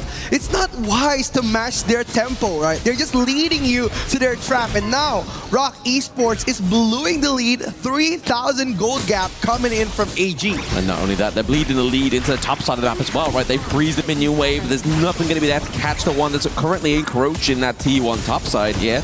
And it's all just for the big go-for of this mid T1. They're just looking to play around with their food here. KWC's able to get a bit of poke onto the side of Zoe here, but he is the invincible warrior. He has the itemization, already got the blazing cape come through here as well. Any kind of anti-heal that he needs, it's already available. Yeah, Zoe loves that tanky build coming in for the jungle build. Like, they played the Argon with the same mindset, but now with the amount of aggressiveness they're going, look at Zoe holding on 5 people by himself. AGAL's just watching there, just waiting for ROK Esports to take the bait. It's not that. It's ROK Esports thinking, guys, someone go. Like, they don't want to be the first one to make the step wrong, right? Like, they don't want to be the one that they blame back in the back room. Like, guys, why did we attack Zoe? Why did we take that bait? But still, nonetheless, we get the T1 here into the mid lane game state for AGAL. And that was the whole point, right? It's just for Zoe to buy enough time so they can actually get the structural damage done. Yes, it's very hard. It's very hard for ROK Esports to turn the game around now just by looking at how they answered that Zoe taunt. That he went to the Azure Golem just giving his presence, saying that, please, someone attack me. And nobody did because they respected enough for AGL to come in. Speaking of respect, none has been given over to ROK Esports. Wendy gets annihilated. Wei Pit as well. Right. It's going to be CHÄN trying to put pressure onto the backside there. He gets a takedown of the marksman on AGAL, but Muchi falls as well. That's a 4-2 trade now. KWC, he gets stunned in place. Can he get shut down here? I don't think they're looking to commit to that one because there is so much more to be gained here. Yeah, it's so scary, right? Looking at AGAL just dominating the whole team fight. Like, the setup coming in from Zoe and also SWAN was amazing. How he knocked back SWAN. And we're going to look at the replay here where Ran just heads in and Wendy getting knocked back by that melodic swing. It was so good. And even though Wei Pit was trying to turn the situation around, it was very difficult because Ran has been protecting such a great gold lead against ROK Esports. I mean, there's only so much you can really do with that situation, right? There's already so much damage being amounted here on the side of AGAL. Well, I mean, when you are behind in the gold and you don't have that defensive itemization already in your utility, it's just like, right, okay, what can we really do in those team fights? Yeah, it's going to be very difficult, especially if you're looking at how they're trying to answer the amount of pressure that AG has been giving them. Yep, they use the Trevor Smash here for the side of ROK Esports, but when you expose the enemy's front line, trying to dive in onto them there with the Liempo, it means that your back line is wide open. Both Wendy, Muchi are down. Onto the side of ROK Esports, they don't really have the necessary damage here. They try to use the Ghost Shift, trying to zone out the side of AGAL, but they are not there. They're knocking on the door. They are the bailiffs. They want some of your possessions, and they're taking it. And there goes CHÄN. It's going to be very hard, right? Like, AGAL, they've been playing like there's no towers in this game. Just diving, switching with someone who's going to be taking the damage of the tower. And Tashwai, he's just giving so much help from the backline. Giving HP, giving stunts. According to KWC's, he can't join the fight really easily because of those big mini stunts. The mini stunts definitely are a frightful thing here for ROK Esports. Once again, just trying to commit the front line. Just, again, deleted, unfortunately, for the side of ROK Esports. Esports. Waypit does get run down once again. It feels like he's just being used as a battering ram, but it's just kind of like as you hit the door, it just falls apart. It's very hard. He doesn't have any flash on his arsenal. That's why it was a bit risky coming in from Waypit to dive in. Like they could be playing a bit safe there. Speaking of diving in, we do see the flash there being used by Rock Muchi. He's just like, hey, I just want to survive that top 1v1 invite there from Ron. T2 down to the bot side, being put pressure on as well. That's going to fall anytime now, as well as a T3 into the mid lane. AGAL once again, pre-10 minutes, are already at the door. Yeah, Ron just getting baited on the front line, getting defeated once in this game. It's going to be the second kill for ROK Esports. And it's getting interesting, right? ROK Esports, they're trying to stop the bleeding, but AGAL, they're poking on every holes that they can. Right now, Ran has been taken down, but again, there's still Zoe, Sheng, Yinwo, and Shuai for them to be careful of. Absolutely. There's just too much to be looking out for here on the side of ROK Esports. And another thing to be looking out for is the fact that you are literally bleeding gold. Your pockets need sewing up. You are there just waiting in the wings. Get the takedown onto Muchi. The burst damage is now online for AGAL as we see Zoe just kind of pushing further and further here whilst they just leave Schwan to the wolves. Yeah, it's going to be very hard, especially now. Look at Yino so dominating, popping the flash in the front line. What a brave move coming in from AGAL. You say brave move from AGAL? Brave move from the side of ROK Esports. I mean, he was just like, you know what, I may as well commit my ultimate because I might not get another chance to use it in this game number 2. Wendy has been left in the base and game number 2 goes over to AGAL. The title holder, the champions of KWC 2025, is not letting ROK Esports to breathe even for one moment. 2-0. Yes, AGAL are running a subscription-based need for oxygen for the side of ROK Esports, right? Like you said, they're not labeled to breathe. They're like, you know what, pay $4.49 for me per month. We'll let you to breathe just for a little bit. We'll be able to get you onto the gorge there, give you a bit of space to actually get some gold into your favor. But looking at this replay, like it's an even harder game number 2 compared to game number 1. Like we saw a few pickups that here and there. Obviously, Muchi was able to get the pickup onto Ron. But at that point, like, does it really mean anything, right? Like you are literally giving up one of your members onto the side of AGAL just so you're able to attain so much more. It's very hard, especially like how they dominate the first 4 minutes. AGAL has been pressuring so much on CHANC and also from Muchi, giving Yinwo and Ran the space that they needed. And on those big team fights, Shang's performed really well against all of the players from ROK Esports. But we're gonna hear more from our panelists. Here we go, Rain Day. You know, Blam, I think Charlie Brooker would like that idea. Creator of Black Mirror, pay for breathing subscription. You know, I mean, we're monetizing everything nowadays. Why not?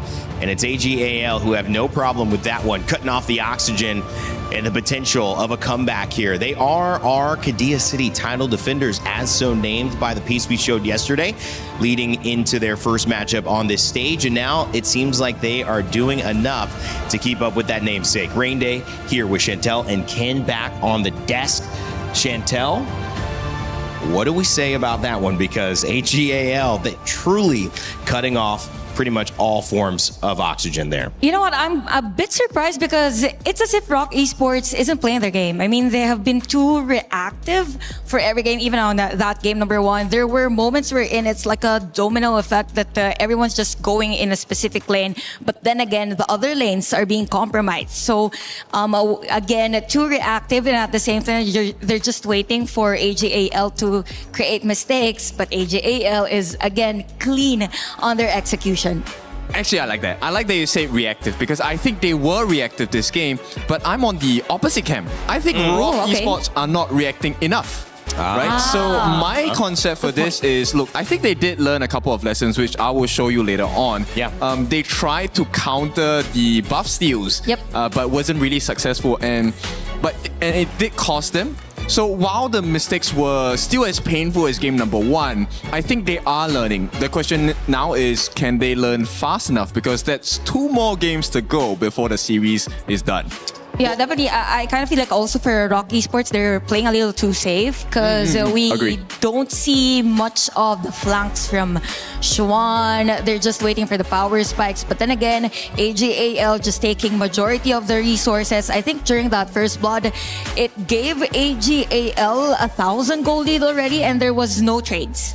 So the problem here for ROK Esports all throughout this matchup is more about the trades because we normally see them at least have a gauge whether or not they want to push more on the team fight or go for a split push, something like that. I think that's what's lacking on their side. You know, can you take anything away from Muchi getting 3 kills, having a moment, going even to positive KDA, at least up until that very last fight, where pretty much everybody died, Ken? Is there something to take away from that, or do we need to look at something else? I mean, the concept here for me is just keep trying, right? At least you're getting some kills, which was kind of impossible last year, right? So changes have been made. I think they're growing as a team, as an organization, and as players as well. Right now, it's about, okay, you have the growth. Can we piece it all into one, singular pillar and try to put up a fight? Yeah. All right, well, let's take a look at what you've set up for us for TelsTrade. Okay, so thank you very much.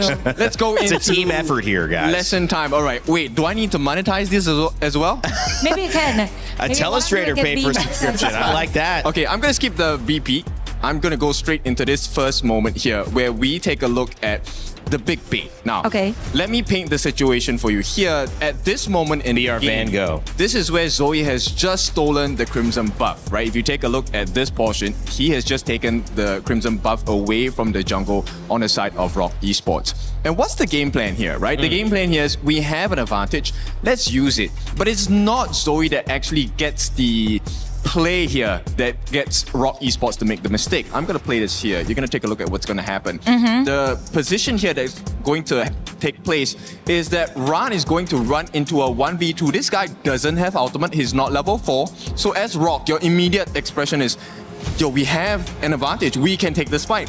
But he pops his frenzy, gets them to stay close, and this is where you take a look at where Zoe pops out of nowhere, runs and rushes everyone off. The main counter, which was supposed to be Wendy, he has already burned his skills early in that fight. So what happens then? This is where AG realizes, okay, this is going to be big. And this is a double whammy because he takes down CHANC here.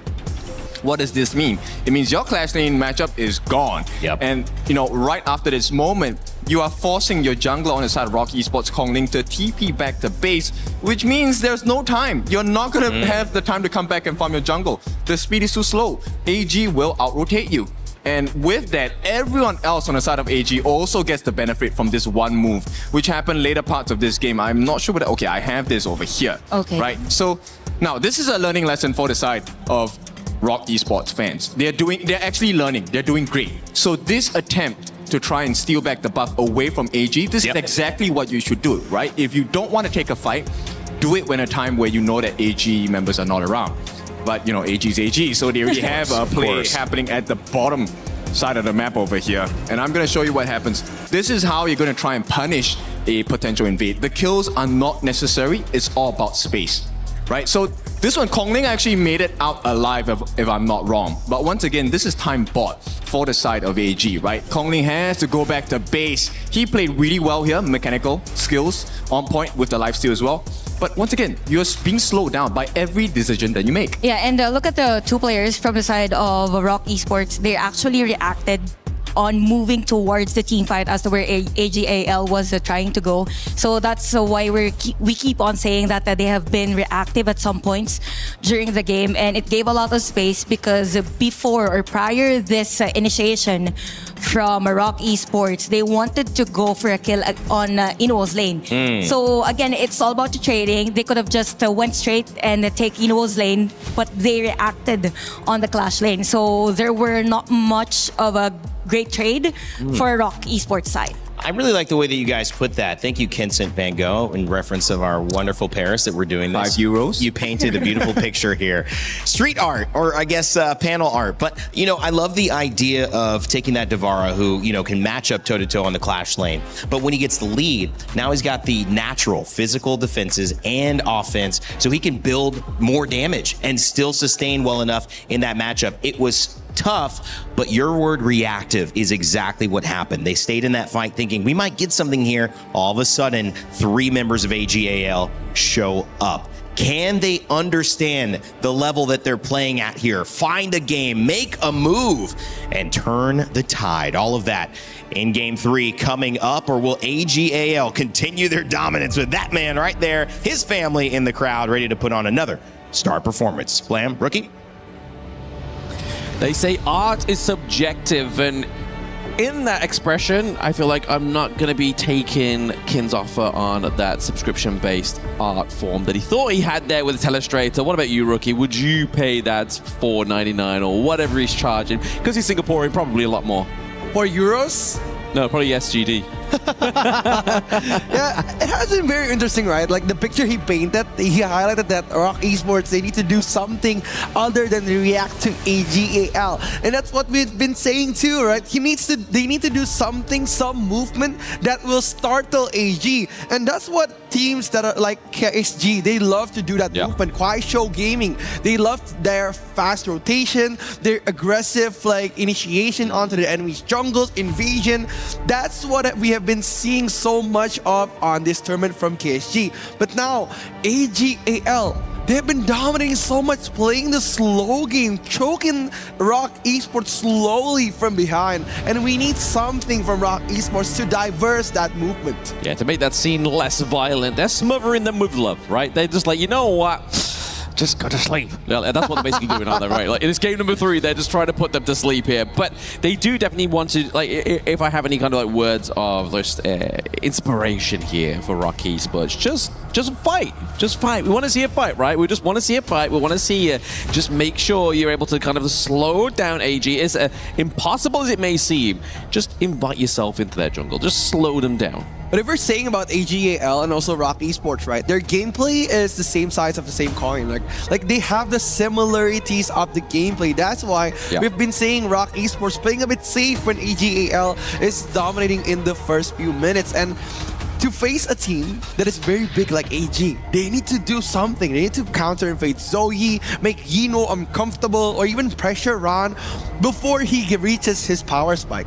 And that's what we've been seeing on the Vara pick. The Vara pick was dominating the first few phases of the game because AGAL gave Fran so much space. They pressured Muchi, they even invaded Kongling's personal space. That's what made them uncomfortable. And look at the first picks coming from ROK Esports, Annette, and also the Arlie pick. It's going to be very interesting here because no setup will be going to Arlie. Arlie will be left to fend for himself, and the Annette is going to be probably reaching for a big team fight momentum. And the higher pick means that ROK Esports, they are not able to pick like the more riskier solo flashy assassin jungles. Exactly that. But we have the Dolly here. Obviously, a second pick here for the side of AGAL. What we're going to be looking for in terms of maybe some more Dolly synergy here. It does mean we do get to obviously Moonscape Mirages if we really want to. But onto the side of obviously ROK Esports, they go and obviously give over the Arlie here. We know that obviously Inu has played it already. It was a masterpiece. Nonetheless, he is FMVP on that hero. So I feel like there's some big shoes to be fit here for the side of ROK Esports. But then obviously we have the Agudo as well, right? Like, see, we want to see that reactive gameplay, that early game kind of aggression. Maybe the tempo setter here is going to be Agudo, right? Again, Agudo is just going to be baiting for that Dolia pick coming in from AGAL. Because if we're talking about heroes, Chung has been amazing with almost every hero that he played. Like Chung, he knows how to play the Garuda very well, the Nua, and of course, if they're going to be picking a Hano pick, it's going to be very interesting, especially with the couple combo coming in with the Dolia and Hano. It's going to be very interesting. But the Agudo is very safe to counter those tanky jungles that Zoe likes to use. But maybe there's a possible shift of playing a bit more aggressive for RC. That's why they're going for the Agudo and Annette. Yeah, but I mean, the Bennett, obviously the Yang Jian, the Bennett, the Dune, they don't have the access to the Kaiser as well, right? So is it really going to be looking to put that into a tanky version into the jungle, right? I mean, they could go for the Monkey. Monkey has been something that has been considered a lot. Every game that we've seen with Monkey's generally been more of a positive win rate than a negative one here. But onto the side of ROK Esports, we are still waiting to see who their mid lane is going to be. And obviously, one thing that has not been banned is the Guan Yu. So really, AGAL have like Before we break for game number 4, you can use your Guan Yu. Let's see what CHÅN can do with this. It's going to be very interesting, right? Because like AGAL, they mentioned that they've been scrimming with ROK Esports from time to time. And the Guan Yu from CHÅN have been performing amazing in those scrims. And if we're talking about history, they've been facing off for such a long time. CHÅN and Yinwo met on the international stage. And again, one of the most amazing performers coming in from the FMVP Yinwo. Now, for the last 2 picks, they don't have the jungle and they don't have the tanky clash laners. And they're going to go for the Xiangyu pick. It's going to be very interesting. Yeah, I mean, this is a pick all the way from a throwback of what we used to see in CHOK, right? Like CHOK, like way back in the day, used to love this pick. Always would go clash lane, always would put it into support, just because the potential it has to kind of just completely throw around the enemy team, just like a Guan Yu can, but it's obviously a little less kind of impactful because you're not building on that momentum, right? And then Ying, I feel like Ying is a hero that a lot of the global teams are sleeping on in terms of its capability, right? Because obviously a lot of the KPL teams love to lock in this hero in the jungle. Yeah, Ying has been amazing, and with the new patch, with the new rework coming into the global update, it has made her very strong, especially when he gained the passive skill stack 2, where he could like gain HP while she's walking. It's been very rewarding to trade off the damages coming from the Ying pick on the early game. That's why Zoe is going to be looking for control in the first 4 minutes. He would try to dominate Kongling, but if they're able to get the first control of the map, they're going to be rotating especially fast with the Haya and also the Dolia pick. Yes, the Shure is going to be the pick that's going to round out the comp here for ROK Esports. I feel like we have actually seen this pick at all within KWC, right? I feel like this is its first debut, and that's a really weird sentence to say when you are in the semifinals and you're still getting these hero picks coming through within HOK. But what we're going to really be looking for here for Wendy on the Shure is just to kind of try and pull the backline into the enemy team, you know, like into your team, try and get the kill a little bit more fished over for you. Goes back to that fishing expression that Evan was saying earlier, just like, does the fish become the fisherman? I don't think that still makes sense quite in my head. Well, then again, the lack of vision coming in. Kongling just opening up the map, getting the smite on point. Zoe on 1 HP. They're on 1 HP. Waypit is still into the thick of it, but it's actually going to be first blood going over to the side of ROK Esports. Maybe they've listened to me. Maybe they thought, you know what? Let's forget everything. Let's play so aggressive here, and exactly that is what ROK Esports are doing. They look to maintain and take that Azure Golem away as well, but Ron is able to actually secure that one. Yeah, it's all about timing coming in from Ron as the clash leader from AG Global. We saw the perfect crucial kill theft coming in from the Umbrosa pick from AGAL, and he did it again with this Azure Golem. And it was very good and very refreshing to see ROK Esports denying the entry from the jungle for Zoe, making him uncomfortable. And the backup from Muchi was very, very amazing. Absolutely, and the votes are burning in the pit as well, right? Like that's probably the most votes that the ROK Esports has had in the entire series. So we'll see if that's going to be the biggest motivator here for them as well this time in this game number 3, because Lord knows they need it, and they definitely have obviously tried a different identity so far within this game number 3. So let's see if they can maintain this one from ROK Esports. It is aggressive. It can be quite exhausting if you aren't able to transition any kind of results from this method. Oh, but Kongling getting more confidence here. Zoe going for the 1v1 matchup, going for that Agudo and targeting Waypit for the Sunburn. He's targeting Waypit, able to not get the kill there. Obviously using the Gorge mobilization, gets a hit onto Zoe. Can they get the pickoff? Oh, okay. With the aid of CHÅN, we get a pickoff onto Zoe once again. They are slowing down AG, which is what we know we wanted them to do in the early part of the game. But we see that Chwai is actually taking the Purify here, so trying to stop any kind of real impact that Shure can have onto the Dolia. Yeah, it's not only the Shure, right? It's going to be like Waypit, also Kongling, and also CHÅN giving so much CC onto those long-term team fights.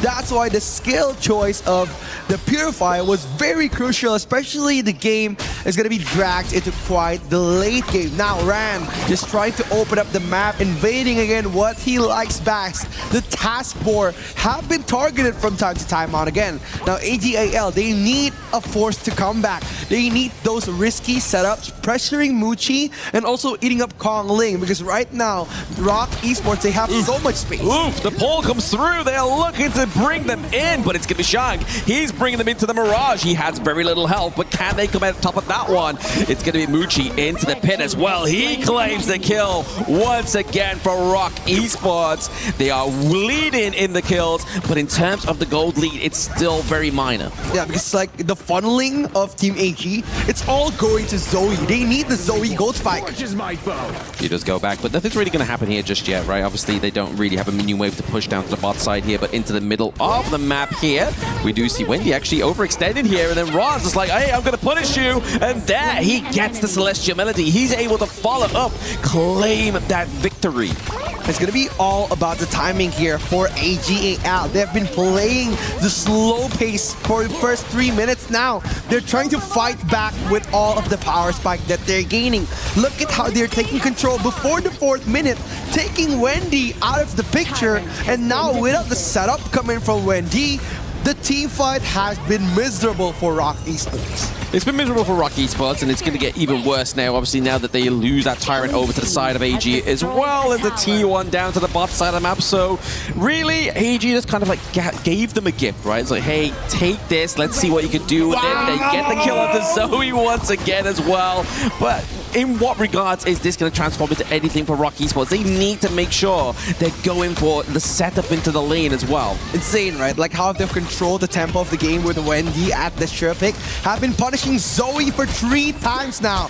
The XF MVP Zoe have been made into a 3-death streak now. Shuai just opening up the vision for AGAL, waiting for the perfect moment to Ran. He wants that Hagemon slash at the lowest part of his HP to deal the most amount of damage, right? That's why ROK Esports haven't been punishing them for quite some time. Exactly, it's a good little bit of macro information there for the side of ROK Esports. Not really to punish Ran, because they will then get punished in return. And speaking of more kind of punishment in terms of the CC, we do obviously see the frigid charge being built here for AG Ran. So when he goes in with the Ram, he's able to lock down one member of ROK Esports. And at that moment in time, if you look in, there's a lot of squishy heroes there. No real solid front line that could be able to tank that frigid charge initiation. Yeah, 100% right. Like now they're just playing here, trying to get the tempo back from ROK Esports, but AGAL, they've been doing so well to get their gold, even though right now they're losing in terms of like tower objectives.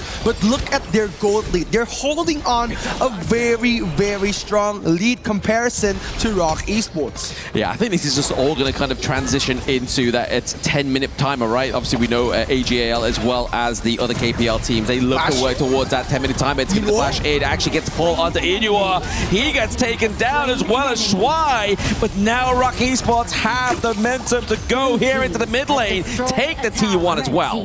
This has been so good for ROK Esports. The first 6 minutes of the game have been going their way.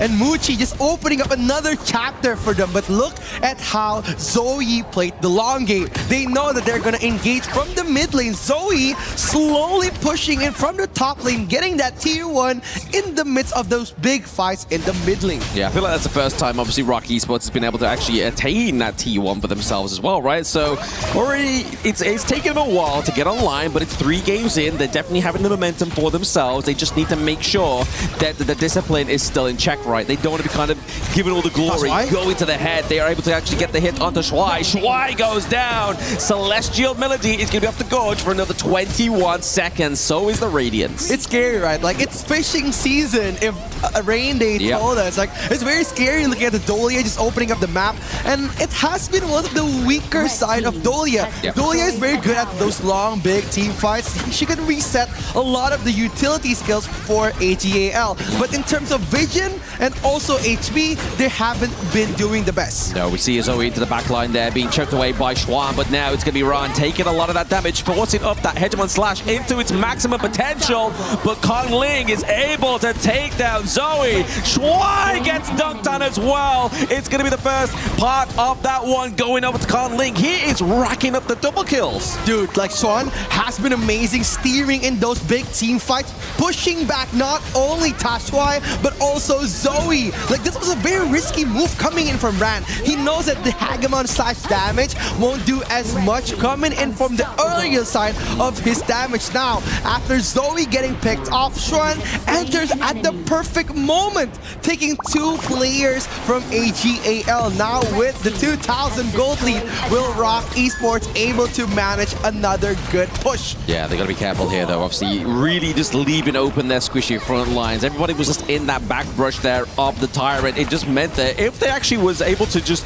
get any means of an initiation and a potential like knock-up CC sequence, it could have spelled trouble here for ROK Esports, but nobody's going to go for the TRÄNN yet.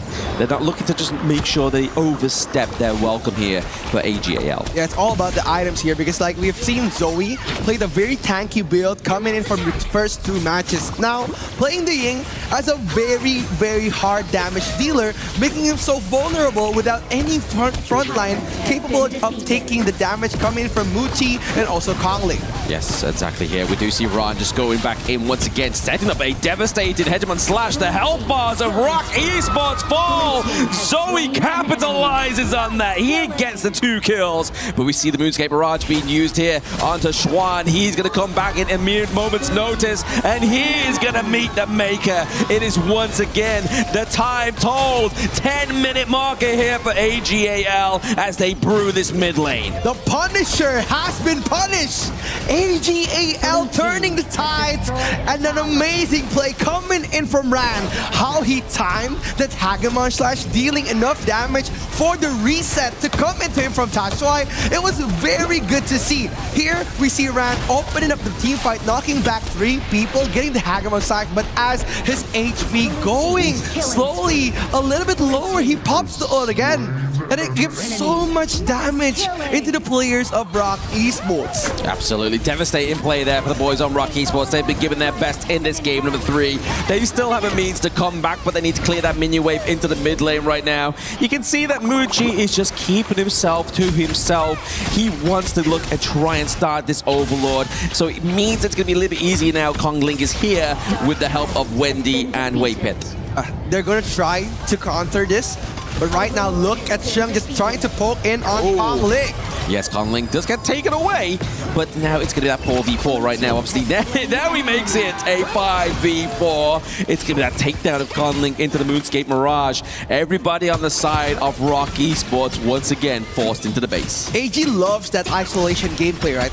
They love to bring them to 1v1. Like, they love their Princess Cross and Yang combo. And now with Haya, it makes it so difficult for ROK Esports to play the individual game. Kongling has been leading the game from time to time again, but look at the 6-2 KDA, making him so unviable for the team fight. It's very, very hard for ROC without their main damage dealer. Exactly. Once he's been taken off there, and obviously the helping hand of the Furball, it's going to be a lot more harder. But now we see in the side of AGAL collapse onto CHÄN. He gets taken down by Zoe. They still have the Shadow Vanguard available to be dropped down as well here for ROK Esports. Bot side of the map's now slowly but surely being opened up as well for AGAL, but can ROK actually make a amenable defense here into the mid lane? Dude, like we said before, like AGAL, they don't have much vision on the big team fights. That's why that Guan Yu pick has been troubling them since the first minute of the game. But look at how AGAL answers that question. That they pressured CHÄN first without CHÄN on the picture, making Tashuai so viable for those big team fights, resetting not only Tasham's ultimate, but also Ran's ultimate on those big risky team fights where AG needed a very strong front laner. Yeah, you're making a good point there. Obviously, the way that Shuai has actually been keeping alive within these team fights has meant that the complete difference of how the power dynamics have been between AGAL and ROK Esports, because in those earlier team fights in the early part of the game, they were just going straight for Shuai, but he was then getting taken down. It then meant that ROK Esports was able to dismantle the side of AGAL for a moment's notice. But now that they know what they're working with, AGAL are definitely composing themselves a little bit better. Yeah, they need something here for ROK Esports. They need something to turn the game around. With the kill lead still going to them with 10-7, but look at the gold capabilities from AGAL. A 4,000 gold lead in the midst of chaos that ROK Esports brought up on the first 4 minutes of the game. Now, ROK Esports, they need to get a very good flash coming in from Wendy or even a good CC immune from Wei Pit. Because if they blew the moment, AGAL is ready to pounce. Yeah, maybe the 8-ball moment has already been and gone here for the side of ROK Esports, but we can only just hope that they're going to have enough wind, knowing that the position that they had was so dominant there before the pre-10-minute mark. But everybody knows that when that 10-minute comes up, boom, a different version of AG comes alive. And that is what we're seeing right now, ladies and gentlemen. They're ahead by about 4k gold. It's slowly but surely just climbing and climbing here. The pressure, having to always force somebody to tend the garden at the T3 is always going to be a position of a disadvantage. It's going to be very hard looking at ROK Esports blowing that lead in the early game. Now look at how AG controls the map. Chung trying to open up the vision here, looking for something. He flashes in, he tries to get the catch there, but doesn't actually get the mark, unfortunately, for the side of ROK Esports. Taking a lot of damage there already. It's going to be Ling. He has to be careful with this next approach. Wei Pit, he's there, but there it's going to be the flash from Run. The hegemon slash onto Muchi. They know if they want to run this one down, they have to take off the Ali, and they do. Losing no member of the side of AGAL is a very dominant performance here in that last team fight. Like, it's so scary, right? Looking at Ryan just appearing and doing the ultimate in front of your face, even though Muchi dodged it with the S2. Oh, he didn't dodge that one though. Wendy, he gets picked up, and there it's going to be another pick for Zoe as they look to just wait for this minion wave into the bot in the mid lane here, just to push this T3. Zoe once again putting pressure onto the back line, making sure Wave Pick cannot do anything to just put a dealt of damage onto that minions. And now Schwan with a trying to just keep this game from closing out. He dives in, he gets taken down, Wave Pit falls as well. That's going to be a double kill, and there we go. An ace for the side of AGAL as they take game 3. Dominance once again. ROK Esports have ruffled their feathers. But look at how the Masters, the Cultivators, they have proven once again that they're very dominant. A 3-0 lead onto AGAL. Yeah, the fact that Sheng had to take off his showy shoulders, you know, like he had to take a little bit of jacket off. He's like, oh, there's a bit of weight. Like, I need to free up my shoulders. I need to be a little bit more limber to take this game number 3. And that's exactly what happened there. Obviously, it was a great performance from ROK Esports. Obviously, we're going to see this in the replays as well. They were very dominant. We saw AGAL being quite overzealous. They try and go for an invade, and then ROK Esports, Malaysia Bull, they look for a fight. They look to claim some kills, but then it was just all at a timer. They were literally victims of time, right? As soon as that 10-minute mark came around, AGAL came online. Yeah, AGAL is very confident, right? They're waiting for their power spike, and once it hits, it made it so difficult. Look at Chung. He opened up his jacket. He plays it a bit more safe, a bit more chill. It unlocks something in him, man. It's like getting the training wheels off the bike. He's like, ready, Mom, Dad, I'm ready to fly. Let's go. That's exactly what that moment was there. And we actually started to see some really great Moonskin Mirage there. But in the promise, there was a lot of excitement. We needed that one. What about you, Rain Day? How do you feel after that game number 3? Well, I feel like not only defying ROK Esports coming back in that game and doing another game 3 that we would remember here on the Lenovo Legion Gauntlet, I feel like they defied my metaphor, which was so deep, so well crafted, which is, can the fish become the fisherman? And I know, Ken, you're laughing only because it hits you that hard and it's that impactful. I think the only story where that's even somewhat relatable is maybe Moby Dick. So thinking of Hemingway and his time writing in the 20s, maybe that is something that could be comparable to the journey, the juggernaut that is trying to take down this final boss that seems elusive, yet it will not be ROK Esports giving up. They've got one more game, Chantel and Ken, to try to figure it out. And honestly, this moment in game 3 from so early on, it felt like this could have been the game. Yeah, I actually thought it was ROK Esports winning that game. I mean, it all started with that counter on the invasion from AGAL. They're fastest to react, as Kin said earlier. They're slowly getting there, but hopefully on game number 4. But yeah, game 3, that was so close. Could have been their game. I felt the gut punch on that one, and that means later on, because I'm injured in my gut now, I'm gonna do my explanation a little bit different.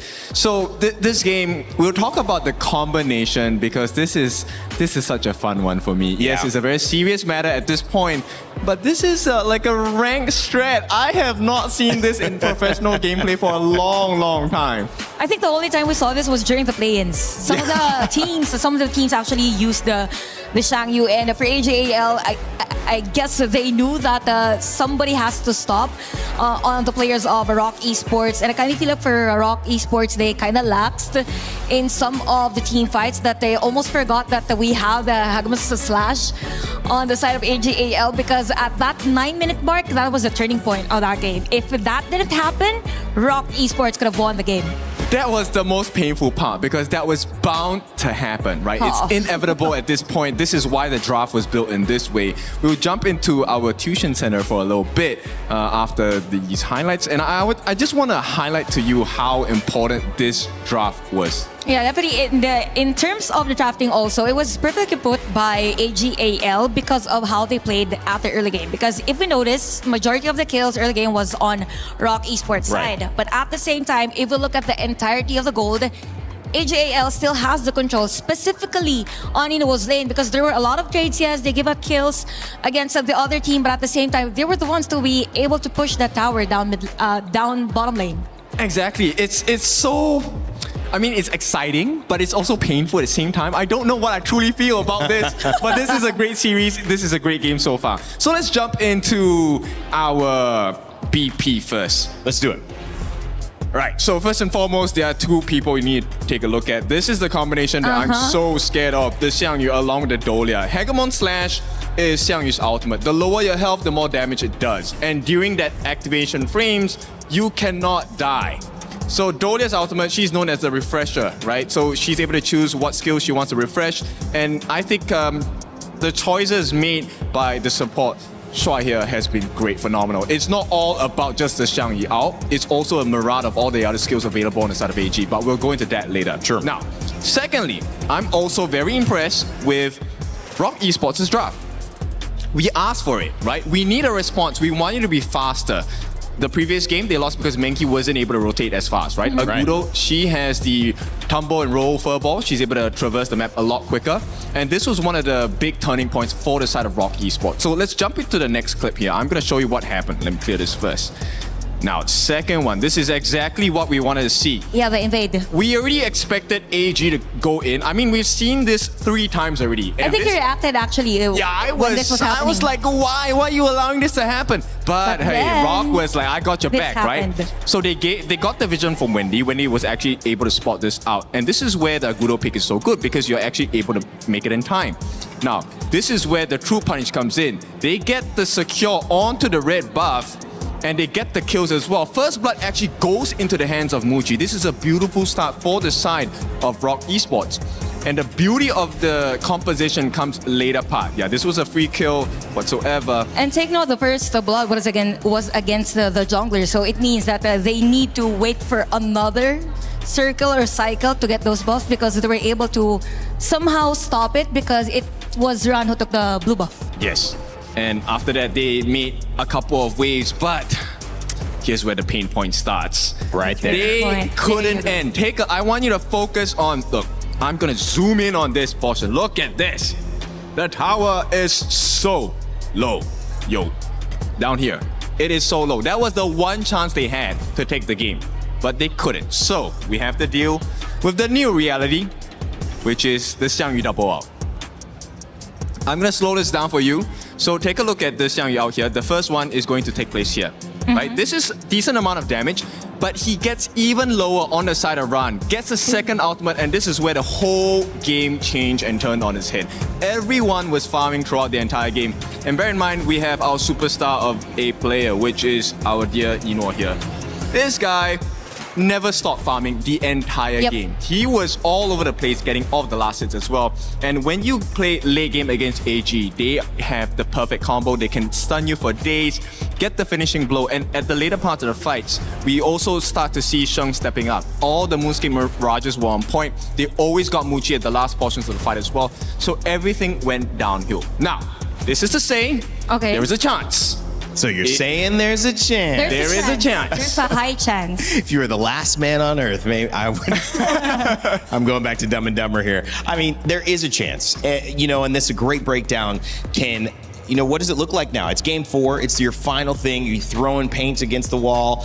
Are you coming back with something similar with that type of pace in your eyes? You know, you use the Guan Yu, you use the pick in the jungle to get a little bit faster tempo. So where do you go from here?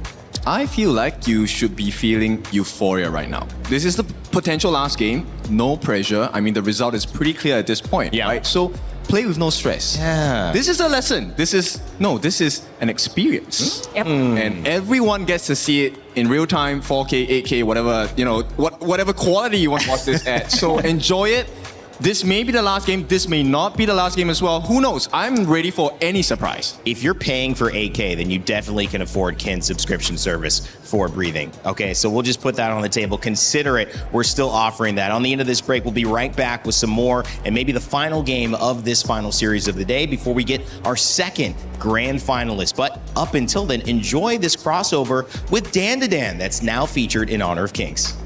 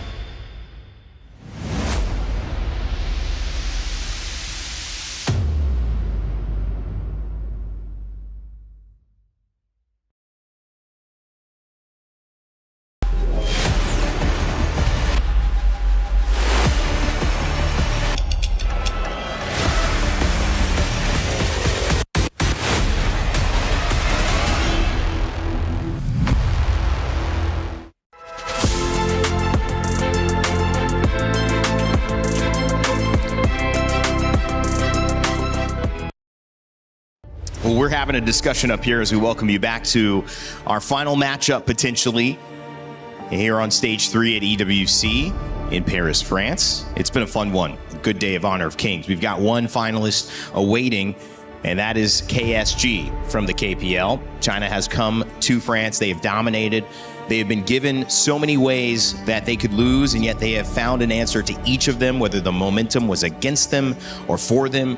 They have gotten wins. They've been flawless. One more, and we will have a KPL matchup for our grand final to lift that trophy. The defending champions, AGAL, trying to get back there to have a chance to do just that. But of course, standing in their way, Ken, is a team that, as you had previously said, need to just relax, need to throw it all against the wall. $10,000 on the line for just a win here. but they need to play without pressure because there really is none at this point. I'll tell you what my coach told me. Break the wall. Throw the ball at the wall and break the wall. That's the goal. Maybe it's about time to ban majority of the farm lane heroes at this point, just to stop that specific lane. All right, well, let's find out if they will extend our semifinal or if this will be AGAL booking their ticket to face off against KSG. We'll send it over to Blam and Rookie for what could be our final game of the day. Thank you very much, Mr. Rainday. I don't know what kind of coach Kin had there, but I feel like he may need to be tested for enhancements because, I mean, I don't know who could kick a ball for a wall, but clearly coaches Kin can. So let's see what happens here. But we're straight into the draft of game number 4, ladies and gentlemen. ROK Esports, after that third match, actually was decisive, was great. It was really good to see, but unfortunately just kind of lacked a little bit of a oosh. Yeah, they need to be 6 or 7 times more aggressive here coming into this tournament because now we are looking at a possible last game of the series. And look at how they're picking their first 2 phase of heroes. Yeah. The Mai Shiranui and also the Lapu Lapu is going to be so much aggression, especially in the hands of Ta Shuai and also Chak-sheng. And look at how they answer to those first 2 picks. They got the idea and also the Yu-Huan combo, which sets up the massive heal team fights. Now, they need another front line coming in for the clash lane of ROK Esports. Yeah, I'm sorry, ladies and gentlemen. Rookie saw people in the audience younger than him and thought I had to try and recruit them into his following, but none of that. I'm in control now. I'm back in control, but we're looking at this one here. Obviously, the pay for ROK Esports kind of has that same impact as the Gudo, right? Obviously, very early to mid-game hero in terms of the pacing and the aggression that pay can give. It's going to be interesting to see if Conling is going to be able to pilot this one the same way as that Gudo. But if you look over to the side of AGAL, the kind of like always older than time counter is going to be the Yukio, right? Yes, has been picked 6 to 7 times. My bad. I had to do that. I had to do that. I want to check that stat. Because you baited me. You baited me. You lured me into that, man. But yeah, again, if you're talking about like a classic matchup, coming in for KWC, Ukyo and also Pei has been the apple. Like Ukyo, one of the strongest jungles coming into face-to-face up to Pei. So again, it's not all about speed, but also the amount of damage that Ukyo delivers that could match up to Pei. And look at how AG is drafting all of the collaboration heroes coming in. The Charlotte, the Mai Shiranui, and also the Ukyo Tachibana. Absolutely. They're going for all 3 of them, right? Like all they need is Nakamura, but they've already got a jungler, so that's not going to work. But on the side of ROK Esports, obviously you see why they've gone for the Hu1 here to obviously try and counter out the Mai Shiranui in terms of the long-range poke. But when you've got somebody like Shang on this pick, it's going to be very difficult to try and catch this one. So you're going to need a little bit more help, and that's going to come from Xuan on the Byron. Yeah, Xuan has been amazing on the Clash lane. The Guan Yu game that we had before has been making him so great. And as an addition to the Clash lane of ROK Esports, he's been doing so well against Ran. Now, he needs to be the front line of ROK Esports. And it's not going to be an easy task considering all of the picks coming in from AGA. It's going to be very aggressive. And look at the last pick for Yinwo.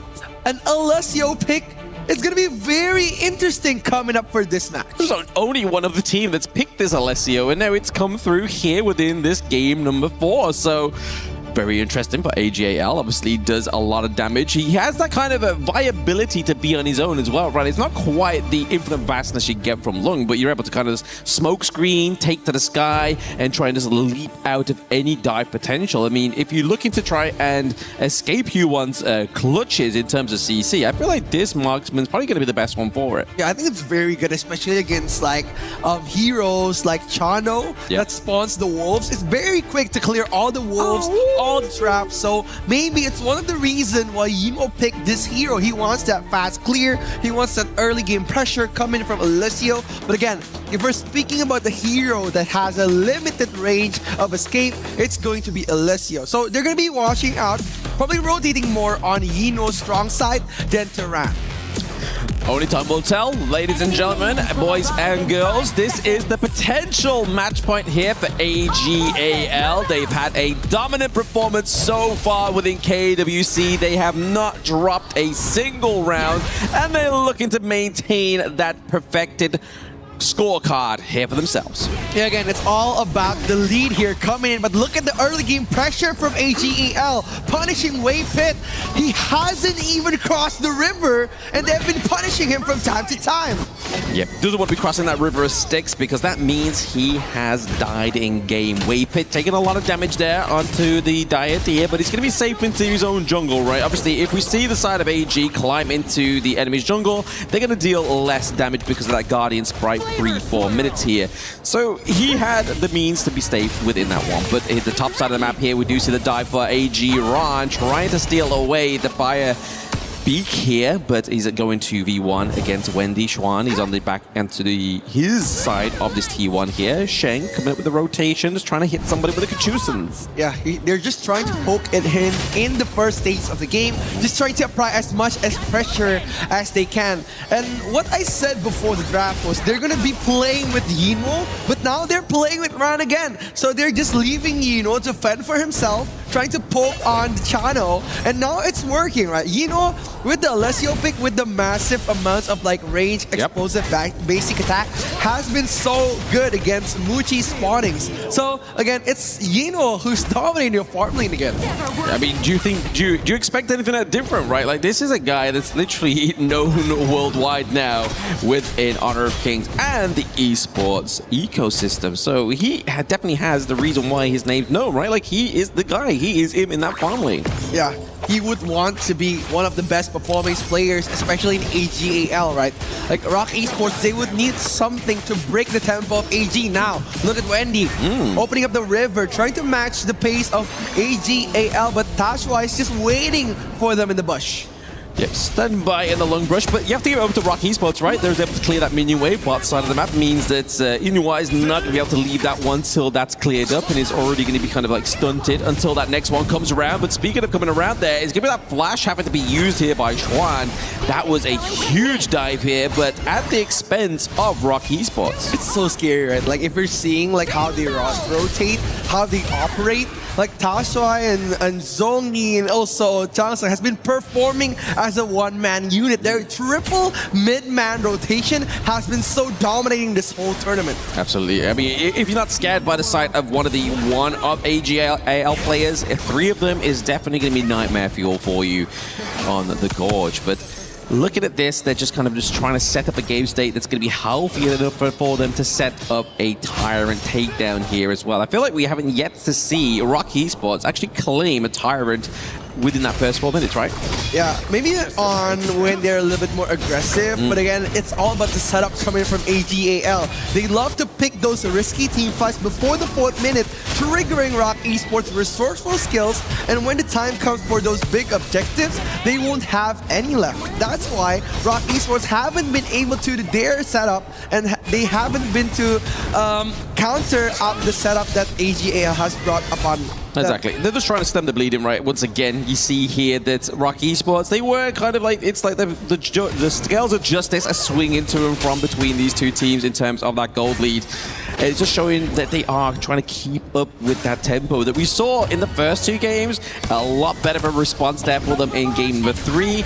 But game number 4, they're just trying to keep it at the same pace and at that same performance of game number 3. The takedown of the Tyrant here is going to be huge for the side of AGAL, knowing that that gold is not quite in their favor. It's so interesting, right? Like looking at AGAL, like how they set up their team fight, how they set up their Overlord and Tyrant contestant. It's so interesting. Like, they managed to get 100% of everything on every movement that they do. So it's no wonder that they've been so good on KPL and also in China. Absolutely, they're definitely trying here, right? Obviously, they were putting a lot of pressure onto Shuai there on the Lapu Lapu, using the bit of farewell, using the enhanced attack as well. Down here, we are looking just maybe Waypit. He's just being, you know, ballsy, man. He's like, hey, we need to know where they're gonna be, where they're at, and they're at the Azure Golem. That's very interesting, especially if we're looking at the items for the first pick. But look at here. nothing gonna happen, right? They're just poking. They're just, you know what? They're just trying to rage bait like that you were being rage baited earlier. They're just trying to test the waters, especially coming in with the Raging Sea, trying to see if ROK Esports, they wanted the fight. But now, if we're talking about items, talking about skills, it's very interesting to look at Seng's item. He's not making any anti-heal. We're not seeing any venomous staff coming in from the aggressive mid laner. They just want the damage. Oh, speaking of which, they do try and get the catch up here. Obviously, it's going to be CHÅN that's going to be stopping that stampede onto the side of AGAL. When the two great forces match together, they just clash and hope to collide and try and get something come out of it. But CHÅN here, he's just literally looking at health bars. He is the punching bag. I have to give props over to Conling. Conling hasn't actually been seen in any of these team fights so far. Obviously, he's able to open up top side of the map there. He's playing kind of like a bit more of a macro pay. We are seeing a big dive there. Double knock up, and there it is. Oh my goodness, he gets 1 and 2. It's gonna be Zoe there with a clean ultimate from the side of AGAL. It's so painful, like looking at Zoe Snowfall Slash coming in, just getting those double dashes and getting those eliminations in an instant. Playing like the usual best jungle, Zoe brings so much pressure here. It was the setup coming in from Tashuai, making them uncomfortable. Tashim's stun was so good, and also the follow-up from Zoe Slash. It was such a good initiation coming from AGAL. ROK Esports just wanted to be hospital, right? They was just like, you know what, let's serve them up a nice little hot meal onto the side of AGL. Let's get into the same space and into that ultimate region. But that's the thing that's scary about AGL, right? Like, obviously, ROK Esports were just keeping toe-to-toe with them in the first, like, 4 to 5 minutes. But they have the ability just to turn it on whenever they want to, and that's scary. Yeah, look at this. Shuai just opening up the map, destroying the dagger, trying to see the entire field of vision of ROK Esports, but now they're trying to put them in the corner here. Oh, yep, the Radiance does get popped. It's going to keep an amped up the Raging Tides, but there it is. We get the deletion of Sheng, but it's going to be for Muchi, and now Wei Pit onto the side of ROK Esports. Their damage falls, their front line falls, and Kongling is nowhere to be seen. He has to use a Space Bright back to base as the T2 into the mid lane looks to be taken down. It's so scary, like looking at the Ukiyo Tachibana in the hands of like Zoe. Yep. It's so amazing but scary at the same time. He's there on almost every team fight, and I like how Tangsheng and also Tasoi is just being such a good teammate, giving so much setup, coming in for the initiator, the finisher. Zoe. That beautiful ultimate there from Inua as well, right? That was just like, hey, I'm going to take this guy, land my homing missiles, and you're going to have to deal with the aftermath there, which was the deletion of Muchi as well as CHÅN. And CHÅN is now back onto the gorge here. He has to be the charging ram. He has to soak up a lot of that damage. But Sheng into the backline just to scare them away. Leading up the rising tide there just means that Wei Pit, Muchi are all low health bars. The flashes have been committed here by the side of AGAL, but they're just looking to make sure they're giving the space over to the minion wave. Insane, absolutely insane play there. Coming in from Sheng, getting the flash knock-up on all the players from ROK Esports and surviving.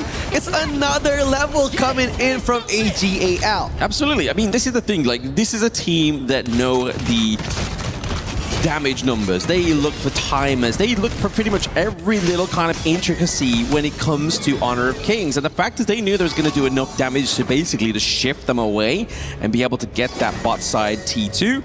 It just shows the different understandings of this game. Wow. And again, they're just trying to assert their dominance on these big team fights. The 8-minute mark coming in for ROK Esports, but AGAL looking as dominant as ever, looking to end the game here with the triple wave come in for their high grounds.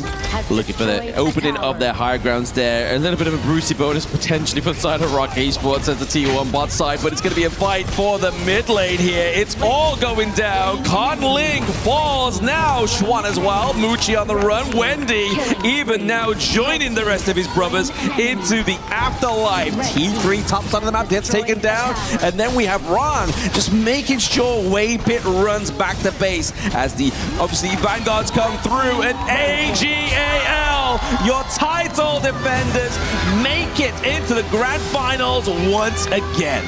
It's gonna be the dominance that they've seen before.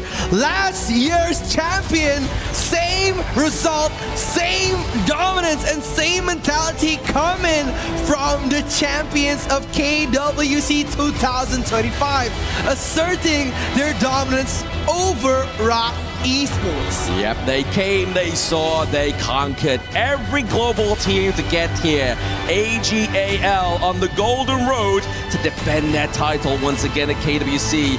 Will they perfect their start here and have a perfect end? We will see them in the grand finals. But what we'll see once again is just how exactly AGAL turn on this flame of just pure performance. I mean, they're so dominant. Like, with the first 2 picks, I could already see that AGAL, they want the control of the game.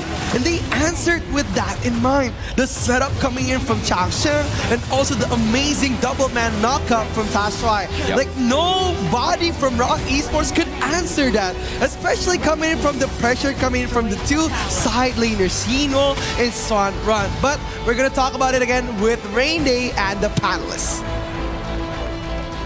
Let's give it up one more time for AGAL. Let's welcome our grand finalists. Congratulations, Chai, on making it to the grand finals. It will be the second time for you guys to join to the grand finals here in KWC and EWC. What's the different feeling you got this year?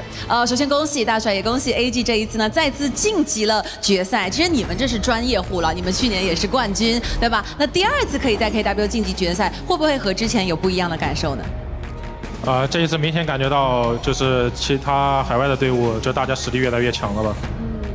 So this time we feel very differently because we can literally feeling that the teams overseas at international level are becoming stronger and stronger every single time. So yeah, I think it's quite a trip for us. And ROK Esports during the series seem to have their game, especially for game 3, and you magically turn things around immediately. So how do you do that? And how do you communicate so calmly in that game so you can turn things over? 其实我们今天的对手 ROK Esports 他们在第3局给到我们前期的压力是非常大的，打得非常好。所以那一局呢，其实在比赛的中期，你们是怎样冷静的沟通，所以可以把这个比赛反转回来呢？那一波应该就是对面给失误了嘛，就是想打进攻，然后没有操作好，然后被我们反打。I think we grasp that very precious opportunity when they're making the moves to invade and to be aggressively and take that chance, and we fought back. That will be a very important moment for us so that we can finally be the winner for that specific game. So you're going to be facing KPL Stream Champion KSG one more time, but this time you'll be standing on the stage where you had the throne last year. Actually, Zhu Hao had something very interesting during the post-match interview in Chinese channel. He said, according to his very word, get 3 games of us, then you will beat us. 刚才句号呢，其实在比赛结束之后的采访有跟我们分享一句狠话啊，他的原话是赢我们3分算你们赢。What's your response to that? 你想回应什么呢？希望你说话算话，我们3-0的时候就直接判我们赢了。I really think that what you said is true. When we're leading with the 3-0, you gotta give the last game for us. So AGAL will be the final winner for tomorrow's final. So one more thing, give some messages to the fans all over the world coming in here in Paris, supporting you guys all the time, and not to mention viewers and audiences who have been staying with you guys all the time. 当然最后非常感谢我们今天可以带来这么好的表现呢，最后依旧是给我们线上和线下的观众朋友们带来你自己的一些心底的祝福和话，好吗？大帅。希望大家观赛愉快吧，就是希望我们最后一场也给大家带来一场精彩的比赛。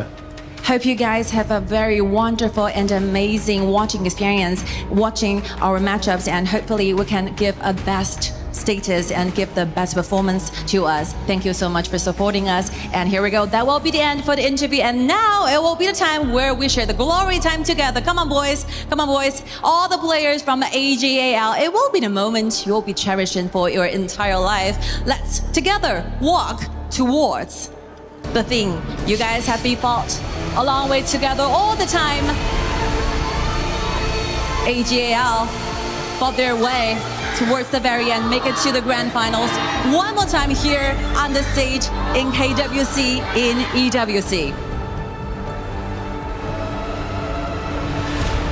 We're watching the key of ROK Esports being smashed and destroyed, and this will be the end of their journey here in Paris, while the world awaits for AJL to chase for their second global title. So ladies and gentlemen, here is the grand finals here. AJL versus KSG.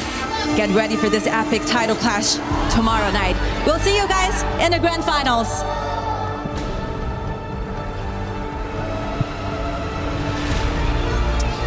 It reminds me of remnants of the Colossus of Rhodes. A great era, a great moment in history, now forgotten, crushed, and never to be regained again. And in this way, ROK Esports have found their own journey crushed. But it was not without great momentum to get to this moment. Semifinals, hundreds of thousands of dollars earned, and now a spot to earn even more in our third place matchup against GK Esports. But of course, our grand final, you maybe thought it was going to be the case. Well, it certainly is now. It's official. It'll be KSG versus AGAL. And the fans, if they're any indication, Chantel and Ken, this is going to be a lights out show. Yeah, definitely. It's another battle for HOK supremacy because we're talking about KPL teams, and it will be a great experience for you if you get to see an ultimate battle, because last year it went 7 games. Wow. Full 7. It was full of excitement as well. And I think the expectations are even higher this series, because now we have a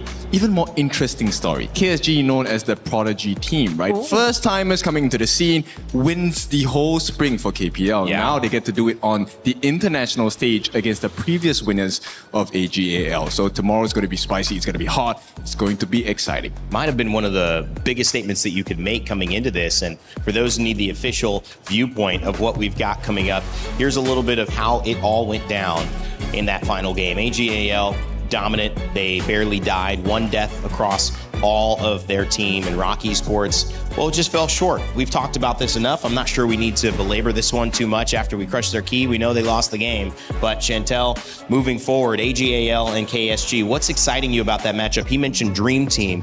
What is AGL bringing in their title defense now moving forward? Definitely for AGAL, they are cleaner as compared to last year's performance. I mean, there's already a variety on the heroes that they're using, and a great adaptation skills when it comes to games wherein the other one is on the lead. Now for KSG, it's about having that control early game. It's kind of crazy because if you take a look at what KSG offers, it's like, okay, we go with the stock standard. Nobody has been able to push our buttons. But for AG, they have come up with some really interesting picks like Bai Qi Farm. They've done Alicio in this last game. Yeah, the Xiangyu as well. Like, these are all off-meta picks, right? Things that are really new to a lot of our viewers. And it'll be the first time we get to see, on this stage at least in Paris, 2 KPL teams pushing each other to the limit. Yeah, and speaking of pushing it to the limit, now that you mentioned about heroes that are not normally part of the drafting, it just means that it's going to be a tall order for the coaches on how they will prepare against each other, because maybe the other teams prepared a totally different draft. Maybe some orthodox heroes that we don't really see on international tournaments. So something like that. So the journey of these teams might be a little different from the previous year, because a lot changed in our game. You know, it's also interesting to look at GK Esports and ROK, which will be our 3rd and 4th place matchup. We mentioned there's like, I'm not sure if it's 80,000 on the line. It's something there. It's about 80,000 on the line, basically 280 to 360 from 4th to 3rd. But the benefit of both these teams in their matchups against KSG and AGAL respectively is they were really close in the 3rd game, which means that there was something about the way their rosters understand the mechanics of this game, or maybe even drafting, that kind of evens them out, I would say, Ken. Are you looking forward to that matchup to see kind of who stands at the top of the global side of things? For sure, because their history is that I believe it is GK that beats Aurora. So that is the history, right? And in the boot camp, GK came out on tops. So I think there's a lot of, besides the money, there's a lot more to gain by winning against GK. And that's how crazy MKL teams could go, because it's like a love triangle. The other one is the champion, but the KWC, the other one defeats the other. So anyone can actually win that 3rd place match tomorrow. KWC love triangle. I didn't know about that. Oh, yeah. Is that in Chantel's confessions? Is that what we Ken, we heard yours earlier. I'm looking forward to my confessions. Yeah, Your reactions to my confessions. Everyone feels like they've got to go through it. I haven't had my confessions yet. Ooh. Just saying. Big shout out and shot of Yunawa's father, and I would assume his mother, his brother. I'm not exactly sure. We know the father spoke out and was there yesterday in the stands. His entire family representing being here, Ken. I mean, that's just we talked about mom buffs and parent buffs and kid buffs. That's a big buff there, seeing them all the way from China come and represent. It is, and it's a once in a lifetime thing to be able to achieve. If you can achieve success in front of your family, in front of your siblings, to show, not just inspire your family, be proud of it, but to show the rest of the world that if you really truly are good at what you do, you will get all the attention, the satisfaction, the fulfillment. This is something that money can't buy. I tried to impress my daughter here today, but she just really wanted blueberries and Maybe and she'll raspberries. like this. Maybe she'll like this. Maybe she will. I don't know. But at the end of the day, I mean, sometimes you like what you like, and I do love the idea though of this being bigger than them. What do you think the reaction is in China right now, Chantel? How excited do you think they are looking at this matchup, watching from home, saying it's going to be great? I think they're kind of crazy about it at this point because people are like just really looking forward for this matchup even before we started this year's KWC. Yes, it is. I mean, if you take a look at how high-tech their cams are, the ones that they brought in. Yeah, like just the a huge fraction. lenses, this close. Yeah, it's a fraction of their power. So when you have the fans all the way in KPL, they have unlimited powers. Oh, I love and it, baby. unlimited funds. Because not everyone could fly to Paris just to support your favorite team. Yeah, right? I always say it. I mean, it has nothing. I mean, listen, there's more to talk about fans who travel to support their teams, where that money comes from. Sometimes I don't know, especially in American sports, which I watch normally. But we had a chance, unfortunately, on the side of GK Esports to have Rock Esports, to have a conversation. Their exit interview here is ready with Mara, so let's hear what they had to say. We're here with Waypit from Rock Esports. Waypit, you went all the way to the semifinals against the defending champion. What did AGAL show you that made it so difficult to break them? I think their teamwork is very good, and also they just play like different level compared to us, I think. They play different compared to what you're used to, but tomorrow is going to be a familiar opponent, Rock Esports versus GK. Now, facing a team that you're so familiar with, does that change the way you prepare? No, we just treat every opponent with the same way. Now, tomorrow, there's only one spot for a third place finish. Both you and GK Esports came in here carrying the same flag, representing Malaysia. How much pride is on the line since there's only one more spot? I think we will win the game. You win the game? Any predictions? Maybe 3-2. 3-2. All right. Now, tomorrow, it's going to be your last chance to have a podium finish. Third place, how much would this mean for Rock Esports? It means that we can take the same place like last year, I think. And you'll be satisfied with the same place as last year? Yeah, I think because the third place, I think is mean like it's the best team it's the best team in except APL, I think. Best team in the global and the highest finish for MKL. Once again, thank you and we wish you luck for tomorrow. You heard it from Waypit. We sure did. Thank you, Mara. It was a great statement at the very end there saying, yes, we're happy because that means we're the best in the world if we just exclude the KPL, which is kind of what you got to do here for at least a little while longer. But even as AGAL said, the scene is catching up. The world is catching up. And that is a great vote of confidence for what they've been able to do on the stage. They'll have another chance to prove how far they've come tomorrow. Yeah, definitely. We've seen a lot of games being stretched at 18 minutes. I would love to see a max game tomorrow at 5 games. That was a the prediction for tomorrow's matchup. But yeah, for our MKL teams, definitely there's a huge progress, I must say, even applicable to majority of the global teams who participated in this year's KWC. I think all the teams, right, whether they have attended the bootcamp or not, I think that was a great improvement by all of the different teams that have attended this year's KWC. In fact, this actually makes me feel like next year is going to be even more tight-knit. And maybe, okay, so once again, we have to root. Maybe next year we'll get that one win. We'll have a grand finals tomorrow. And we'll go game after game after game, just waiting. One game at a time. Yes. All right, well, let's take a look at the bracket coming up on your screens. It's tomorrow, grand final day, but it's also a third place match as well. And there's something else.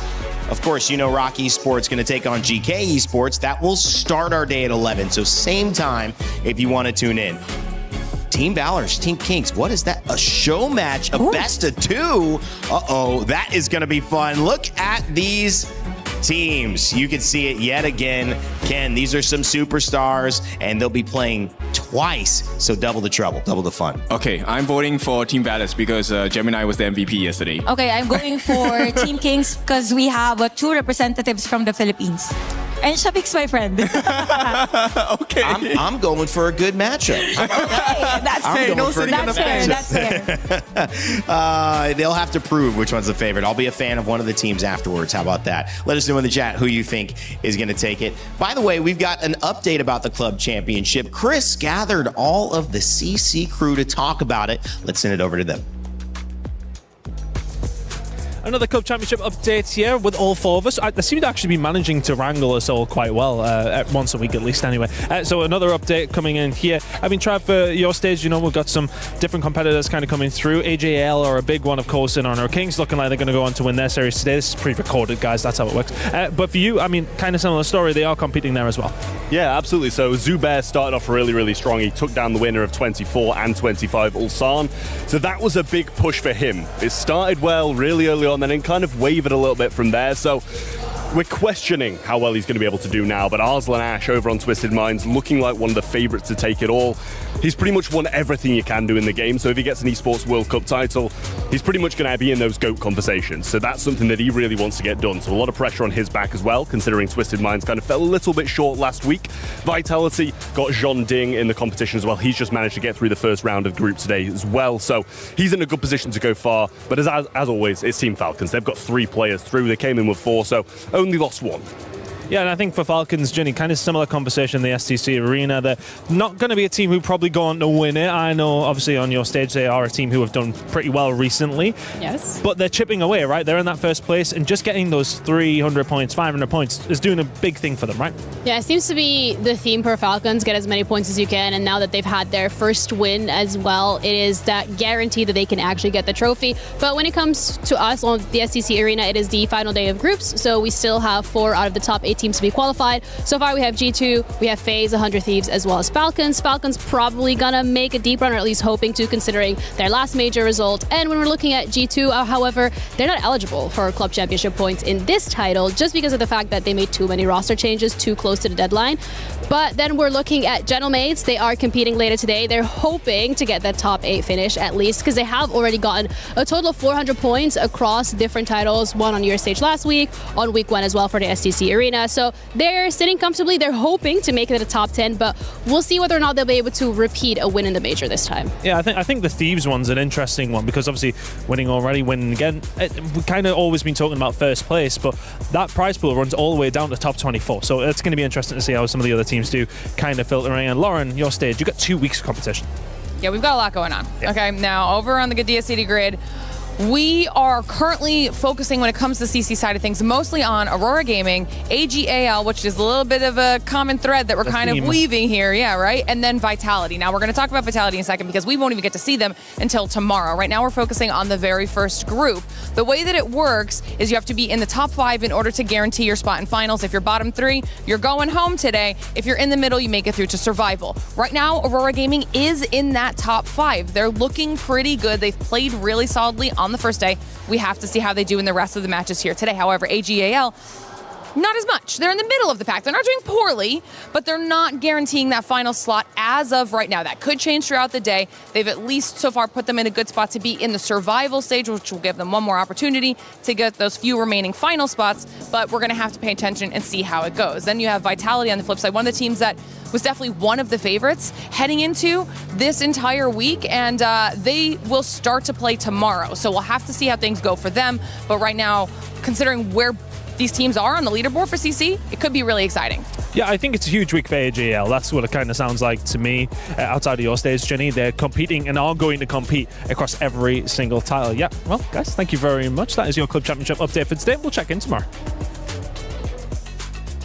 Thank you, Chris, and to the Club Championship crew, Trav, Jeannie, and Lauren. It's exciting to see you guys break down all of the tight-knit races like AGAL, Nodisman, Seer, Virtus Pro, and Vitality mentioned quite a bit, Chantel. But really, AGAL, Lauren said the common thread, certainly a thread here. Yeah, definitely know that they are at our grand finals tomorrow. Oh, so yeah. I'm kind of surprised because AGAL, if I'm not mistaken, was at rank 5 yesterday.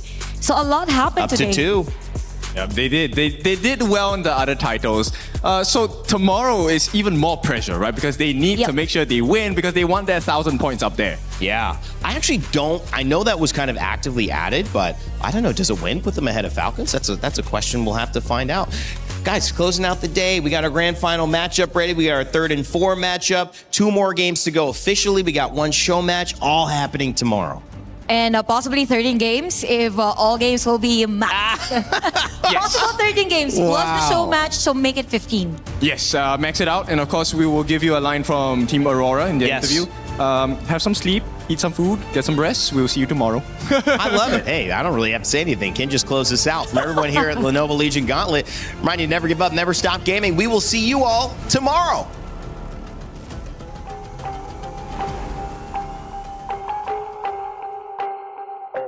Got our minds made up cause we were born to be contenders. When trials lie ahead, you know we never will surrender. Gonna be bold, gonna stand a little bit taller. As long as we are here, we can go a little longer. Caught up in this fight, now we're chasing every victory. Feeling every move, yeah, we're writing out the history. Running to the light, feeling calmer than a river. Ready for the fight, we go harder, we go bigger.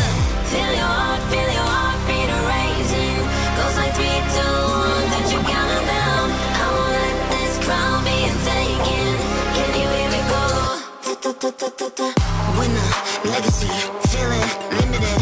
Listen, I'm on it, I wanna live it up like call it, want it. Yeah, I hardly started, you're falling fast. Fortune valor crowning on. We're the champions, ready to go. Yeah, we're made out of gold, never letting it go. Got your back, yeah, they coming, strong in the storm. Do you wanna go up in fortune valor crowning on? Taking it from the top, I wanna rise it up. I wanna go with the feeling, all that we do is succeeding. Wanna get up and feel myself again. Wanna build a legacy, so undeterred, I'm making them listen. I bet you love what I bring to the table, yo. Look at us now.